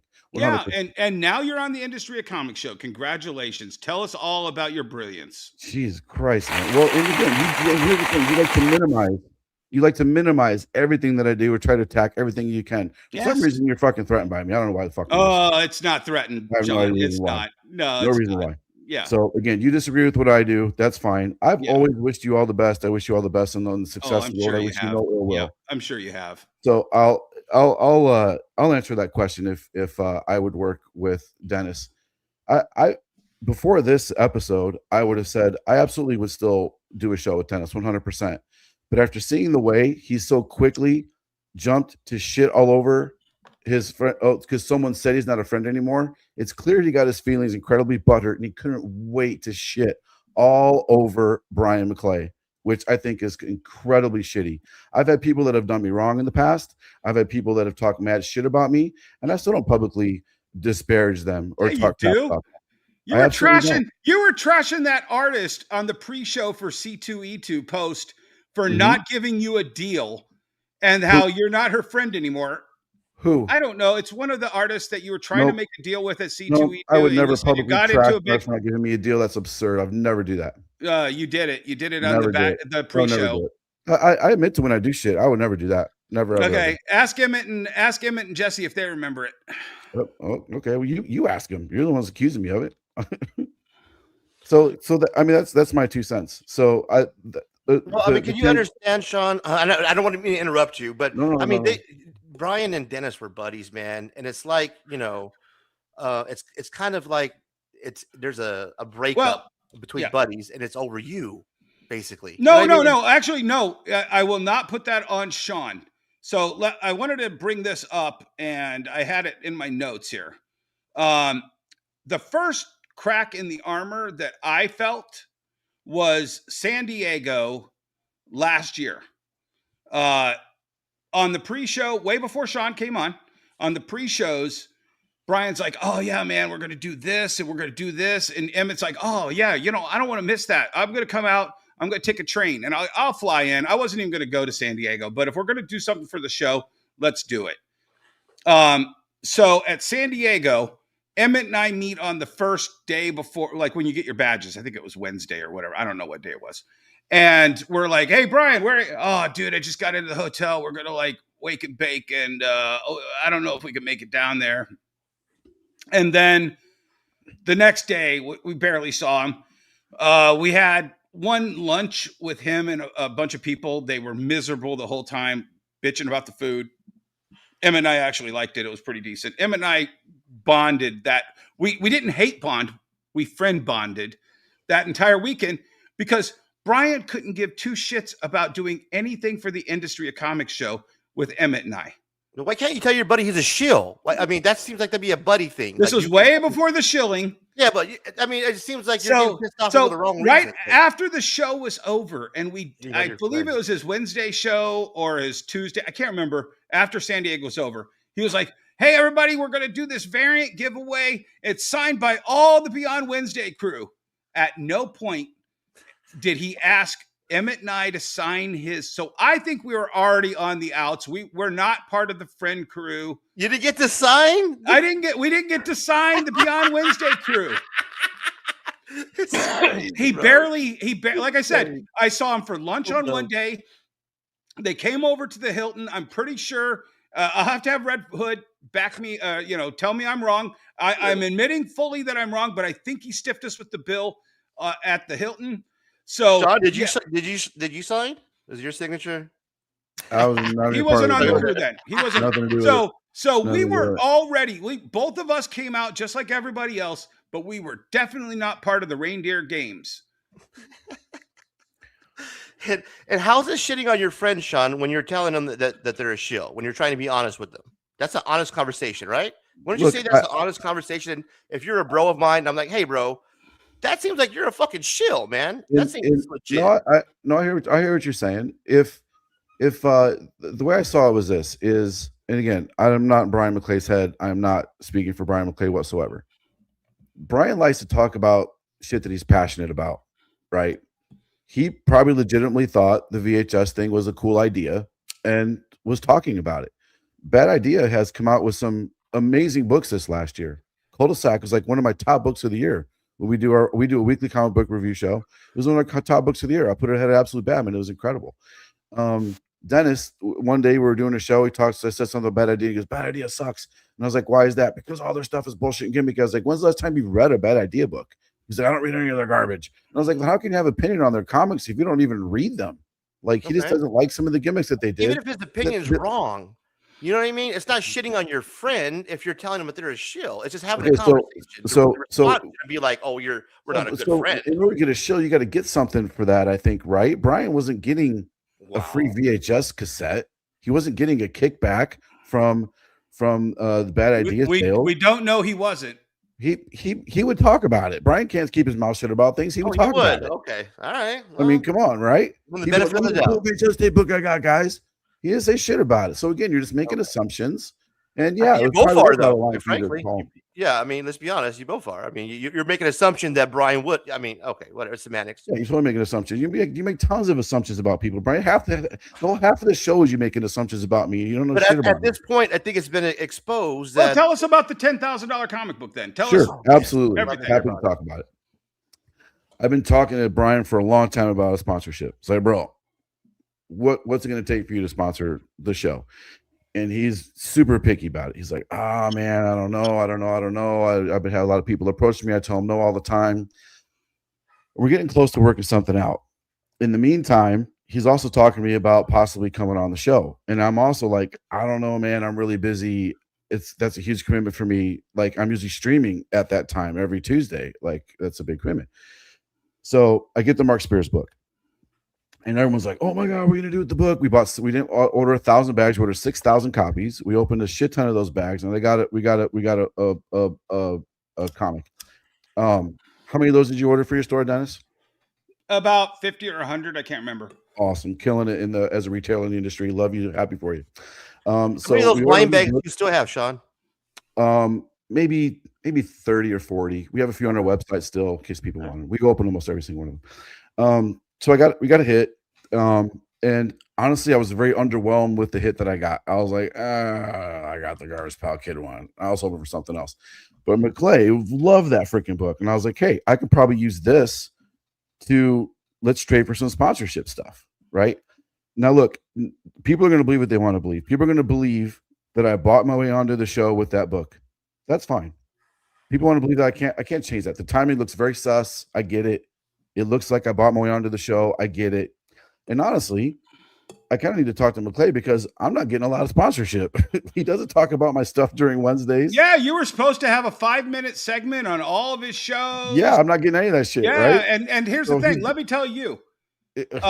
Before he announced, but after you announced that he got the 10K book, he said, "Hey guys, I'm thinking about bringing Brian on or Shawn on once a month." And we're like, do we need him to do what? Oh, to talk about his variant hustle and his convention appearances and not his store opening and whatnot, and publishing, whatever. Yeah. Your whole line. He was you were the total package. That doesn't matter in the industry. You were the total package, and you were coming on once a month. All that little shit. And then you announced comics, publishing comics. That's nothing. Then he announces, "I got the $10,000 comic book," and then the next day, he calls Emmett, Jesse, and I, and goes, "Hey guys, Shawn's going to be the full co-host from now on." I heard the story. Got it. Yes, yeah. Understand. I don't need to reiterate it. This is the third time you told it during the show. So what happened between the once a month and the every week in that 1 week where he opened up a $10,000 comic book? I don't know. Like I told you, you can believe what you want to believe. 100%. You're going to anyway. You can't. Dennis never changed his mind about anything ever. So you believe what you want to believe. That's fine. Like I said, I was supposed to get. If anything, I'm getting the short end of the stick because I should be getting more kind of promotions during Saturday show and the Stein show maybe and the Wednesday show. Like I all I got out of this deal was a co-host gig. Like, come on, man, working harder than that. Like. Static Panels brings up a point. We got to recognize the chat. Co-hosts are just used this community to push a channel and make one person money. That co-hosts are expected to shield for the host. This whole thing is a joke. The community is a farming site for free labor. Can't disagree with that. I can't disagree with that. But you know what? A lot of guys, like, I'm not speaking for Dennis, but guys, I'm going to assume here. Please tell me if I'm wrong, Dennis. Guys like me and Dennis, we're just passionate about the industry and we love to talk about it. And We I love think talking you about guys can work comics in the together. industry. But Dennis says you got to be off the show in order for him to be back on. So, Well, I mean, I mean, that's where we're at. I don't think we're going to be able to come across that's that no, crossroads. that's evidently. between that. It look, it's Brian's show, man. 100%. Right. It's I'm great. I'm grateful to be on there. I'm flattered and honored that he wants me on there. I'm grateful to be next to Jesse and Emmett. Those guys have done great things, continue to do great things in the industry, and I'm happy to be there. I do think I've accomplished a lot in the industry in a short amount of time. Dennis disagrees with that. That's fine. And I still wish him all the success. I think he's a total freaking piece of shit for what he's doing to his so-called friend. He couldn't wait to come running on the show and make a post and a video shitting all over his. Well, in all honesty, so-called Shawn, friend. also Brian came here as well when he had any type of beef. He was here with the Renovision situation. So let's say that this is not the place to come to talk about drama when it comes to Brian and Beyond Wednesdays. That's kind of fair enough. I've been in this YouTube space for, we had a channel for a long time, just doing comic reviews. It went dead for about a year. Bringing it back, we get barely any views. When his response to my response had so many fallacies in it, that's when I agreed to come on this show, because there was no other format for me to go. I even said to him on that 1 hour, I go, you're not even going to let me come on the show to say goodbye to the show I helped you build for the last 2 years? No, you're crazy, Dennis. Why would I ever let you come on the show? That's between him, bro. He left me with the only show, and actually somebody else was going to host something, and Brian sent this long message to him that he forwarded to me to try to keep me from doing Razor's show, and that fell through. And I had another person try to come on and have me do something rather than come on this show, and it all fell through. And so here we are. And honestly, Razor, did you think you were going to see the stuff that you saw tonight? No, I'll be honest with you. There was a lot of information that was brought forth that I was surprised to see. I'm surprised to see Shawn here, to be honest with you. To be one, I got to give you your respect for actually joining the show, giving us your side. Again, guys, like you said, Shawn, there's a lot of shit that I don't know, because this is maybe you don't watch the show, obviously. This is what this is about. It's about me not getting the comic book community because I'm new to it, right? This guy doesn't know shit about comic books. This is the perfect place for this, because we can have the conversation. I can be like, I can bring you in. I can have Dennis here, because I'm finding out why you don't fit with the show from somebody who doesn't know what your layer is. Mm-hmm. That's why I have what I do, I do. And I got to give you props for giving me the invite. I didn't think you would. You sent me the invite. You guys, I'll Dennis intentionally or just, here's the other two things. Here's my opinion. Then I'll go to bed and let you guys finish up. Right. So, Dennis either intentionally minimizes things about that I've done, or he doesn't know and doesn't even give a shit enough to even research before he just spews stuff about me out there. It's one of those two things. Either he knows and he intentionally lies about it, or he doesn't even care to do the research. For example, the store's open for 3 months and blah, blah, blah. He doesn't do this. I don't consider you a retailer. But even though I've sold, I could go on and on about the shit that I've done. I've accomplished shit Dennis could never accomplish, and he's done stuff I could never accomplish. I'll never own a record store. That's huge for him. I'm happy for him for that. That's awesome. And I'll give him props for that all day. He'll never give props to me for shit that I've accomplished. I'm a bottom feeder, nobody that sells booby books. That's what I am in Dennis's opinion. And that's fine. That's his opinion. I don't give a shit. I'll never change it. Right? Hey, you know what? I'll give you your props right here.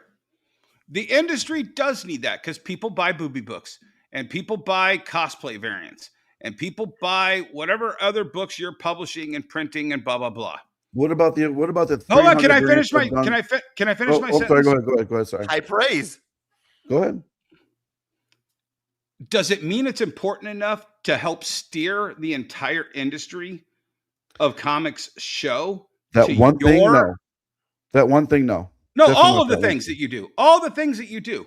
Yeah. Is that important enough? Well, let's list all the things that I do. What are they? No, you already listed all of your things. We know what it is. Do you remember? I Do you did remember what they are? whatnot. I did. I open a store 4 days a week. I do whatnot. I own a printing press. I produce variants. I team up with 16 other people to co-buy variant covers from the big guys. How many artists and writers think I communicate with a week in the industry actively? I don't care. But Well, but you this should. is what the show You needs, should though. It fucking needs care. both worlds. You need should to be care. on the industry of variant shows. No, you should fucking care because I'm actively talking to writers, inkers, colorists, everybody in the industry it takes to produce comic books. I'm actively helping and training other people produce their comics. I'm actually teaching people and showing them how to do their own Kickstarters to publish their own comics. You know what the industry of comics needs? How about some fucking comics? I'm actively doing that. What are you doing? You're buying and flipping collections. So if anybody deserves to be on that fucking show, it's me. Okay, it's your show now. Congratulations. There you go. Why are you so angry? You ain't Why are you so angry? No, I'm not angry at all. I'm firmly Now talking steer to the you. entire direction to variant covers and booby books, and Nope, the industry that's will be not it. saved by Shawn. Hallelujah! Never said that. A $10,000 comic book has saved the industry. And that's what you do. When you lose, you start to mock. When you lose, you start to mock. It's a coward's way out. When you can't use your says the intellect anymore, you jackass. heard? Says the jackass who goes to sleep when we're talking about Pokemon. When you can't, Says the jackass who goes to sleep when we're talking about Pokemon. we're talking about comic book industry, right? Is this the Pokemon industry or the comic book industry? Oh, this is boring. I thought We're this talking was about the comics or industry of Pokemon? comic show. I thought this was the industry of comics. And you're mocking again. Is we talking about comics or Pokemon? I'm Is this the comic book mocking you, industry? mocking. Yeah, Is it yeah. the So comic you're book- right. Is this the comic book industry or the Pokemon industry? Well, considering most comic book shops are literally today had their best day because the Pokemon we release. just talked about steering the industry of comics, not steering the industry of Pokemon. You said I deserve to be in there because now you're talking about Pokemon. You don't know what the fuck you're talking about. You're just talking out your ass. You're trying to shoot for anything you can to try to make yourself right. It's all you care about is being right. That's Nope. it. Don't And that's need to. probably why you're not on the industry of comic show anymore. Oh, okay. That's probably why. And Got it. sadly, you can't Probably take why. accountability and see that for yourself. Probably why, yeah. You probably lost that spot due to your own ineptitude and inability to take Oh, accountability. yeah, you're right, Sean. You're right. Now you're just mocking again. That's what you do. It's so I funny. know, man. I wish I would have had a $10,000 comic book to give to Brian so I could I bet prove you did. wrong. I bet you did. I bet you Well, did. is And there you know anything what? else that we can You know add, what? gentlemen? Let's just, hey, real quick, Razor. Let's just say that's true. It's sad that all it took to get you off that show was Yeah. one slab comic book. It's really sad. It really It's is. sad. That's all you took. Yeah, I know, Apparently you man. weren't- That's sad. That's all it took. Donald Trump asked Newt Gingrich, how much will it cost to run for president? And Newt Gingrich said $50 million. And Trump said, oh, the price of a yacht. Okay, I'll do it. What's that got to do with anything? Because your Say that you bought your Brian's way onto the Brian's price was $10,000 garbage pail kid. Mark Again, Spears you variant. see, and that's what you have to do right now is you have to say the way I got on is by bribing him with a Yeah. comic book because you can't acknowledge all the things I've accomplished in the industry without going, hey, you've done this and this and this. You have to mock and belittle. That's all you know how to do, Dennis. Did That's you all just know how mock to my do. mocking? Is you mock and belittle. You mock That's my all you know how to mocking. do. Yes, I totally did mock you. But I mocked your mocking and you said that was wrong. And then you now you're mocked trying my to mocking. deflect. Now you're trying to deflect, trying to distract from what I'm saying. No, I'm just trying to say, you know what? The reason you hate me is I'm actually I more don't like hate you than you. Yeah, you You're do. the one Yeah, that said you in the do. show you hate Yeah, me. You said you earlier that you hate do. me. I don't hate you at all. I don't hate you at all. I kind of feel bad for you, honestly. Oh, well, I feel don't bad for you. bother. Don't So, look, bother. And now our so next here's- segment, AI. Since you can't acknowledge what I've done Yes. to earn that place on that show, you have to Okay. try to minimize it by saying I bought my way on with a comic book. That's I fine. It's your called you a opinion. bottom feeder, and 2 years later, you That's have my fine. job. Well, Congratulations. Yeah, see, and that just goes to show that you didn't know what I did in the industry, what I've done in the industry. Okay. I sent you a whole box of shit of how many trade paperbacks have you published in the comic book industry? Dennis, 0. I have Yeah. a whole trade paperback of issues that I've published that were put out all through Lunar, distributed to comic shops throughout the freaking world. In 10 years, I've done that. And then 21 years, you've been able to quit ordering FOC, you quit ordering new books, all you do is buy collections, you have a comic book flea market. Congratulations. But that's what works for you, and that's But awesome. I'm the one that belittles. I'm the one that belittles Razor. It's just a fact. I think you guys, if you were able to somehow agree to disagree and work on the show, people would love this, man. Because It's So look, because it's two different worlds. You know, you got the, like I was saying, it's the old school, the new school. You know, the old retailer meets the new whatnot independent. It's perfect for TV. It's perfect for YouTube. It's unfortunate that you guys aren't able to work together. that's probably why Brian wanted me on the show, because it's a good mix of old and new. But Dennis couldn't see that. The only reason Dennis sees it is because I gave him a $10,000 comic. That's fine. Which probably isn't even worth $10,000. It's probably worth $5,000 anymore. We all know how Mark right? Spears is devalued. Absolutely does. So look, I'm boring and not fun to listen to. I have no charisma, so I'm gonna go to bed because I got shit to do tomorrow. Razor, I'm gonna give you some props for having me on. Again, I was totally shocked and surprised that you did, and you deserve some credit for that, bro. For real, you do. You deserve credit for that. So with that, I bid you guys adieu. Have a great rest of the show, and wish you guys all success. You got it. Have a good night. All right, deuces, guys. Shawn, ladies and gentlemen, we got to at least give him his. He did show up, so absolutely. Yeah, we won't give him the booze, guys. Give him the. I only have two other little shill things to discuss with you. Okay, and then I'll open it up. Well, I mean, it's up to you, but yeah. What do you got? What do you got? Keep going. Yeah. Well, no, I think there were two other things that me and the other hosts talked about. Not Shawn, obviously. That we were a little disappointed in Brian for. And it kind of started back around New York Comic Con. Because, and actually Shawn was right. Brian can't keep his mouth shut sometimes. So he was bragging that Keen Spot sent him 500 of the blind bags, and he was really upset that they changed the distribution and when they could open them. And we were like, yeah, you should tell people that Keen Spot gave you those. And, no. I'm just going to give them out and let people live open them, and I'll sell them on my live streams and blah, blah, blah. And we were like, okay. Yeah, I mean, it's a little, whatever. And then he got another 500 for the Christmas monster. Wait. He didn't pay for the Halloween blind bags? No. Well, what we were told was that Keen Spot sent those to him as part of the promotion because he had done so much work to, bring awareness to that.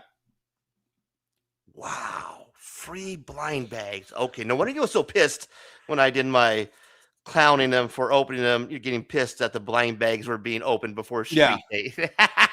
Yeah. So that was one of the instances where me and the other host. Check this out, Dennis. He does do that, though. He does brag because when we were talking, when we were cool, he was telling me that he was going to be shooting a documentary with Swaggle House. They were going to be following Mark Spears. I forgot. Yeah. Whatever convention it was. I had heard what happened with that. Yeah, like I don't know if it was New York Comic Con. Swag ended up changing it at the last minute, and then Mark, I think, bailed, and then Swag changed it. But one of the things that Brian really cheesed his ass about, and this was like in the back chats and the pre-shows, apparently he was supposed to be part of that little group that Swag was doing, the little 4 or 5 people with Manu and the other comic people. Yeah, then great. And Swag cut him out at the last minute. And he was really he didn't make the cut. And he got really pissed off about that. Like he was bitching about Swaggle House fucking him. He helped him build that whole thing. And yeah, so he was really pissed off about that.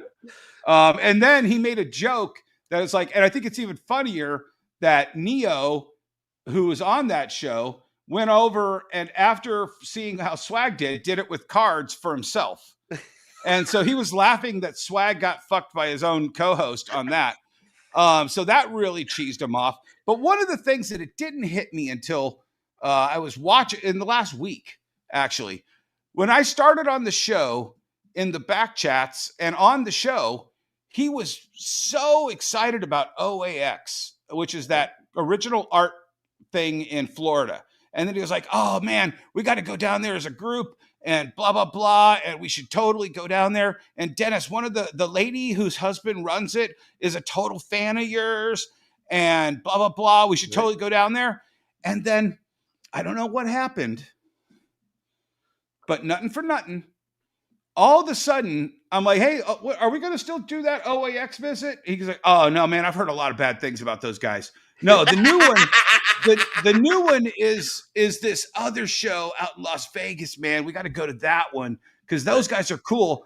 And then the guy who puts that show on or is part of that show has a seat on, I think, the Wednesday show now. Okay. And I was like, oh, that's kind of weird because I remember we were all down for OAX and I kind of loved Swag's coverage of OAX. Yeah, that stands changed real quick. And then all of a sudden it just switched, and all of a sudden that's the sucky show, and this other show is the cool one that we're all going to talk about. And the guy who's part of that is now on the show. Yeah, and it's just that there's a preponderance of shillness, right? That just I like that, a preponderance of shillness. I got to put that on a shirt. There you go. Oh man, good stuff, brother. And you said there was a second. No, it was just the Keen Spot deal that he never disclosed, but he told us in private. And then the switch between OAX and this other, I don't even know what the other show's called, but it was just like night and day. It was like, it's just like 616. He shit on 616 for 2 years. Then 616 buddy Shawn comes on the show, bought or earned, and all of a sudden it's like, yeah, man, I got to rethink this whole 616 thing, man. We should have that guy on the show. He's totally legit now that Shawn's on the show and works with him. You know, and it's just like, huh? Yeah. What's that meme? What's that meme? Are you sure about that? Are you sure about that? Well, and another point I want to make is I don't think that it's shitting, like I was trying to explain to Shawn, on your friend when you're just calling him a shill. You're trying to, even if you're wrong, hash it out. Don't end the friendship. Yeah. Well, that's not being a bro. Well, like I said, after the Anthony situation, when he tore into me and my son, I had it on speakerphone because I was walking through the house and my son just happened to be walking through and he's like, dude, you're letting Brian talk to you like that? Why don't you fucking quit the show? That's bullshit. He shouldn't be saying that shit. He's going hard. Maybe it was my daughter. I can't remember. But one of my kids heard it and was like, you putting up with that shit? We've known you our entire lives. That's not the kind of shit you put up with, Dad. Right. You know, and I'm like, you know what? My friendship kept me around after he treated me like that. Holy shit. In front of other people, he decided to treat me like that and call and do all of that bullshit. Like, you don't have any fucking friends. This is why everybody hates you. And it was just like, okay, so this is what you really think about me because I tore into your friend Ant, who literally the chat all went my way after a while. Is there any plans for your own show, Dennis? For any, here's the thing. I got to open this. It's kind of good that I have the free time now because I've got to open this coffee and bubble tea shop. Then it's the middle of the summer. I'll be able to do something with my kids for a couple weeks. My daughter has an internship, so she doesn't have a lot of free time. So I'm kind of waiting for that to get over. And then, I might do something in the fall when my kids are done out of the house and off to school. Sure. And Okay. I got the time to give a shit about it. But right now, I'm focusing on my little flea markets. Right. That may have made me more money in the last 4 years than anything I've done in 35 years of selling collectibles. My little flea markets have been the most profitable and the most rewarding for me. And I love going to my little flea markets every day and spreading the love of comic books that don't have titty books and whatever. Well, that's why it did sound like a good idea to have both of you on. I can see the concept. You have him, Shawn being him, and you with your side, the old school, new school, whatnot guy, independent guy, the retailer, bringing their both different opinions, both opinionate, I thought it was amazingly entertaining. A lot of people enjoyed it. If there's any way to bottle that and work together, I thought it would work. It would be a great idea because you want to get both sides. You want to hear your side. You want to hear what he has to bring. Yeah, but when you're gone. And literally, he admitted it here. The three of us that isn't Shawn are sitting there talking about how much business is coming in because of Pokemon. And it was actually Brian's idea because it was right it's after a collectible show. So yeah, I mean, Pokemon's part of the, and it's it was right important after conversation. Logan Paul or Jake Paul sold the $16 million Pokemon card. We're talking about Pokemon. We're talking about, all of this stuff. And he just in the middle of it is just like, are we going to talk about comics anytime? Why'd you come on the show? Because we don't talk about comics every fucking episode for 100 episodes, Shawn. So why did you want to buy your way onto a show that clearly doesn't talk about comics every fucking second of every fucking hour? Right. And again, my opinion, guys, is that when I'm watching when I'm watching YouTube, right? Hear me out here. And I'm scrolling like a lot of people, and I'm trying to find a comic book show or anything that's entertaining. That's the first thing that pops up to me. Is it entertaining? Is the person that I'm watching entertaining? Is he capturing my attention by being entertaining? I understand that he has information and he's been in the publishing game. He's talked to artists, blah, blah, blah, on and on and on. But the guy just doesn't have entertainment. He's not charismatic. He's not funny. And that's my opinion. That's why I don't enjoy watching the show anymore.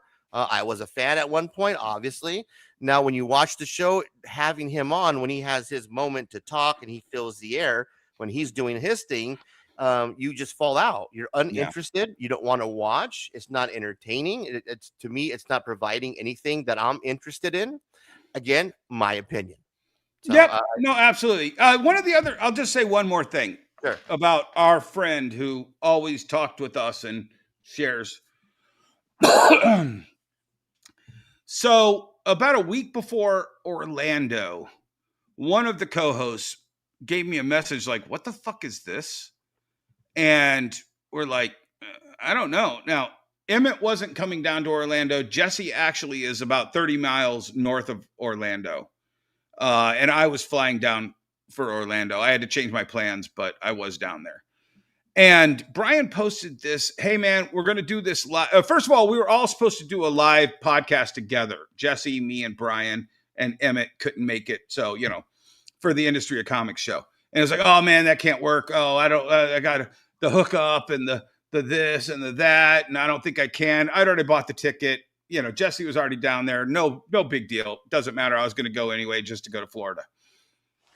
And then one of the co-hosts sent this thing is like, what the fuck is this? And it was like, oh man, we're doing the retailer summit with Hell Diver Comics. And I like Hell Diver, so don't get me wrong. I'm not trashing that.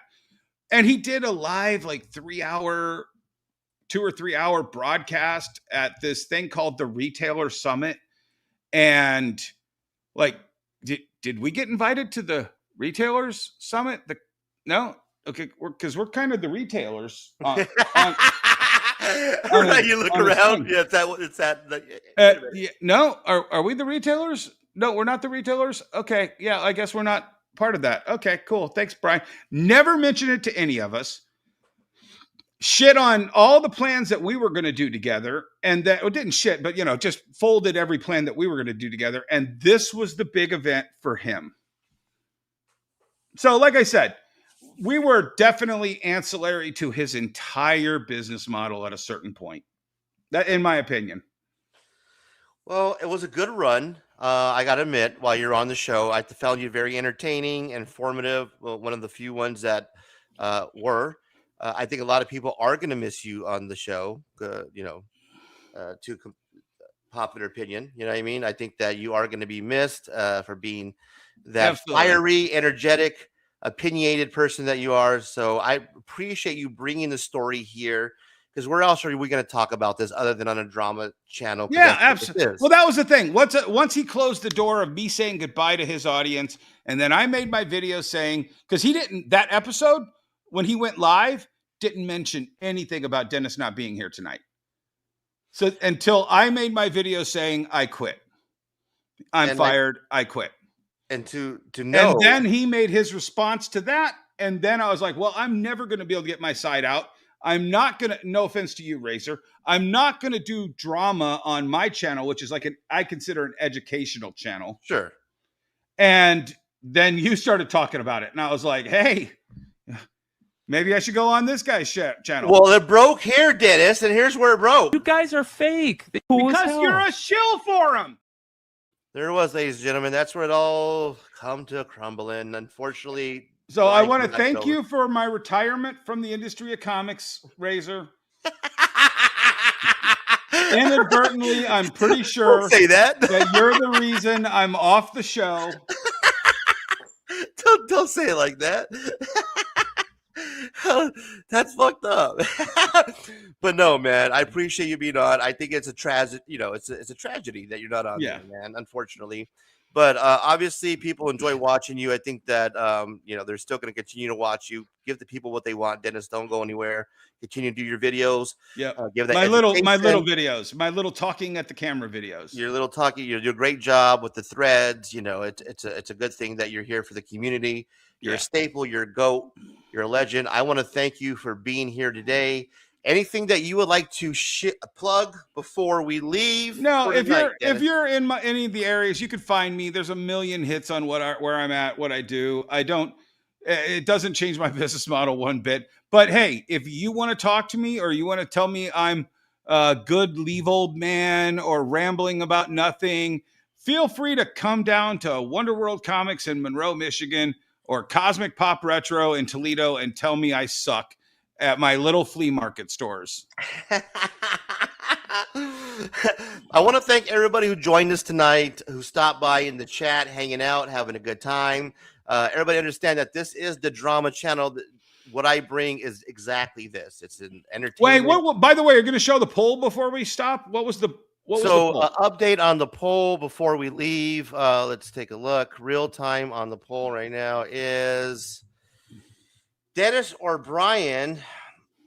49% Dennis and 51% Brian. Ooh, there you go. So the audience has spoken. 67 votes. We're going to end the poll and give the audience what they want. And Brian, evidently, and it's close. It was 51 to 49, 67.